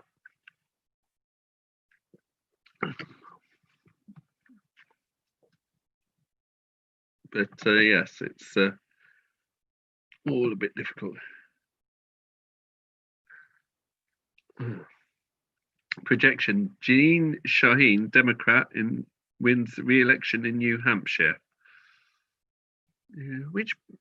Democrat. Yeah, that's perhaps fairly predictable. I think you see part of it is Trump can only hold more than gain. Generally, I mean, across the country, not. But I just think we're all a bit anxious at this moment. It's up wobbly, nearly 2:30 in the morning, nearly 3 a.m. Linda Marrick, I wish Nate Silver would retire. Maybe he could go into another industry, but sure as hell he isn't very good at this.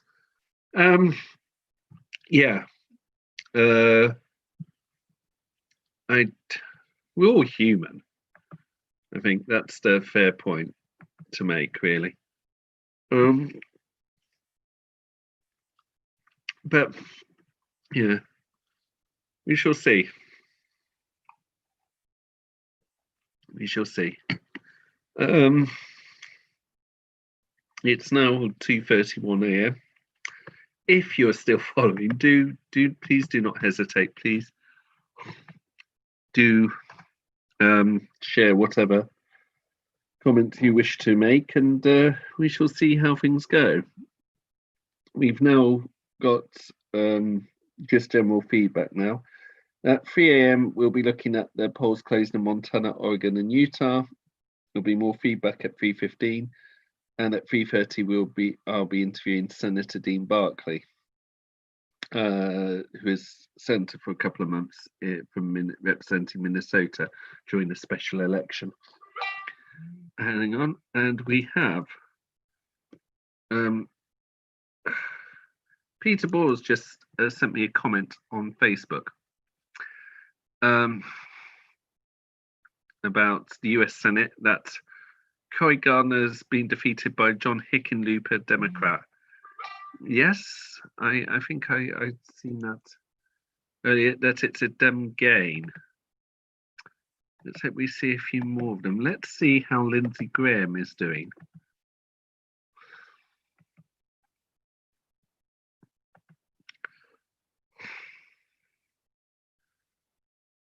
Apparently, with nearly 40% of precincts opening, according to Kirk Brown, the Associated Press reports that Lindsey Graham's opened a sizable lead over Jamie Harrison. Still a way to go, though. But yeah, it's a lot of people be very disappointed if Lindsey Graham is re-elected, given the way he is literally done cartwheels for Trump after being so hypercritical of him. But we shall see. But yes, it's yeah. Oh well, let's have a look. Any more comments? Yeah.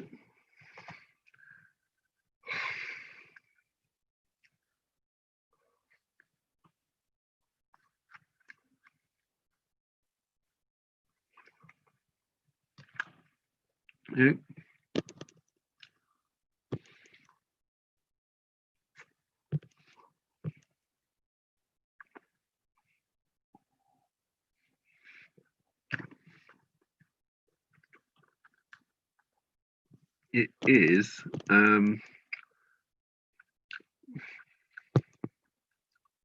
Nick Newman. Which cliche will be trundled out next? It's on a knife edge.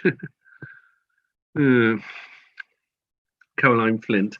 Come on, sweet North Carolina. How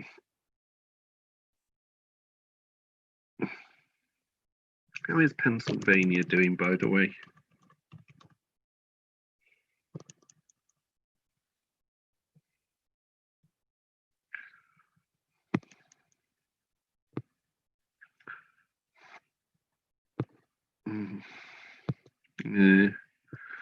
Looks like it might be tight there, but we shall see.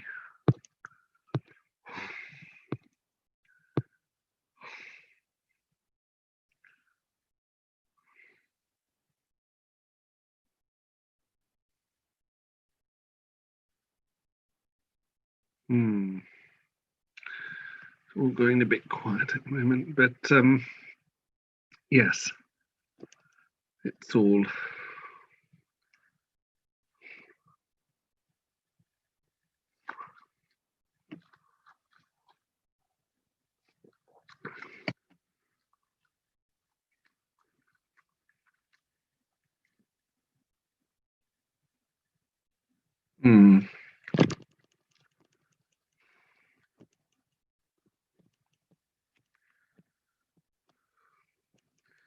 Fox gives Biden an 83% chance in Ohio against 63% of the vote with 63% of the vote in, greatly against expectations, and a 62% shot in Pennsylvania. If Biden can also carry Wisconsin plus Michigan, that will do. You see, this is why we can't call it for Trump or Biden yet. It is fairly close, but the important results have still yet to come out. But yes, we shall see. And we have, hang on. Not good news coming out of North Carolina for Biden, says Sonny Hundle. It's going to be very close. Gulp. North Carolina, I'm sure I said North Carolina, didn't I? Not South Carolina.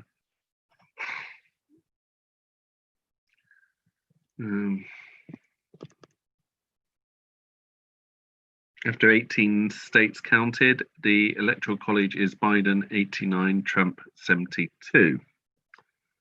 So, any further election results do do let me. Sorry, my brain must be frying. Any further comments on the election results? Do feel free to leave a comment on my YouTube page or on my blog page, and we can have a discussion. But,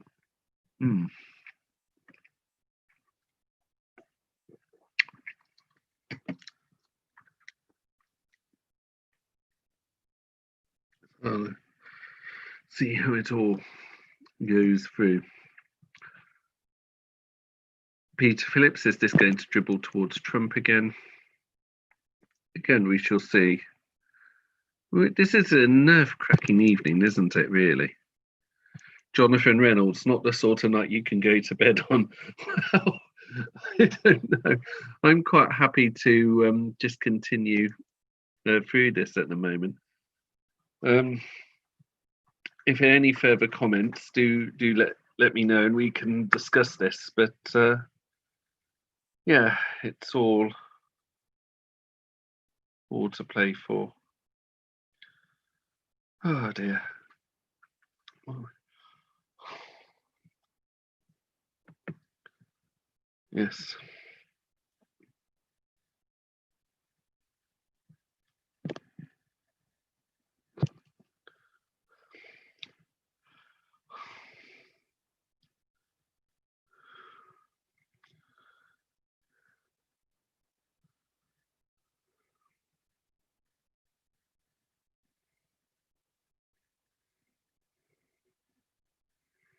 Mm-hmm.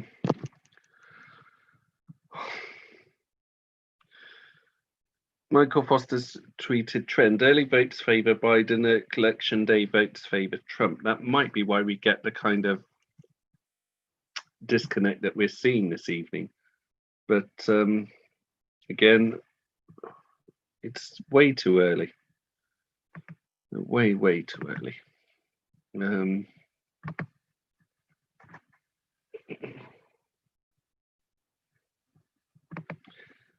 And let's see, is there any Pennsylvania, how things are there?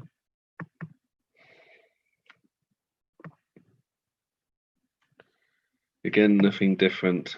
And if any of you have anything to say, please, again, you can leave a comment on my YouTube page or on my blog page, which at paulbergin.blogspot.co.uk, or leave a on my Facebook, because I've got an event I put on the events page, and if you're watching it through that, you know, it might be something to say from there. But yes,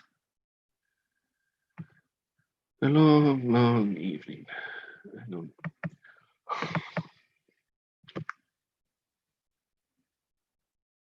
But yes.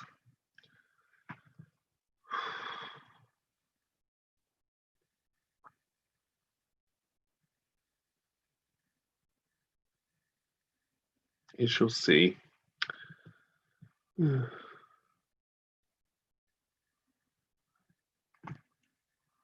I kind of knew that it would be like this by this time. Yeah, but it's I do apologise. I'll have to be a bit more of a chatty, lightened host, but I'm at the flop in the sofa kind of mood, really, at the moment, which is not good. Yes. But I shall see this through if possible. And it's 2:41. We'll look at the. Yes, it's still 89 Biden, 72 Trump. Oh gosh. And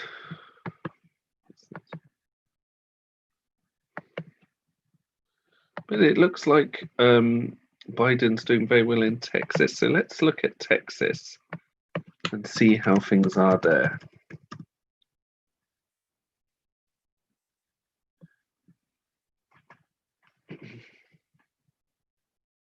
Texas turns blue. It looks quite good for Biden.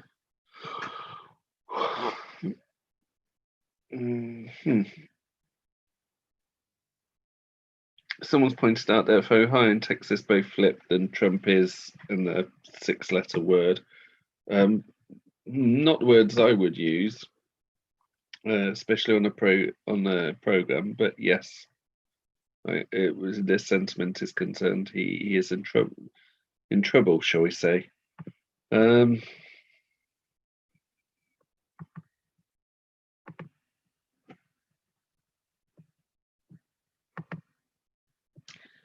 Any comments further made? No. Yeah.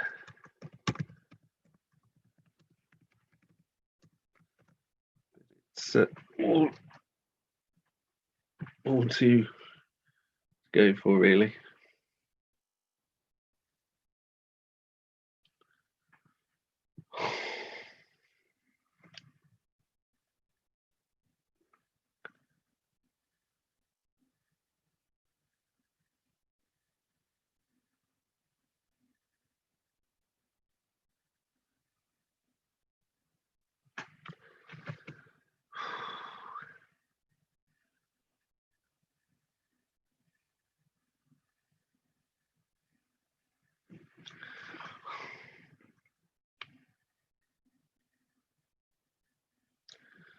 Oh dear.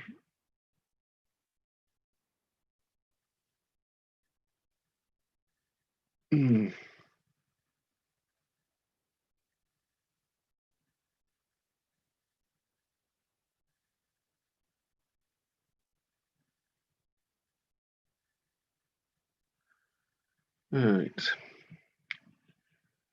Let's see.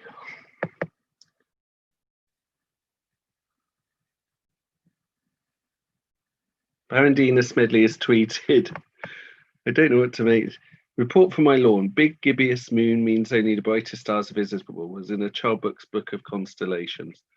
Mars very bright and red, lots of loud aircraft over the wash, but also a tawny owl down in the pinewood. Calming, recommended. Well, I think we could do some calm at the moment, can't we? And with that in mind, I will have some bit more to eat. I'm just nibbling, and I thought by this time my appetite would be a bit huge. But I'll go for some pork pie. I'm going to be so exhausted later this morning. And yes, there we go at 2:44, and the results are the Electoral College. Still 89-72, but I don't think that's going to change anytime soon. At 3 o'clock, they should have results from Montana, Oregon, and Utah. Now, on Twitter, Sonny Hundle said that Biden's vote is still holding up in Ohio. If he improves across the Midwest by 5 points over Clinton, he wins. Just keep that in mind. More paths to victory. Again, we shall see. It looks like Senate might go blue, but we shall see. Let's see how Lindsey Graham's doing.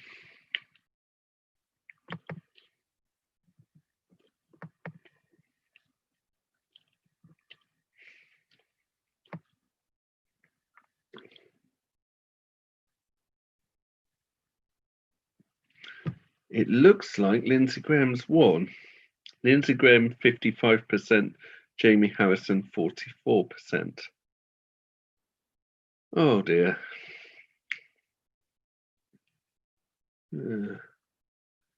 It's yeah, he's just kept his seat in South Carolina. Well, yeah. Well, that happens sometimes, doesn't it? But it's it's past 2 o'clock. Let's see how Arizona has done. Mark Kelly.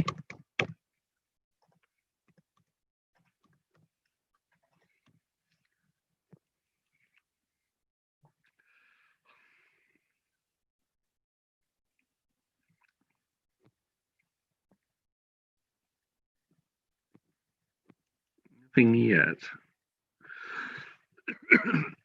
But yes. Apparently with Gardner out, the Democrats only need 3 more seats to take the Senate. So Mark Kelly winning in Arizona will be a notable win for the Democrats. But yes, we shall see how that goes. It's 2:47 a.m.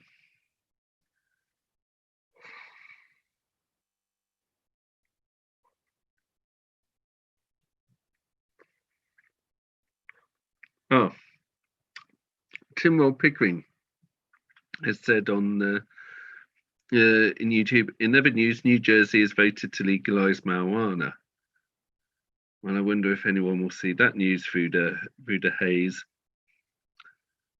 Anyone want to predict how much trades they will do out of this? Well, I wouldn't know. It's difficult to say unless they tend to do a Dr. Kananga and live and let die, and those Bond fans out there, and try and make it all absolutely free. I would have not really much of an idea.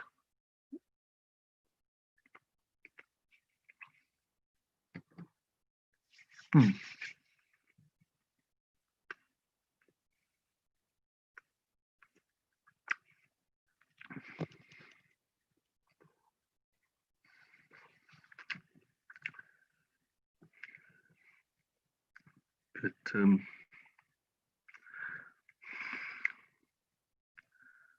we shall see.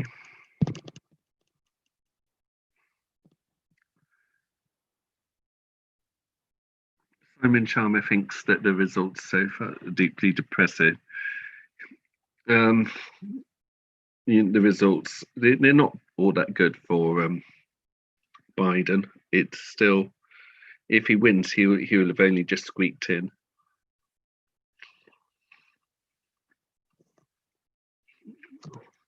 But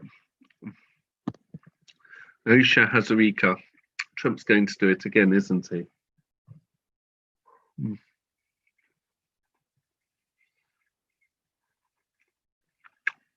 I don't think, put it this way, if Trump wins, I don't think he'll do as well as he did in 2016.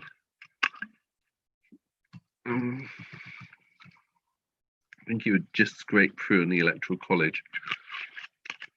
But again, let's see how it is.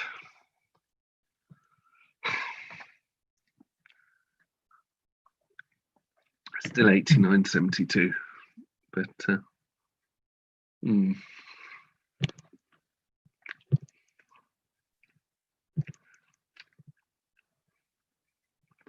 With the Senate, the Democrats have gained 1 seat, 35 not up. The Republicans have lost 1 seat, 30 not up.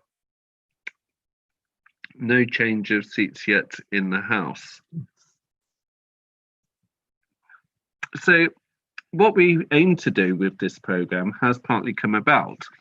It was partly not just the presidential results, but some of the Senate and the House elections. And whether Mitch McConnell and Lindsey Graham would keep their seats, they did. Whether Mark Kelly would win Arizona, we've yet to find out. So on that basis, we've already covered that. But it's still fair amount to play for, and we shall see. It's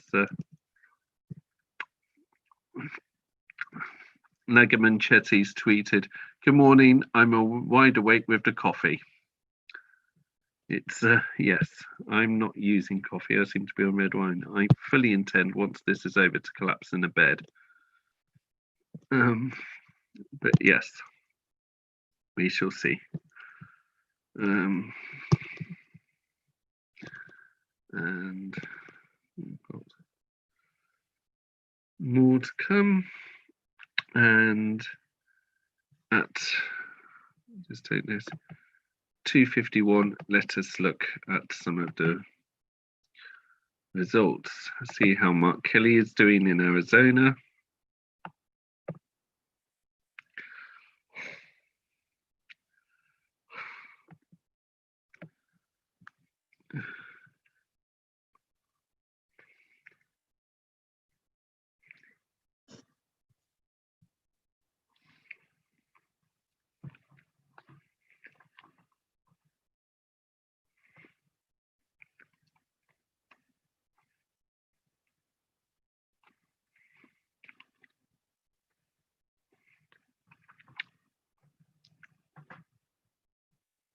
Mm-hmm.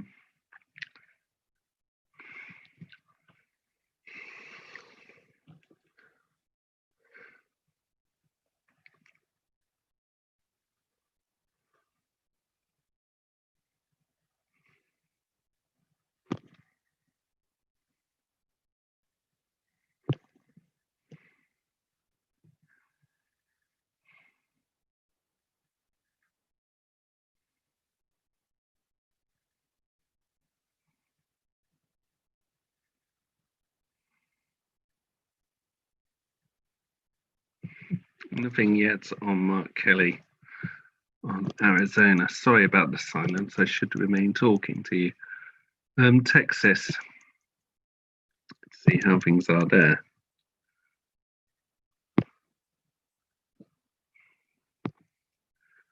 No, still no. I think it'll be a while before we hear anything clear from Texas. And Arkansas, I think that's no point looking at that. That is a Trump. Results update though. Trump wins according to Russell Patterson on Twitter. Trump wins Florida, Alabama, Arkansas, Indiana, Kentucky, Mississippi, Missouri, Oklahoma, Tennessee, West Virginia. As far the Gateway Pundit. At the moment, oh.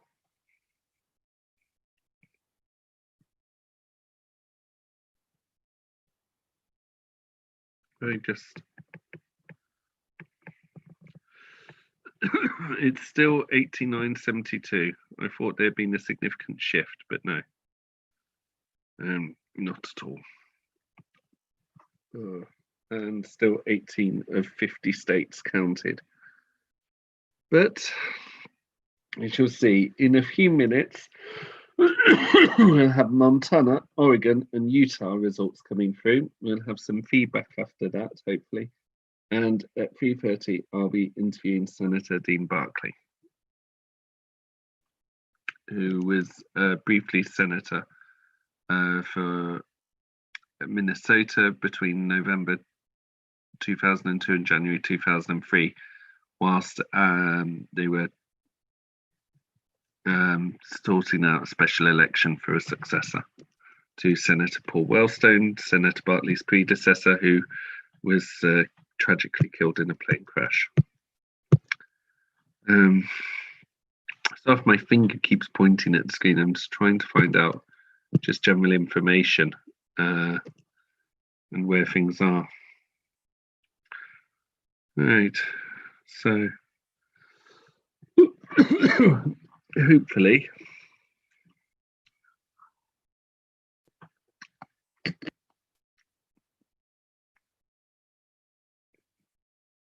we'll get to see how things are.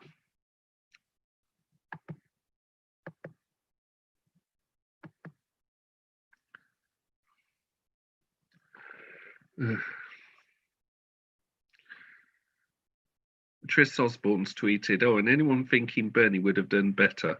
Not in a million years." Yeah, I agree with that.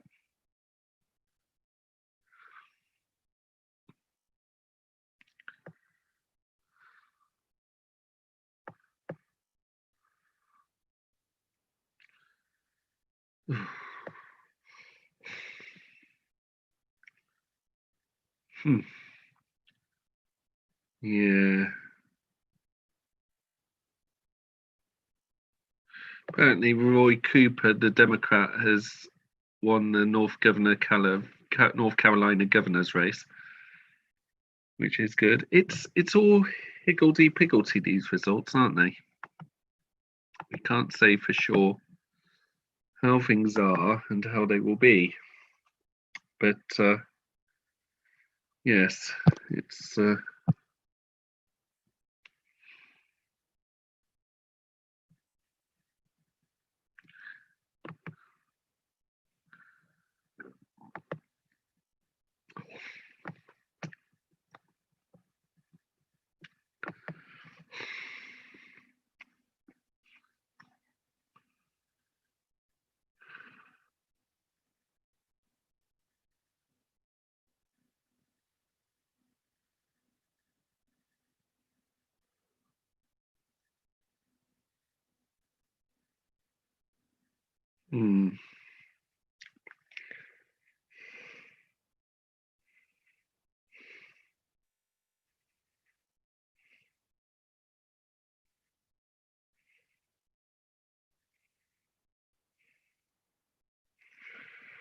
right.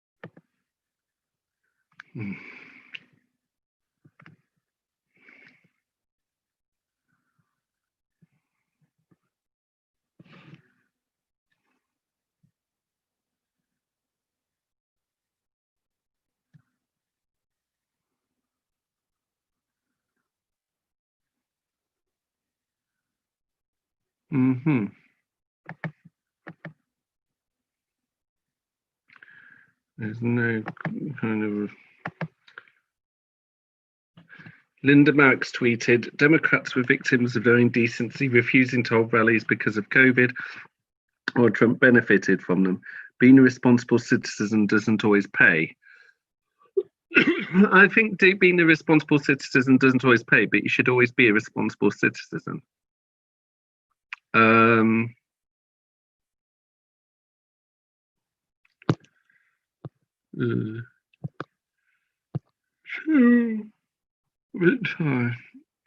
Democrats likely to pick up a couple of House seats in Texas.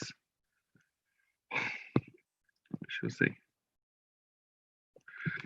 Ian Dunce made two tweets. The first one's okay, so a slightly upbeat take.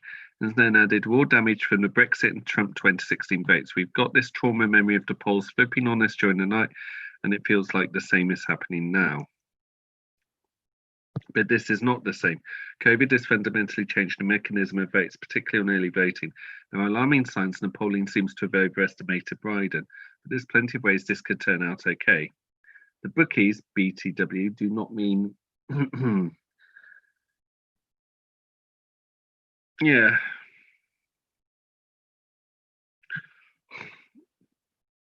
We shall see.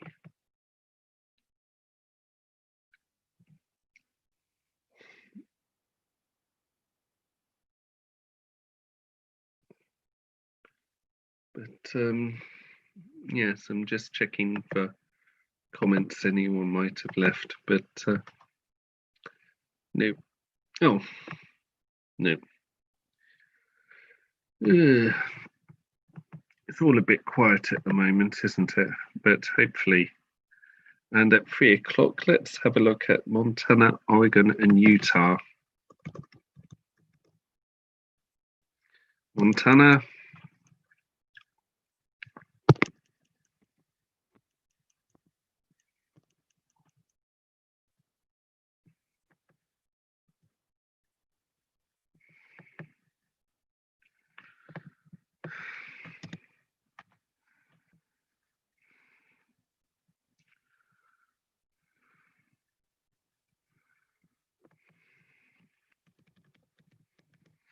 Montana should go for Trump. It will go for Trump. It'd be surprising if there's any difference. Ilhan Omar, Democrats won re-election to Minnesota's 5th congressional district. John Hickenlooper wins the US Senate seat in Colorado. We know that. Joe Biden's won Colorado.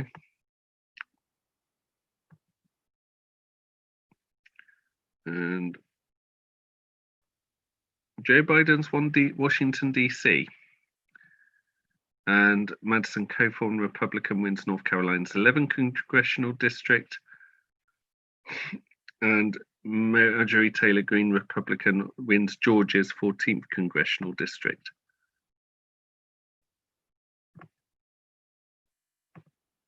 And Spencer Cox, Republican, wins the governor's race in Utah. So does that mean, because the polls have closed in Utah? Let's have a look at Utah and then we'll look at Oregon. Nothing from, oh, hang on. Nothing yet from Utah as such. Lindsey Graham's been re-elected, we know. Wichita's Democrat wins New York's 15th congressional district. And Oregon, let's see how things are in Oregon.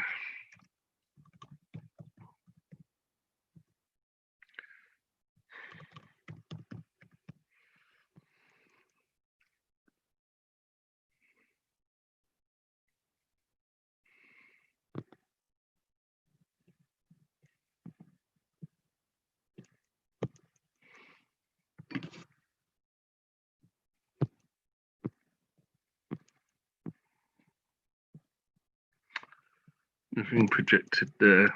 Oh, Donald Trump's won Kansas, and Spencer Cox, Republican, wins the governor's race in Utah. Well, I mentioned that a moment ago.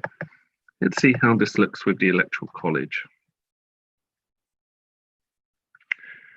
which the BBC still put as Biden 89, Trump 72. Whether they're a bit slow on the uptake or they're being a bit more cautious with their own sources. We should have seen enough.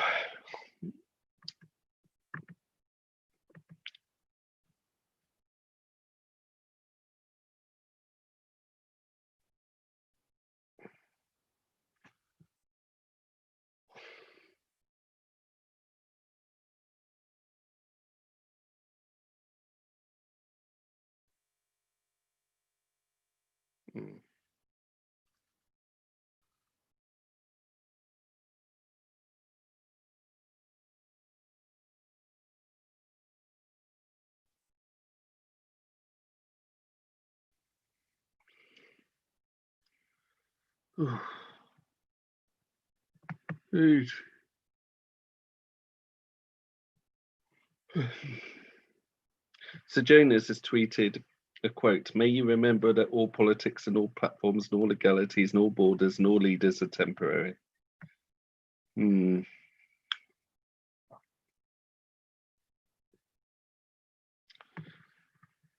Pence Spectator Index 16 is tweeted Pennsylvania 16 electoral votes, Trump 48.4%, Biden 48.3%.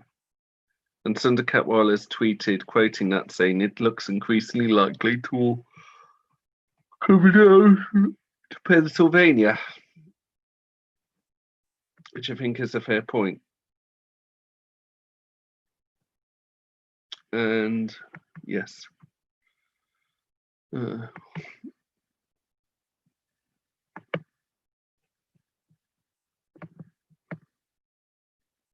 Graham Smith's tweeted, looks like this is moving in Trump's direction.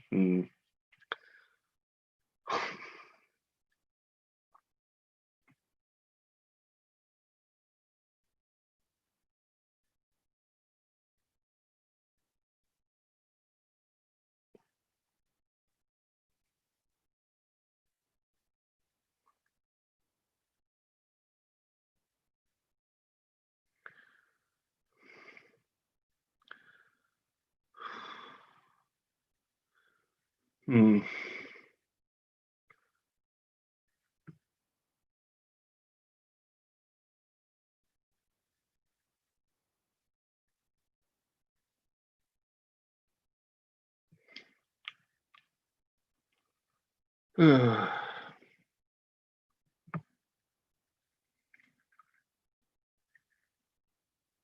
It looks likely, according to Frank Luntz, no Pennsylvania results tonight.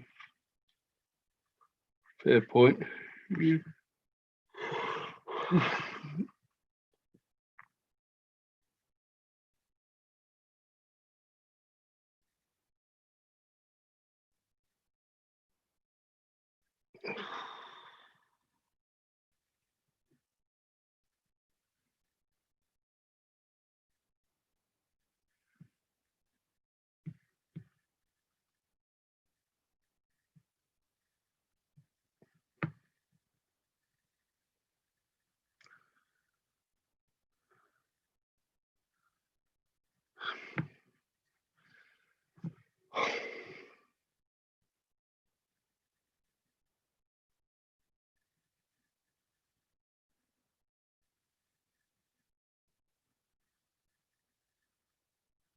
Right. Sorry, I'm gone into a daze. I'm wondering whether this is the sleep deprivation. I do apologise. John Cornyn, Republican, wins re-election to the US Senate in Texas. Great,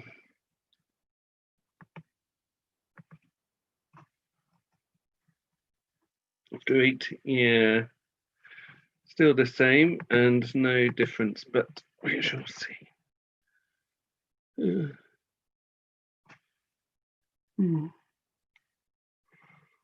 Sonny Handels tweeted Biden overperforming in Arizona, according to CNN. I think, again, I cannot reiterate this enough tonight. We do not know. We know it's going to be close now. We know it's not going to be a landslide, but we don't have all the clear answers. And I think it's wrong to make assumptions.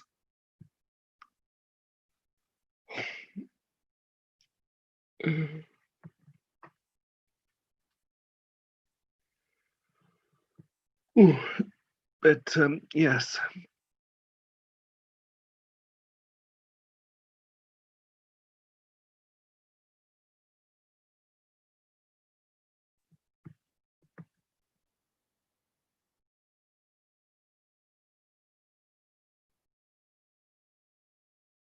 Lord Ashcroft, bookmakers' odds have hardened for Donald Trump now on at odds with 1-3 of Joe Biden at 3-1. But yes.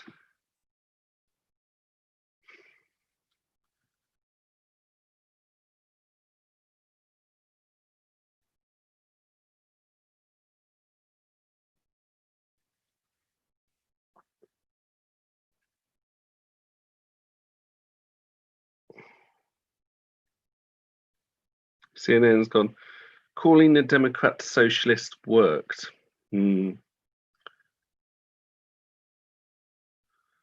How is Trump beatable? If this is the question, with this result, how can Trump be? Well, Trump won't be able. If Trump wins this election, won't be facing no one again. Unless there's a Democrat-controlled Congress and they manage to get him impeached and in real trouble. But Warren Morgan, who I interviewed earlier, tweeted 2 minutes ago. So looks like Trump holds Texas, North Carolina, Ohio, Georgia, and picks up Virginia. Arizona, Mayflower, Florida. Have to give him a chance now of winning this if he can eke out narrow wins in the Midwest Rust Belt. David Frum. Well, as Tom Paine warned a long time ago, quote, tyranny like hell is not easily conquered. But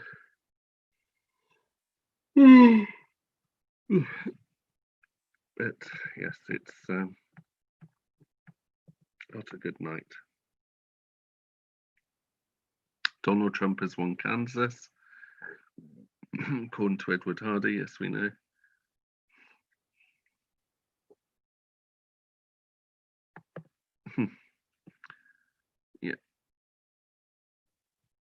Nothing new as such at the moment, but we will continue as and when.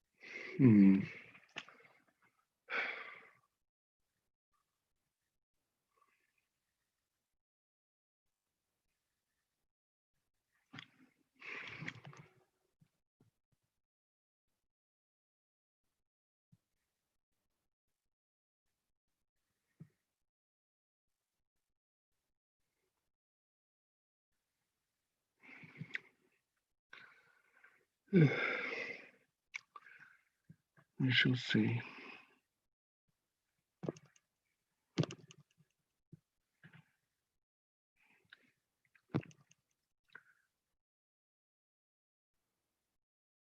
Tommy Tuberville. This next Irish general election tweet projection: Tommy Tuberville, Republican, defeats Senator Doug Jones, Democrat, in Alabama. That is not good. Nate Conn. An ominous sign for Biden in Pennsylvania, Trump running ahead of his 2016 performance in Trumbull County. How, with nearly all the vote counted, how is Trump doing better than he did in 2016? How can people be won over to Trump? Really?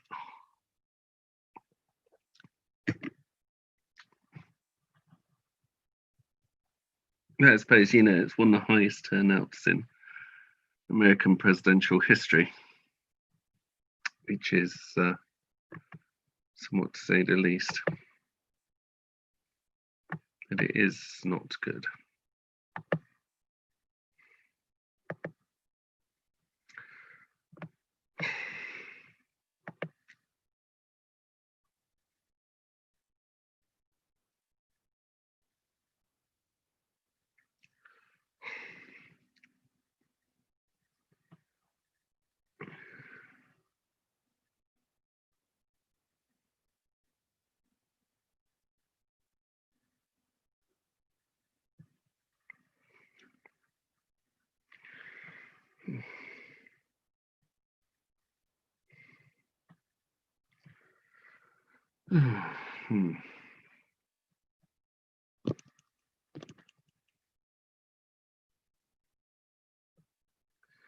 Let's see how the Electoral College is doing.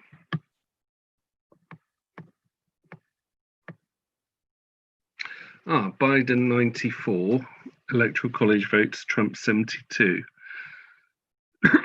After 19 of 15 states declared.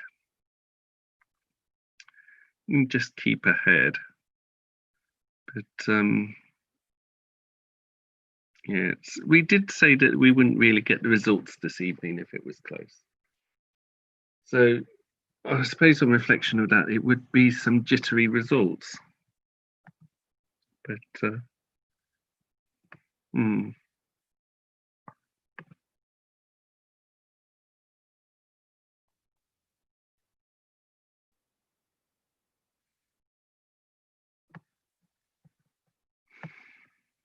Edward Hardy's tweeted, "It's too early to call, it's too early to call, it's too early to call, it's too early to call."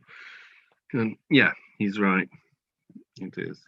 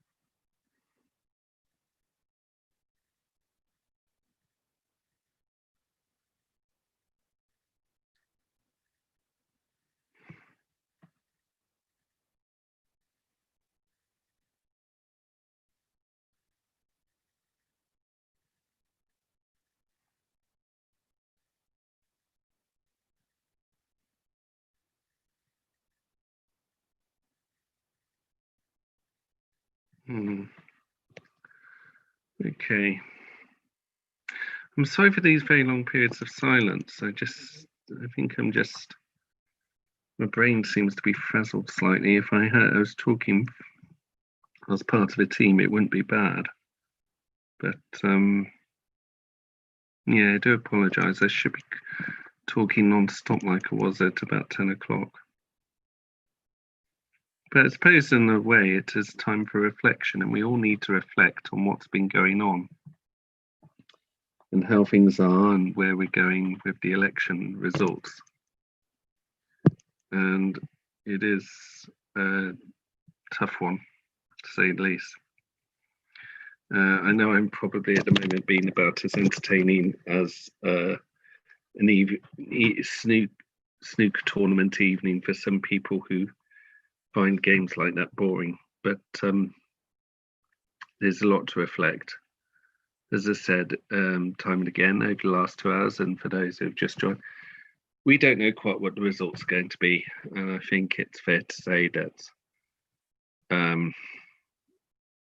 we have seen Biden just scrape through or narrowly lose, and to work it out from there.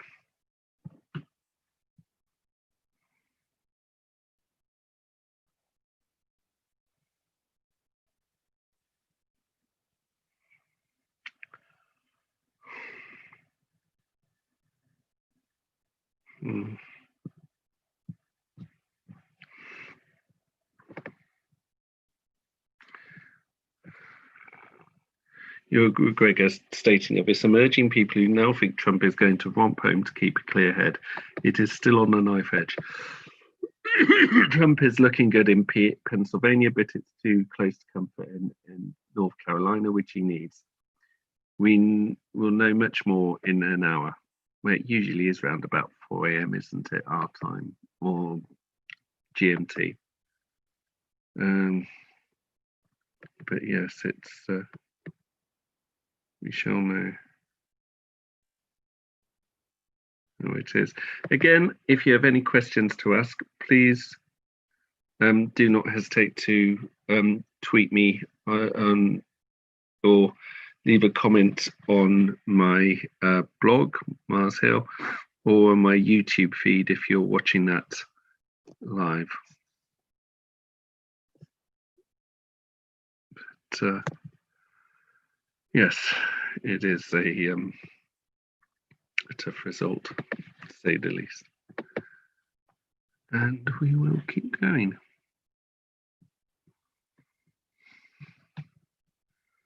In a few minutes, I'm hoping to interview Senator Dean Barkley from Minnesota. And yes, and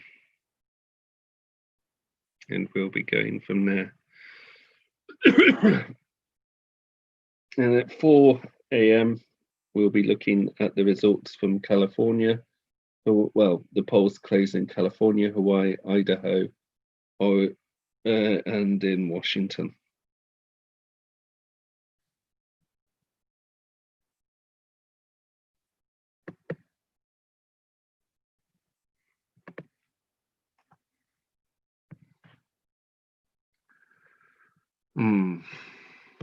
Feels like the calm before the storm, doesn't it? Oh, has Mark Kelly won? No. Just he tweeted, Gabby Giffords and I want to thank you for all your hard work and support over the last 630 days. This mission wouldn't have been possible without you. Hashtag full speed ahead.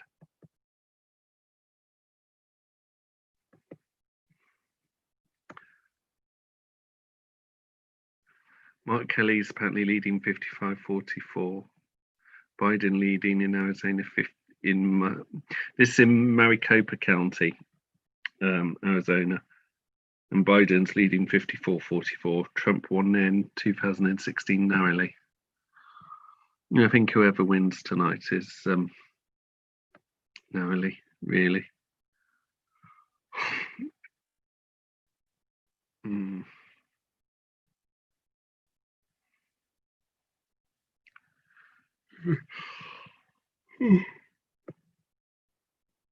We'll see. Not good when you're about to interview a US senator or previous US senator, and you're starting to yawn away because you're tired.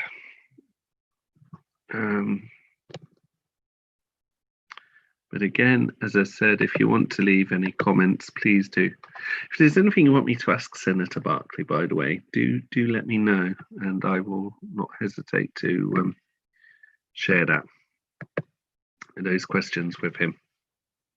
And yes, and for those of you still watching me, it's good for you to, hang on there, and thank you. It's much appreciated.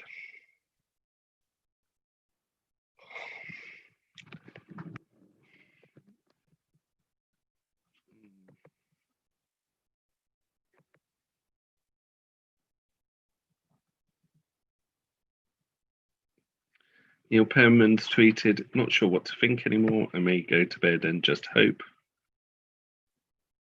Bonnie Greer has tweeted, I'm prepared for Trump to win. I'm prepared for Biden to win. You keep doing your work either way. And Holly Otterbein has tweeted, Philadelphia officials say they will not be reporting any more mail ballot results tonight. About 76,000 have been tallied so far. Out of 350, some received. And remember, some Biden supporters are disproportionately voting by mail. Have you had a nap? Yes, I'm down. Yes, I thought. Have you set an alarm? No, I'm just not sleeping. Yes, it's all close. I'm surprised. You woke me up with Ohio. Ohio, that is a very good question. Mm-hmm.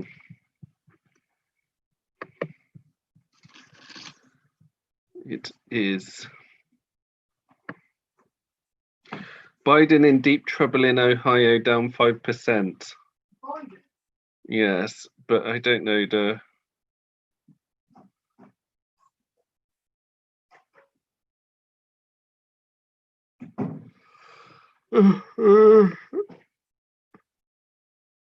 That's a Trump supporter tweeting that through.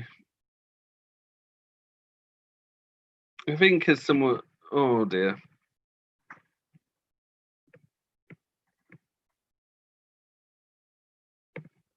Apparently some Trump supporters are none too happy. They expected a walkover. God, you don't know whether to laugh or cry. But it is a fascinating one.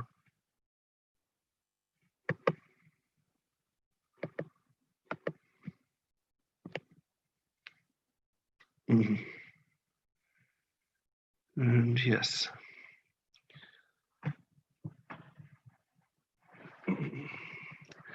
We shall see how it all pans out, which is, as I said, in a few minutes, I'm expecting to interview Senator Dean Barkley.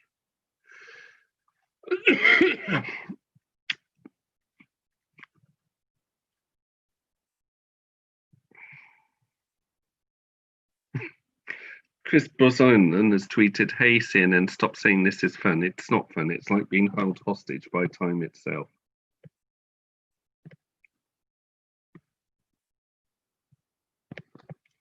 It's not over yet. And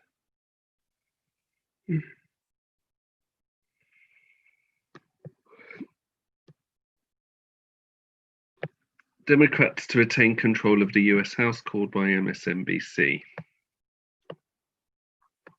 Maybe that as I said earlier, that the Democrats have control of the House and Senate and Trump wins. Which means it's a Pyrrhic victory for Trump and his supporters. Michael Cohen, Reverend Michael Cohen's tweeted, hope I'm wrong, but I'm getting a 2016 kind of feeling from the CNN election panels.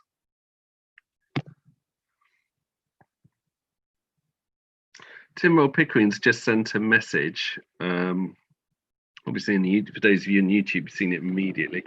Who do the Trump supporters think their man is? Richard Nixon. Well, you know as well as I do, Tim, they're an interesting bunch, the Trump supporters. I find it incredible that they seem to think that they expected their man to win so decisively. But nothing quite as of yet. So we shall see. My wife Rachel's joined me, who's had have you had a nap? I did, except I'm not really sleeping. As I've been awake, and I think I would fall asleep within 5 minutes of crashing into bed at the moment. I'm literally running on nervous energy alone. But yeah, I'm starting to do antisocial things like wiping my nose. Not good. So I just saw a thing from a few. Let's go. I'm getting definitely. I've been awake since about 7:30 a.m. this morning, so I'm really starting to feel it. Which is, you know, a bit of its own soap opera, perhaps. And yes. Just waiting for Senator Dean Barkley to turn up for interview, hopefully.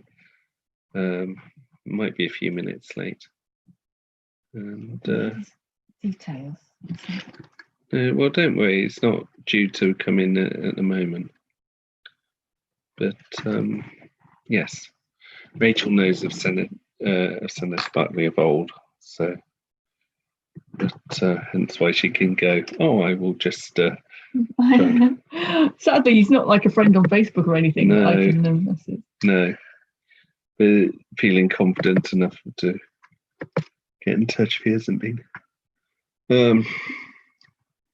James Ball has tweeted, there's a reason why every major Democrat has pressed waiting for every vote to be counted as essential as a message for the last few weeks. Lots of votes not counting tonight in key states are postal and early votes. We're in for a difficult time, aren't we? Joe Biden has won New Hampshire. Hang on, Arizona is a state to watch right now. 75% reported Biden well ahead. Let's have a look at the Electoral College from, yeah. Oh, Biden 98, Trump 89. That's after 23 of 50 states. This is going to be a, yeah, it'll be an interesting one, to say the least. So, how do you feel about it all right now? I'm feeling slightly devastated. I just couldn't believe that the polls could get it wrong again so badly. I thought that they'd spent 4 years trying to get things right, and I do think that, you know, how the polling industry yes, how much, hang on, bloody hell, that's close. Ohio, Joe Biden 49.5%, Donald Trump 49.2%. This is going to be a nightmare, isn't it? It's going to be close enough where the lawyers are coming in and it's just going to be awful. Yeah, so that's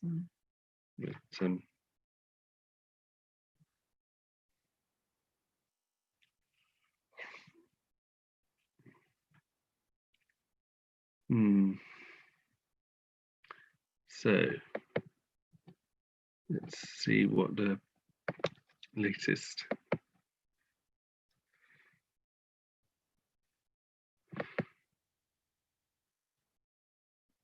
Luke Stanger has tweeted, I've worried throughout today of the effects of a silent Trump vote phenomenon, but there's a long way to go. Nate Silver, ABC projects New Hampshire for Biden. Where he leads by 9 points, a bit smaller than his polling lead, plus 11, but if that's where state ends up, but not suggestive sort of large polling area we seem to see in Florida.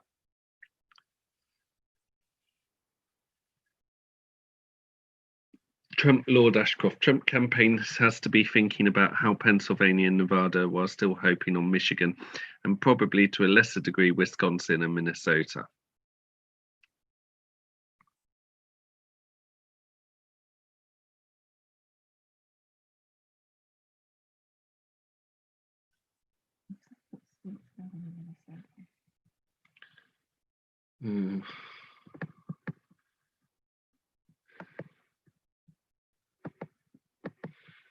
And yes.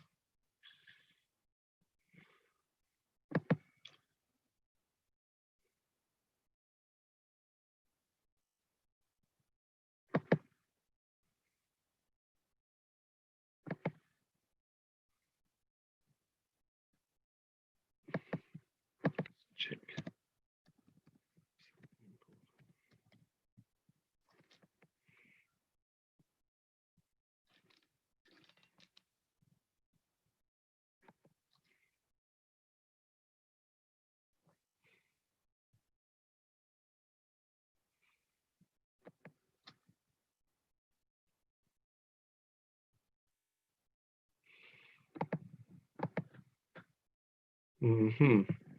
So we do seem to be having some results.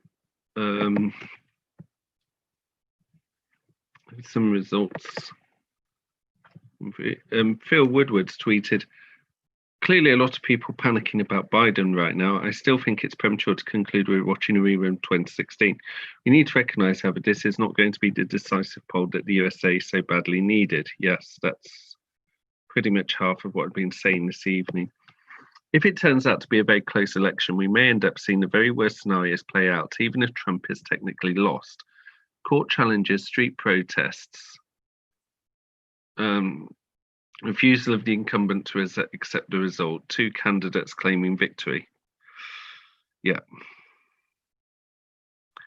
Matt Chorley has tweeted, legendary pollster Frank Luntz has told Tom Newton, done on Times Radio, still thinks Biden will win.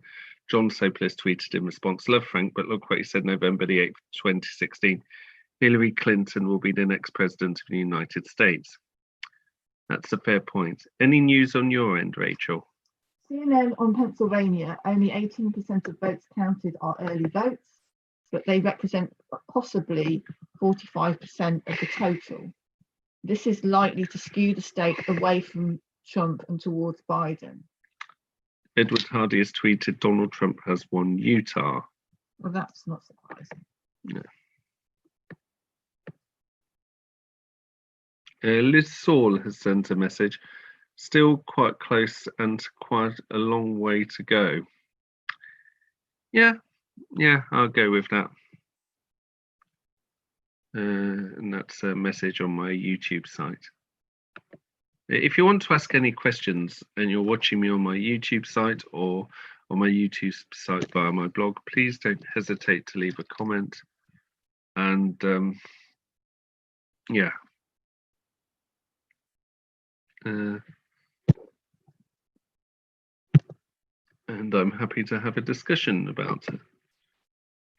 But it's quite a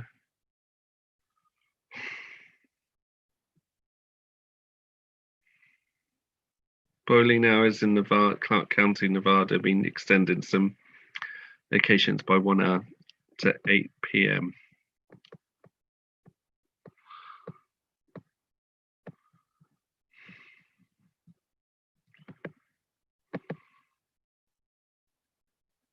So we shall see.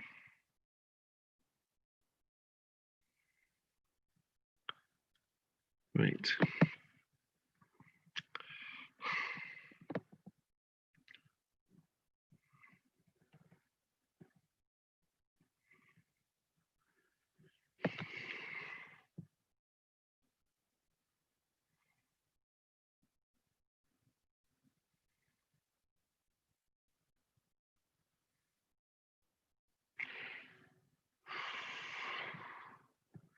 Normally by this time we would know the result, wouldn't we? So it's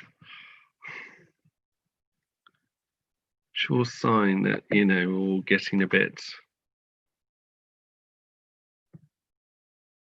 It's all going to be a bit close. Apparently, 4 years ago, according to Elliot Biggood on Twitter, Clinton held New Hampshire by 0.37 votes. Isn't it?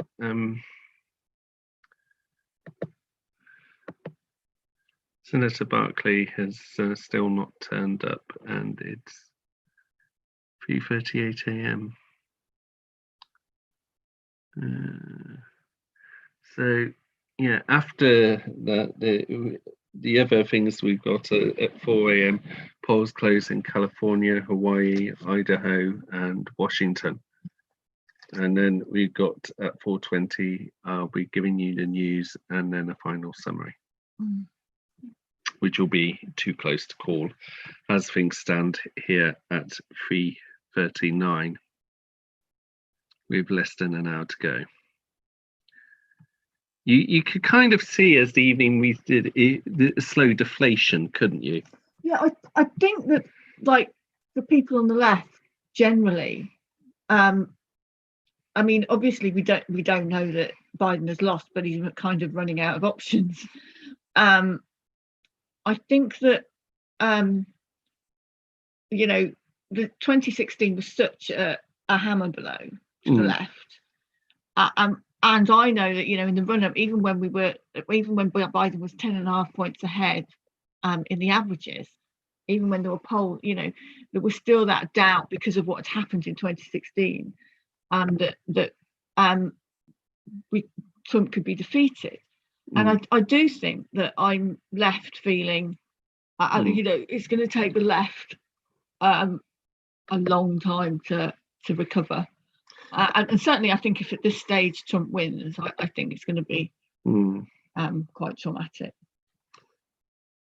Someone, Mrs. Crescenstein, has tweeted that Mark Kelly has won that in Arizona, which I'm going to double check on that. But if true, that is great news. For those of you who don't know, Mark Kelly is a former astronaut. He spent a year on the International Space Station. He did several space shuttle missions, but he's also the husband of Gabrielle Giffords, the former congresswoman who is managed to survive being shot at close range. Incredible story.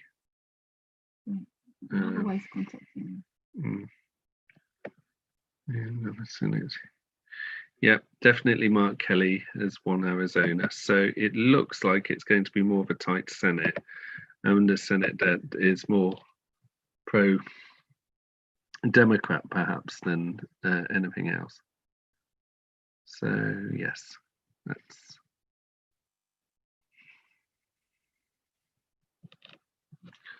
we shall see.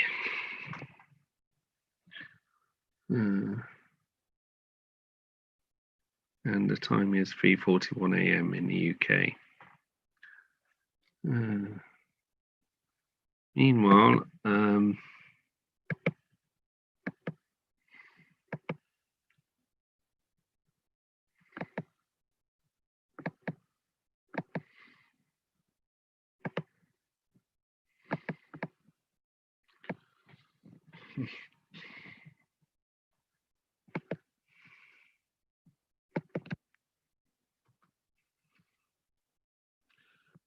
uh, 24 states declared. Trump has 99 electoral college votes. Biden has 98. This is going to be horrifyingly close. Wow. We don't know whether it's going to be. I mean, like, I'm not sure Biden has actually managed to flip a state yet.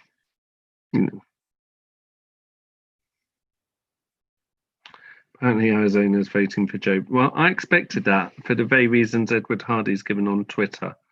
Donald Trump spent 4 years attacking Senator John McCain in his legacy. He shouldn't be surprised that Arizona is voting for Joe Biden.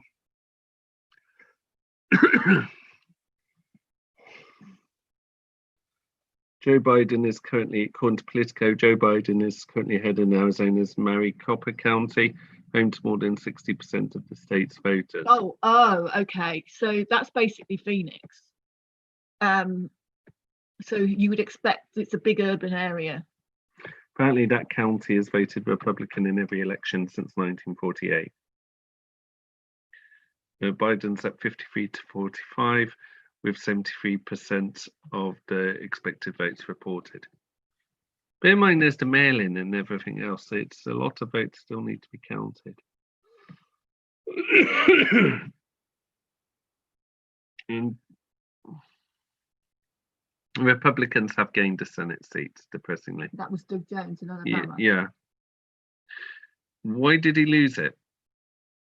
Because it was Alabama. Because he only gained it in a. Oh yes, in a special election. There was a scandal with the Republicans. I remember you saying it was to be expected. So that's a fair point. Oh, hang on, that's not what I wanted. Still no.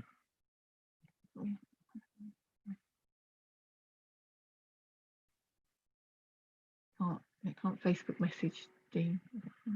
No. Just have to keep you all entertained in the time being. The Dean will be or would have been the last of the interviewees tonight, and may I take this opportunity to say to those so far who were interviewed: Melissa McNeil, Megan Kaminsky, my wife Rachel, Robert Carolina, Joshua Bergen, Warren Morgan. Thank you so much for helping to make this evening. And I'll thank you all again when this program finishes. You can be assured of that. And so let's see, where are we now? It is 3:45.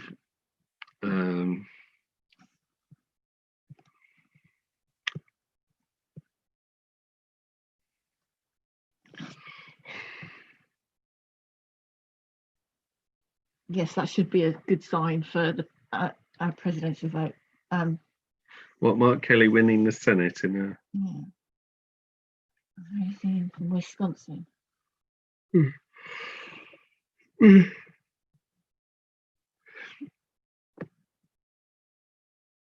Possibly. Nick Robinson's tweeted, "So much for talk of a Biden landslide, looking mighty close. This is what Sir Alex Ferguson used to call squeaky bum time. For those outside the UK, Sir Alex Ferguson was for 25 years the manager of the Manchester United football team, which is at the time considered one of the best football teams in the world. Still is by some people, but they never quite reached the heights that they did under Ferguson."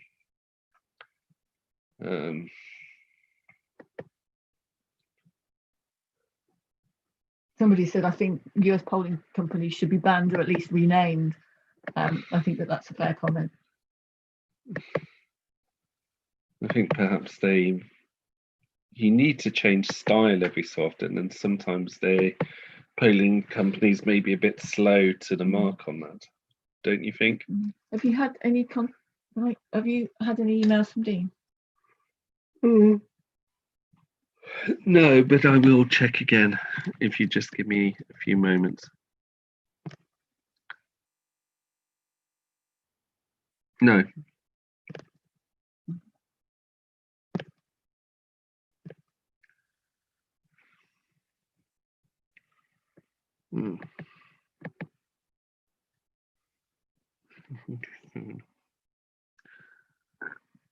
So, with time coming up at nearly 12 minutes to 4 in the UK, and that is nearly 12 minutes to 11 in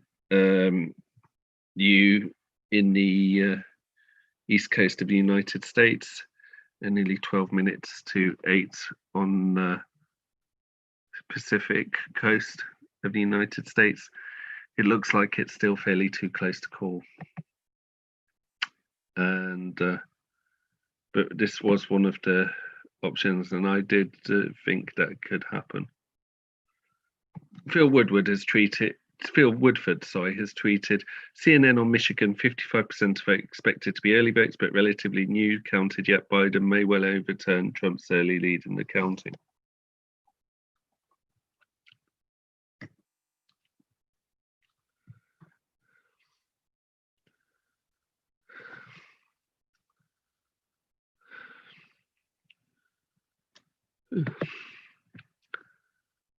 Well,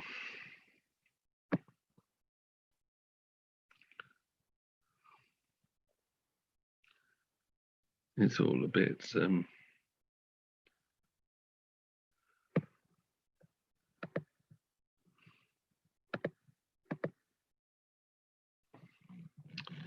shall see how it all goes.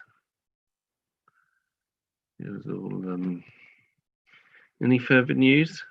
The Democrats have retained the governorship of North Carolina. Does not the Democrats? Yes, yeah. Yeah. What worries me is sometimes they're mixing up North Carolina with South, or they almost mix up North Carolina with South Carolina, which is a bit dangerous, to say the least. Texas, let's see how things are there.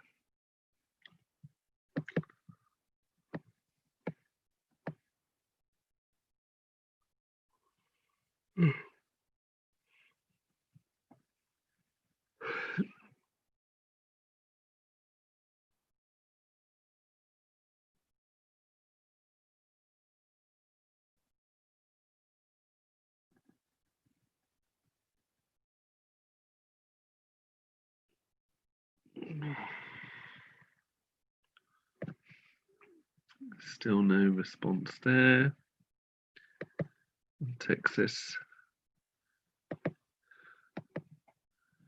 So, if you've just joined us, we're at that point where we feel it is too close to call, but we are looking up some of the results to see if there's any major change.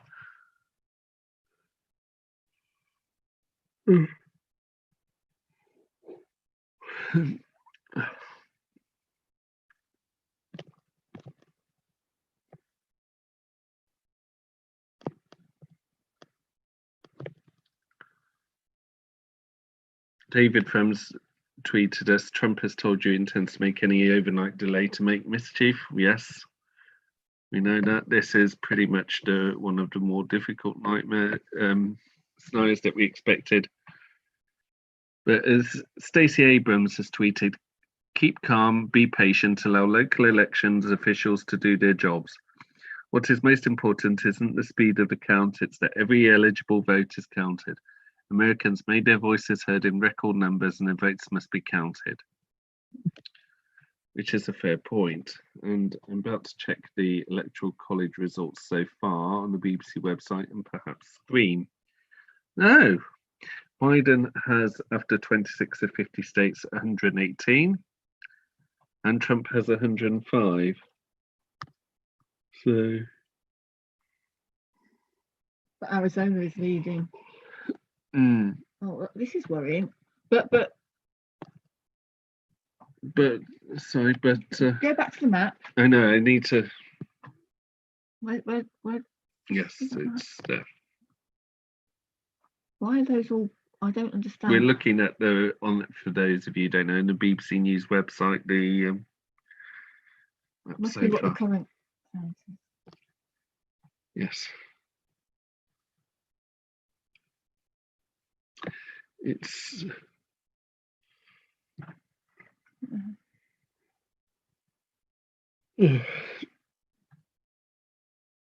mystery robocalls, there's headlines say it urge US voters to stay home. Millions reportedly received automated calls telling them not to go out on election day. The FBI is investigating them.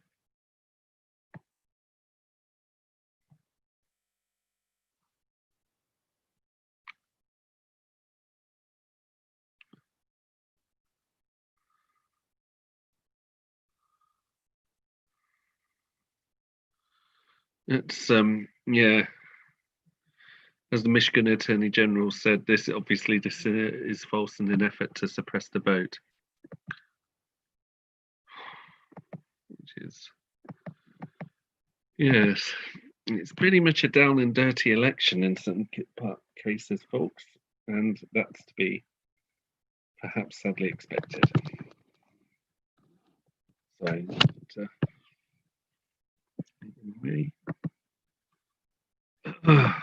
It's 3:53. Lewis Goodall, this is potentially a worse polling error than 2016.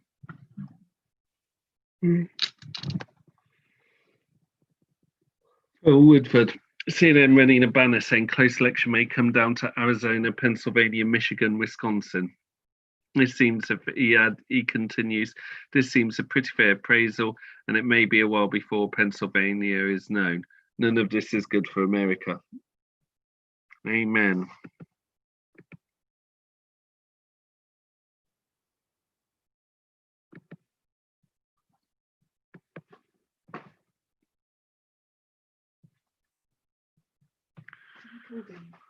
Huh? You could message him. Well, I only have a phone number. Okay, you can try.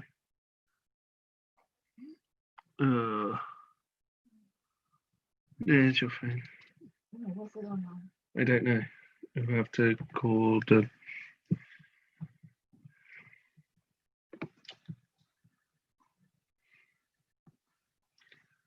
But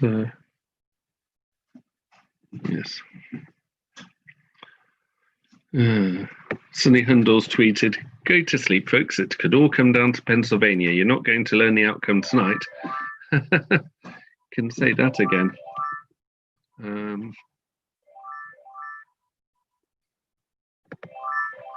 think it's over. Yeah. So, could you take the call upstairs? So, yeah. DUA has tweeted, "This election has highlighted for many more people that all these rules are a scam meant to." Yeah, that's what they think anyway. But it is a tough election result in the fact that our fear that it's close has come true. So.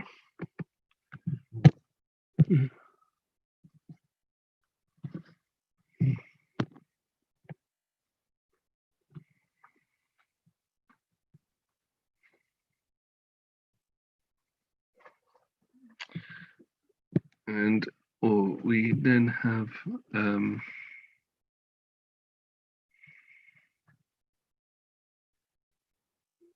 any further results at 3:56 a.m.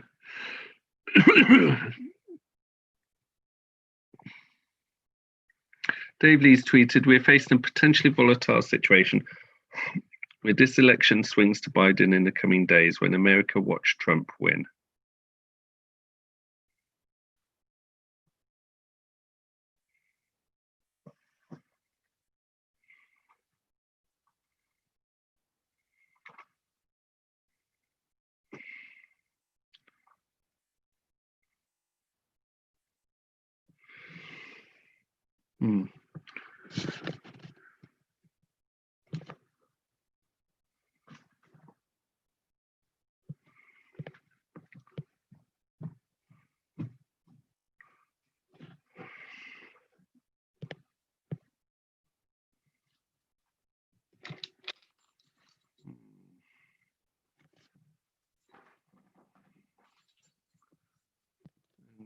So with that in mind, election results are the 2758 states have declared. Biden has 118 electoral college votes. Trump has 108. Graham Campbell has added on my YouTube page, "Any news from Iowa, Maine, or Nebraska?"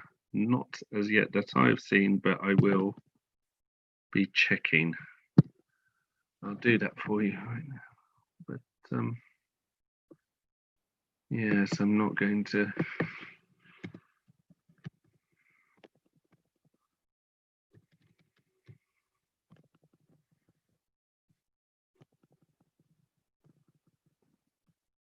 Apparently there's record turnout in Iowa or some of their counties.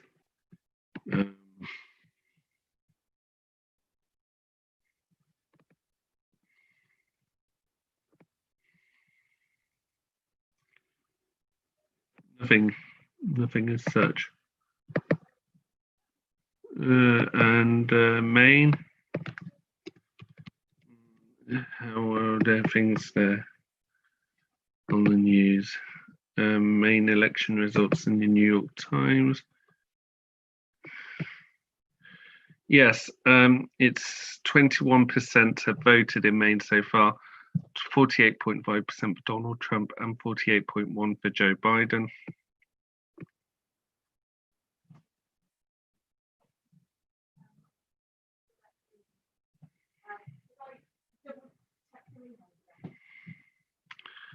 Governor Mike Parson, Republican, wins re-election Missouri, and Governor Roy Cooper, Democrat, wins re-election North Carolina. Donald Trump wins Missouri, which is again to be expected. Sorry.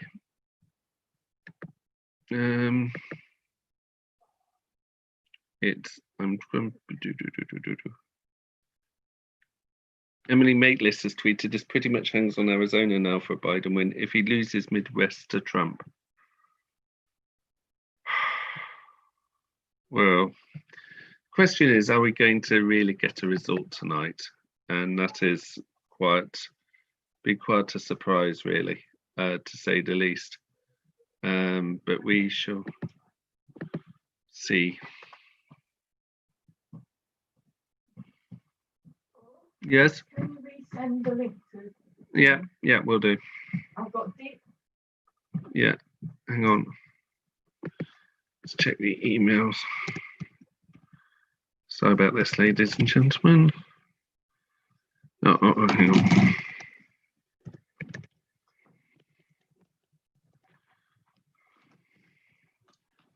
Let's check this send.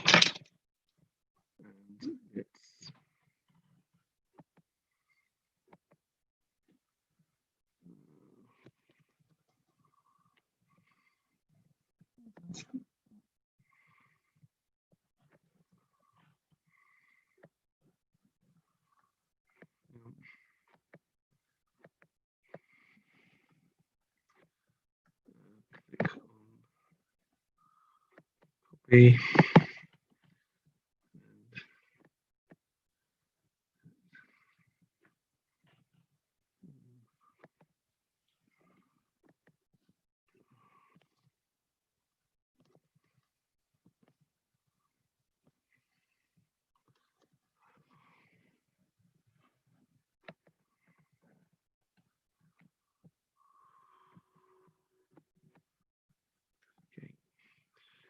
Right. Trying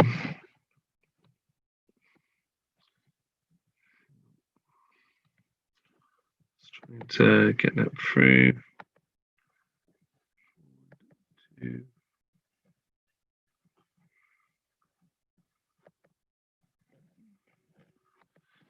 Okay. Yeah, don't read it out. There you go. Okay, let's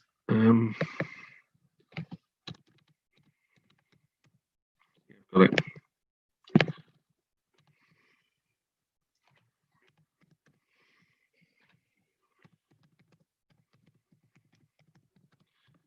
And there we go.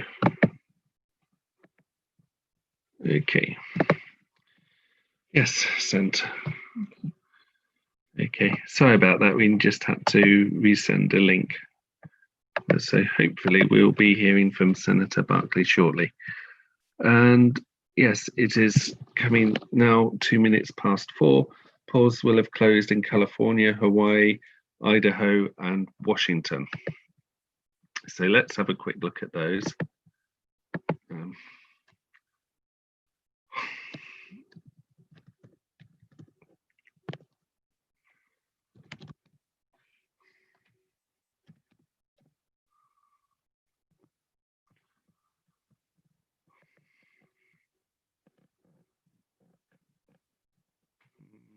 Nothing yet from California. Some news items about unauthorized ballot boxes installed by Republicans.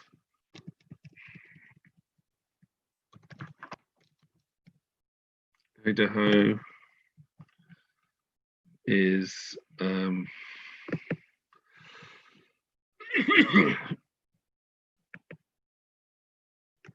election results, nothing yet. Meanwhile, Jeff Merkley, Democrat's been re-elected to the US Senate in Oregon, and Jay Inslee, Democrat, wins re-election in Washington State. Joe Biden's gained Washington State and he's won Oregon, whereas Donald Trump has won Idaho and Joe Biden's won California. So we have had some results there. And if we can hear from Washington. Washington is also a win for... Not of Washington, sorry, I said that. I meant Hawaii.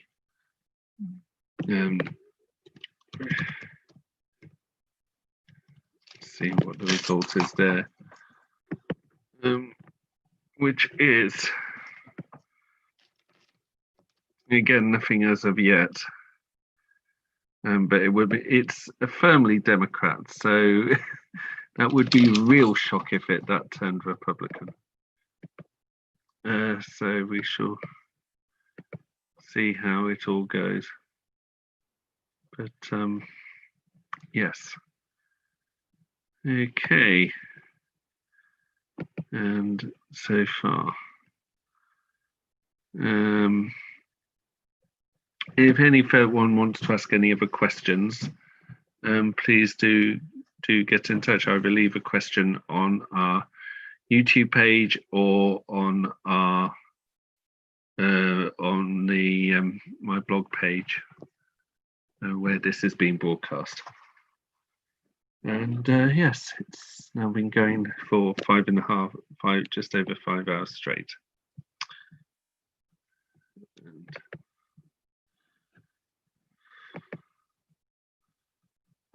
which is how are you all finding it, by the way? Exciting, difficult, you name it, you let me know, but it's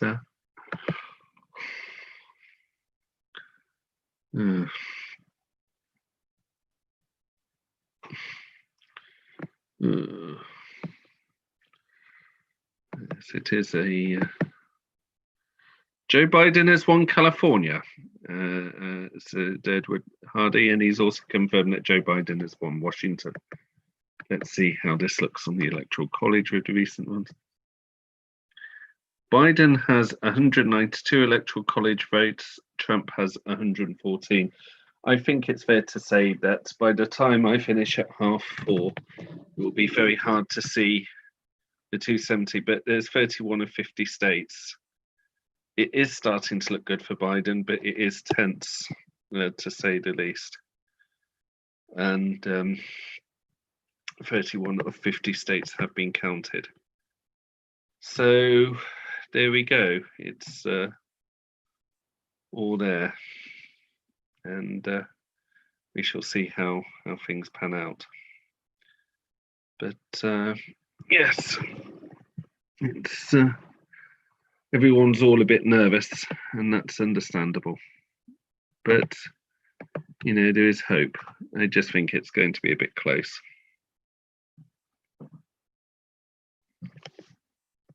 There have been some good results.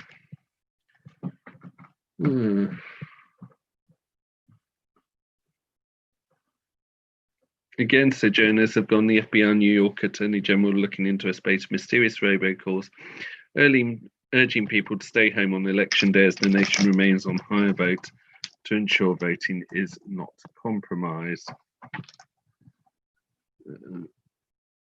But yes.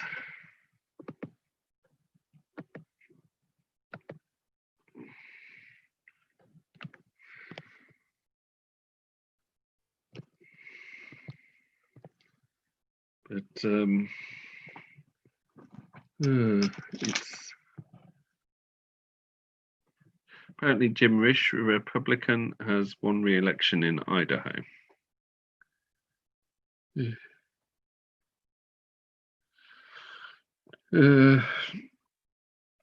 but it's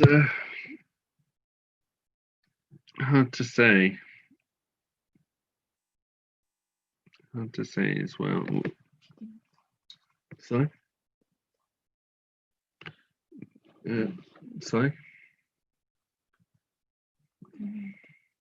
Yeah. I haven't got his...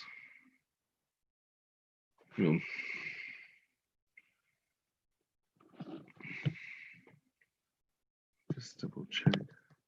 Oh, yes, I know what you mean. The link.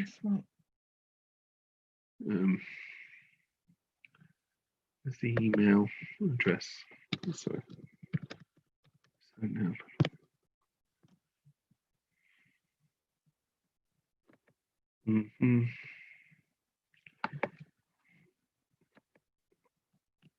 Yeah. Yeah.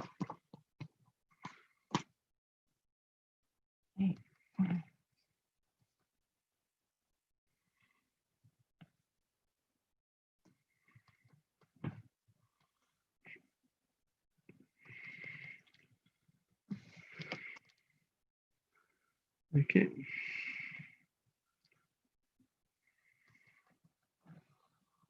Right. Hold on, could you go back again? Yeah.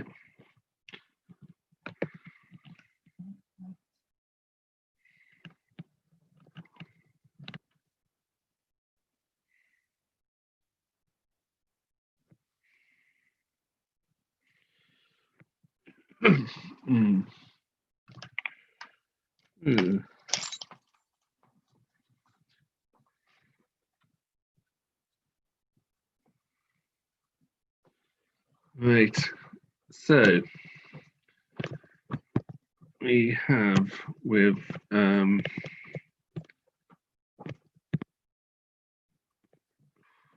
Spectator Index has tweeted key states votes reported. Florida, Trump lead 91%, Pennsylvania, Trump lead 32%, Georgia, Trump lead 58%, Michigan, Trump lead 35%, North Carolina, Trump lead 91%, Arizona, Biden lead 73%, Minnesota, Biden lead 39%, Wisconsin, Trump lead 42%. Well, oh dear.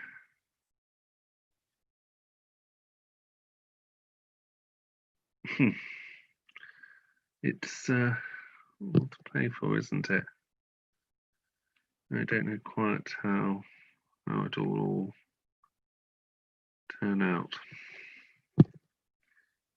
In the meantime,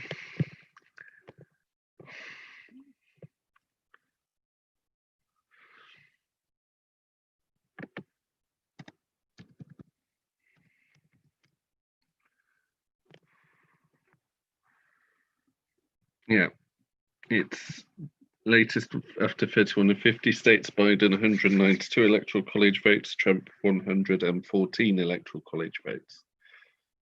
So it's, again, pretty much all to pay for. If you're still following me, well done. If you want to leave a question or a discussion, then that would be great. We just need all that's left of the show now. We're in the last 20 minutes or so, is we're trying to get in touch with Senator Barkley, interview him. There will be a follow the news, and then there'll be a general summary of the evening. And I think that's where we're going right now. Yeah, it's been an interesting 6 hours. As I've said, I've never done this before. So it's all quite fascinating. And thank you for hanging by, which is incredible. I'm just running on, as I said, running on energy. But we shall see. We shall see.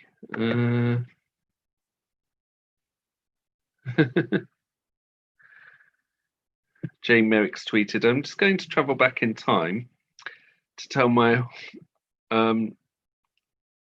2016 self that everyone's made the same mistake again, but this time we're wearing face masks.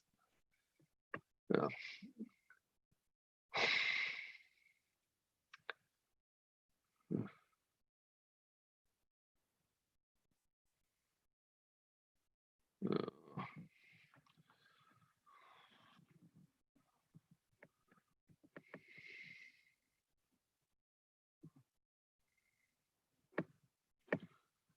I don't know.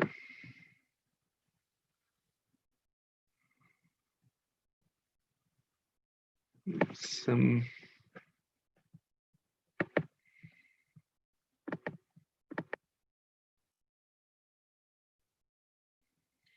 pretty much what to go through, but yes, YouTube.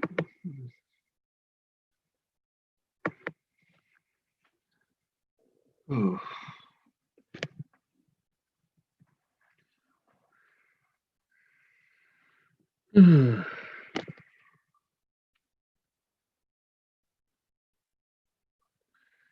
I don't know. Is that, you ever get that feeling it's going to be Trump? Hope not.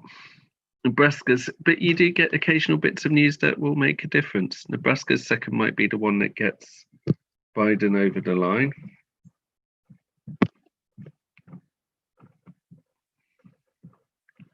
Alex Leo has made a good point. She's tweeted, every doom tweet you send just sends a tiny bit of credence to Trump's false claim victory in a couple of hours. We won't know tonight. This isn't helping. Dean is trying to get through. Okay. Right here. Yeah. That's a fair point, actually, but I don't know what's going to No. happen next. He doesn't like. I don't know whether we're, Biden is on course to take Wisconsin. The conclusion is tonight it's still unsure, and part of that was that basically we were always going to accept that unless there was a landslide. We would only know the result tonight if there was a landslide, partly because the record turnout, partly because, you know, the way politics is so polarized at the moment. We're hoping for a landslide because that would have taken away a lot of the uncertainty. Because the way politics polarized, you know, one sadly is worried as to how things will, what the environment, the atmosphere will be in politically in the US, with no clear winner immediately. And one takes from that. But it is a difficult one, to say the least. I'm going to go just quickly, for the sake of trying to fit in Dean and get everything done, quickly mention the news headlines. Biden has 192 electoral college votes so far. Trump has 114 after 31 of 50 states called. There is oh, that's good. Joe Biden is Minnesota. Because, Trump did target that. Yeah, there have been several arrests in Austria, but they suspect that there's only one killer in that test thing. I will cut the news. Dean Barkley is waiting to come in. Oh, excellent. So, ladies and gentlemen, Senator Dean Barkley. Yes. Hello, Dean. Hello, Dean. How are you? It's still connecting to audio. So it's still. Yeah, it's still connecting to audio.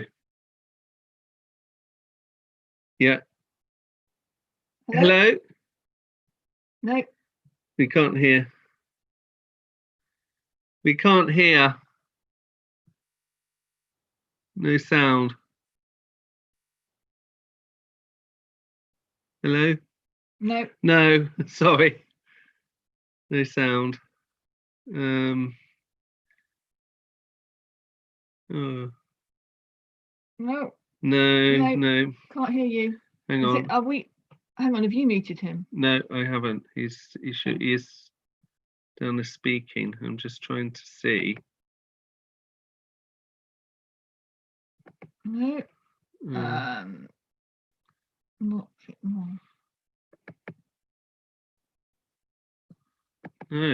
there's no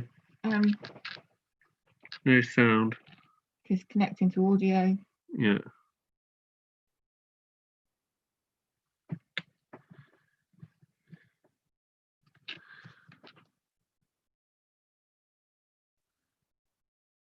Hello? Right.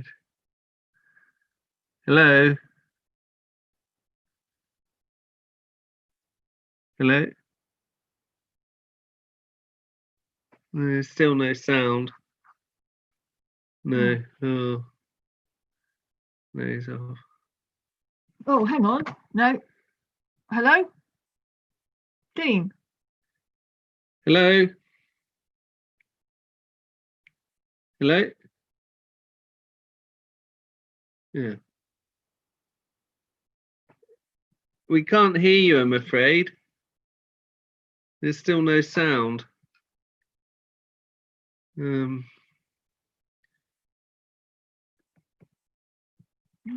it's not us.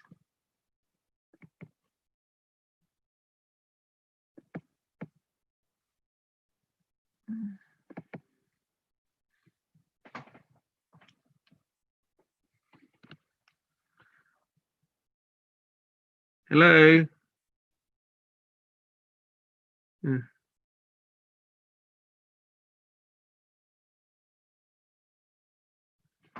No. Oh.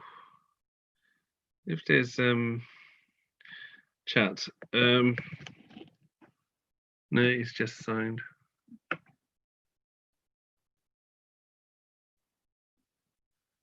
Try again.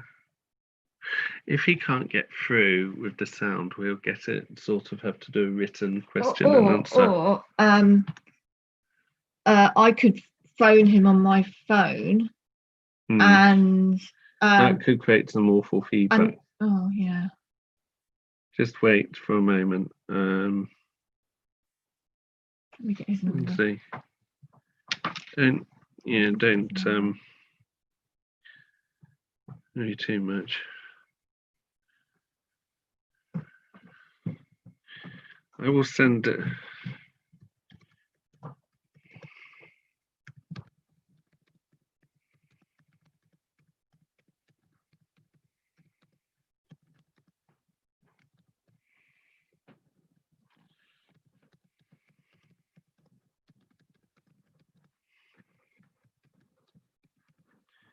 Hello?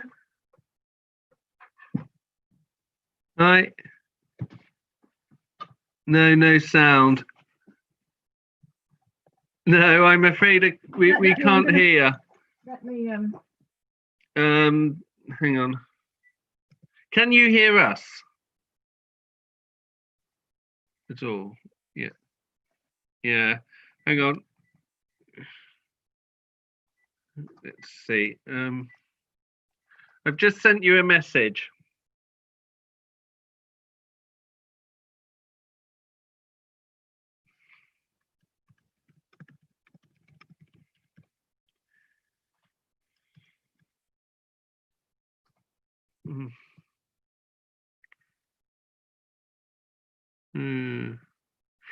For those who don't know, I've just sent him a message saying if we can't get you by sound, you could write down the answer. What do you think? And is connecting to audio.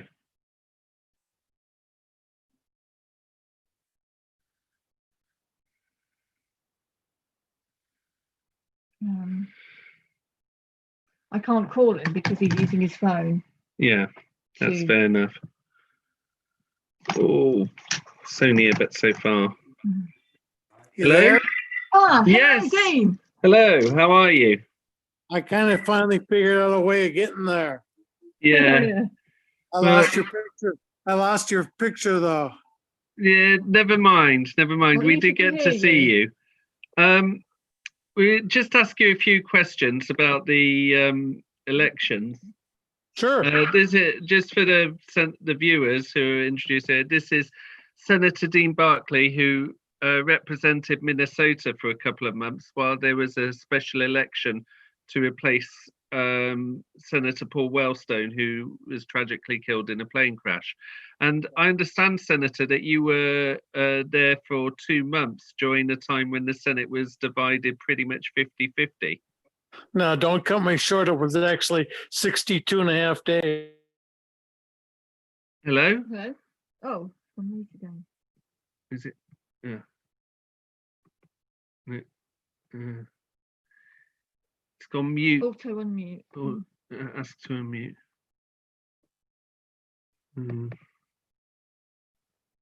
Yeah, see how we go. Yeah, can hear you now.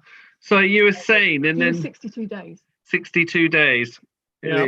Which is with But the your cause. yes. With the election so far this evening, what do you make of what's been going on?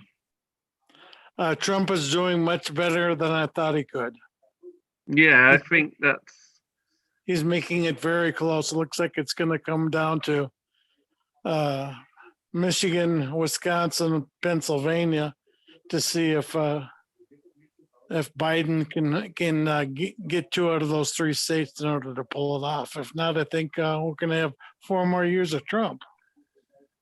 Yes, which is unfortunate. Yes. And what's your gut feeling tell you on it? What does your gut? How do you feel it will turn out? Well, it's still too early to say for any certainty because you've got early voting, you got mail-in voting, you got same-day voting. They're all being counted at different times, and depending on what batch of those 3 they're counting, Spears, it affects severely the final account.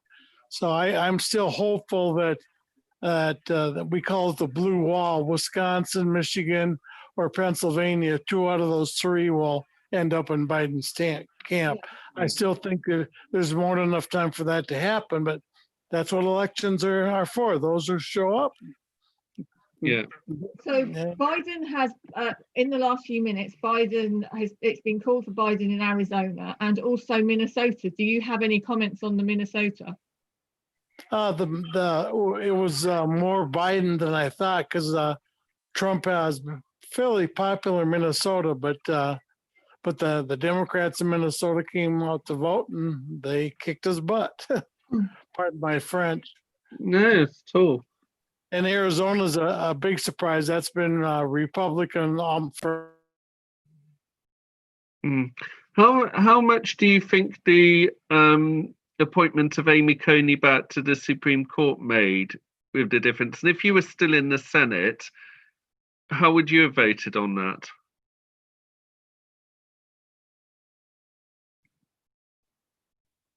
Senator? Oh. Yeah, can hear you. Go ahead. Oh, hang on. You're still on mute. You muted yourself. Yeah.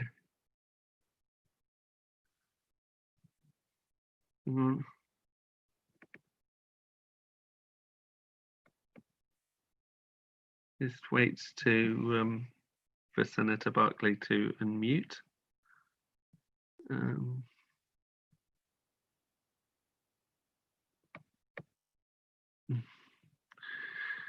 Technology. It's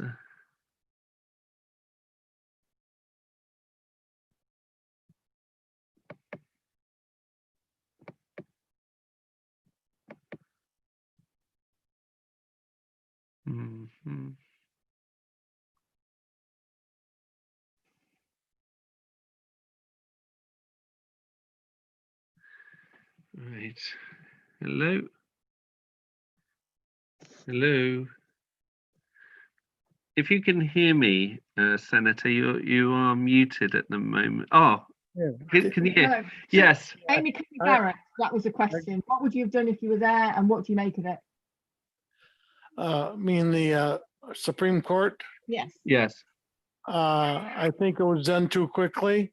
It was done so he'd have a majority to rule in his favor in case he wanted to contest the election. And I think they should have taken their time and waited to see who wins this presidency. And I would not have voted to confirm her. Would it? Do you think it has affected the election in any way? No, I don't think so. Okay. I don't think it did. Right. How hopeful? Sorry. With this COVID infection and the economy to worry about that right now. Yes. What do you think? Where do you think the Democrats went wrong? If they lost, well, they didn't do well enough in Miami-Dade County. They were way down there. If they had done just normally what Democrats usually do, and that's the biggest county of Florida, that would have been more than enough to have won that race. But somehow they dropped the ball in Florida, in particular in the Miami-Dade County. Do you think that Biden concentrated too much on the Rust Belt? I think if he had spent a little more time in Texas, of all places, he can. Yeah. Keep muting yourself. I got a button here I have to keep on pushing. All right. I don't even lost my train of thought wherever it was. But Biden had several opportunities to put this to bed early. North Carolina, Georgia, Florida, but he didn't do it. He underestimated the. Do you think he should have put more effort into North Carolina and Georgia and Florida?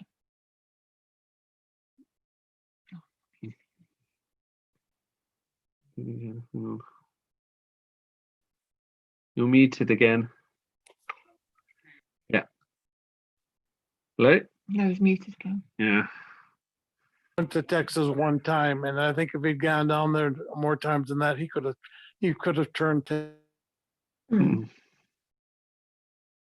Yeah. How much does candidates turning up in a place make a difference?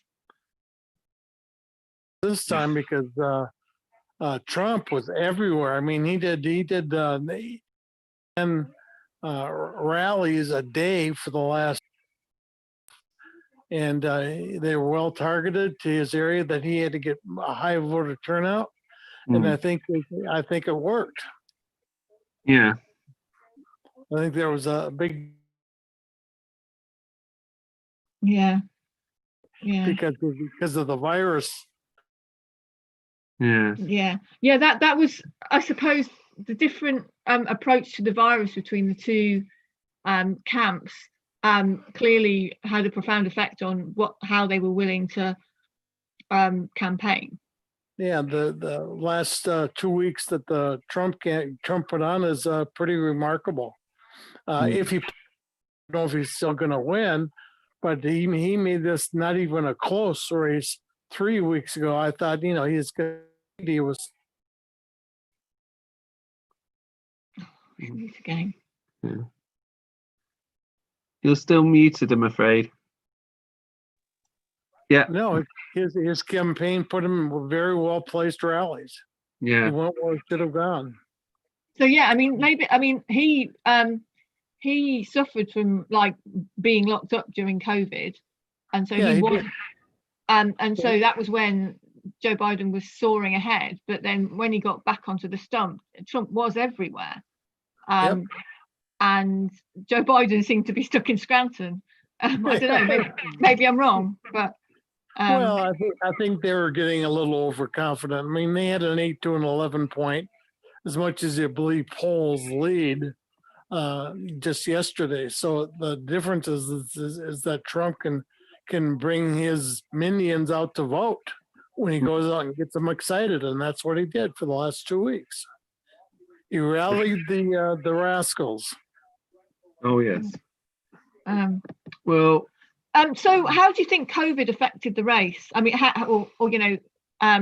I mean, obviously, it's profoundly affected America. I know that it's particularly bad in Wisconsin. I don't know what it's like in Minnesota, but was there anger at how Trump was dealing with that?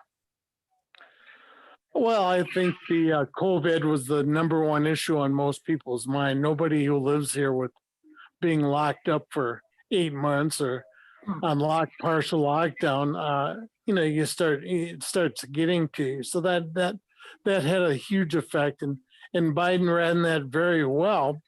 And I thought that was going to launch him into the presidency. I thought Trump's handling of that COVID thing would have sank anybody else, but how he's managed to dodge that one, I really can't tell you. It's just remarkable to watch. Yeah. Well, thank you very much, Senator, for your time with us and for letting us know. I hope you have a pleasant evening and don't get too tense about what is a very unpredictable evening. Yeah. It's on mute, I think. Hello? Hello? Hello? Yeah. Tap to speak. Am I speaking now? You are speaking. Do you keep accidentally hitting a button?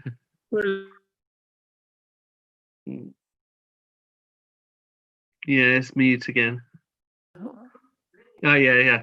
Yeah, just saying, hope you have a good evening and don't let the results get to you too much.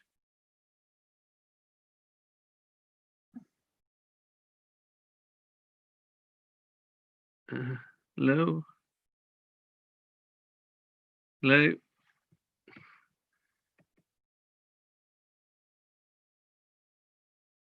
Yes,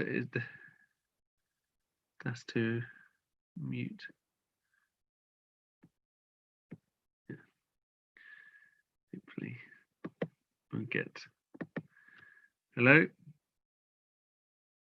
Still on mute.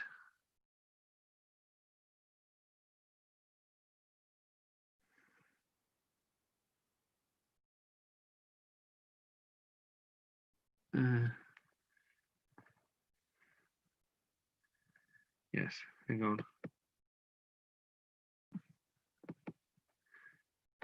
Do you think that's... Oh dear. Do you think he's signed off and we don't... Rachel? Possibly, I don't know. Oh yes, he's gone. But that was that was Senator Dean Barkley former Senator Dean Barkley from Minnesota with his responses. It is now 25 minutes to 5. I've been going on for a few minutes longer than perhaps necessary. This has been an inconclusive night. As things stand at the moment, the results are Biden 192, Trump 114, but Trump has won several states that he was not expected to win, and Biden has not gained some states that he was expected to. It is inconclusive, to say the least. Now, we expected this. The issues over voter registration that Trump has flamed and the fact that there is a higher turnout has led to this. But it will likely become more clear in the coming days. How Trump will respond is simple. If it does not favour him, then he will see it as false. But one thing is for sure, there is no landslide.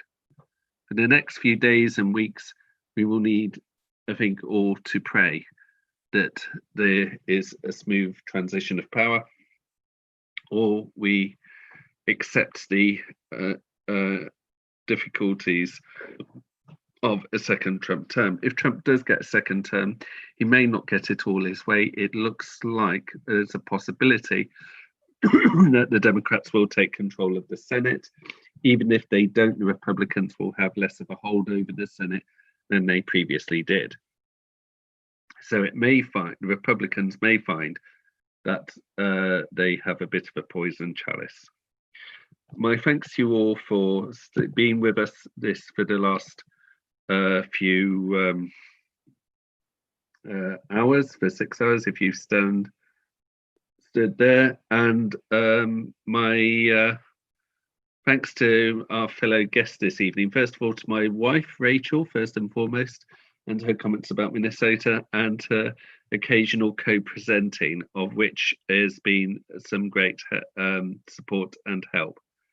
And also to Warren Morgan, to Megan Kaminsky, to Melissa McNeil Adams, to Joshua Bergin, and finally to Senator Dean Barkley. Thank you all very much for helping make this evening decision.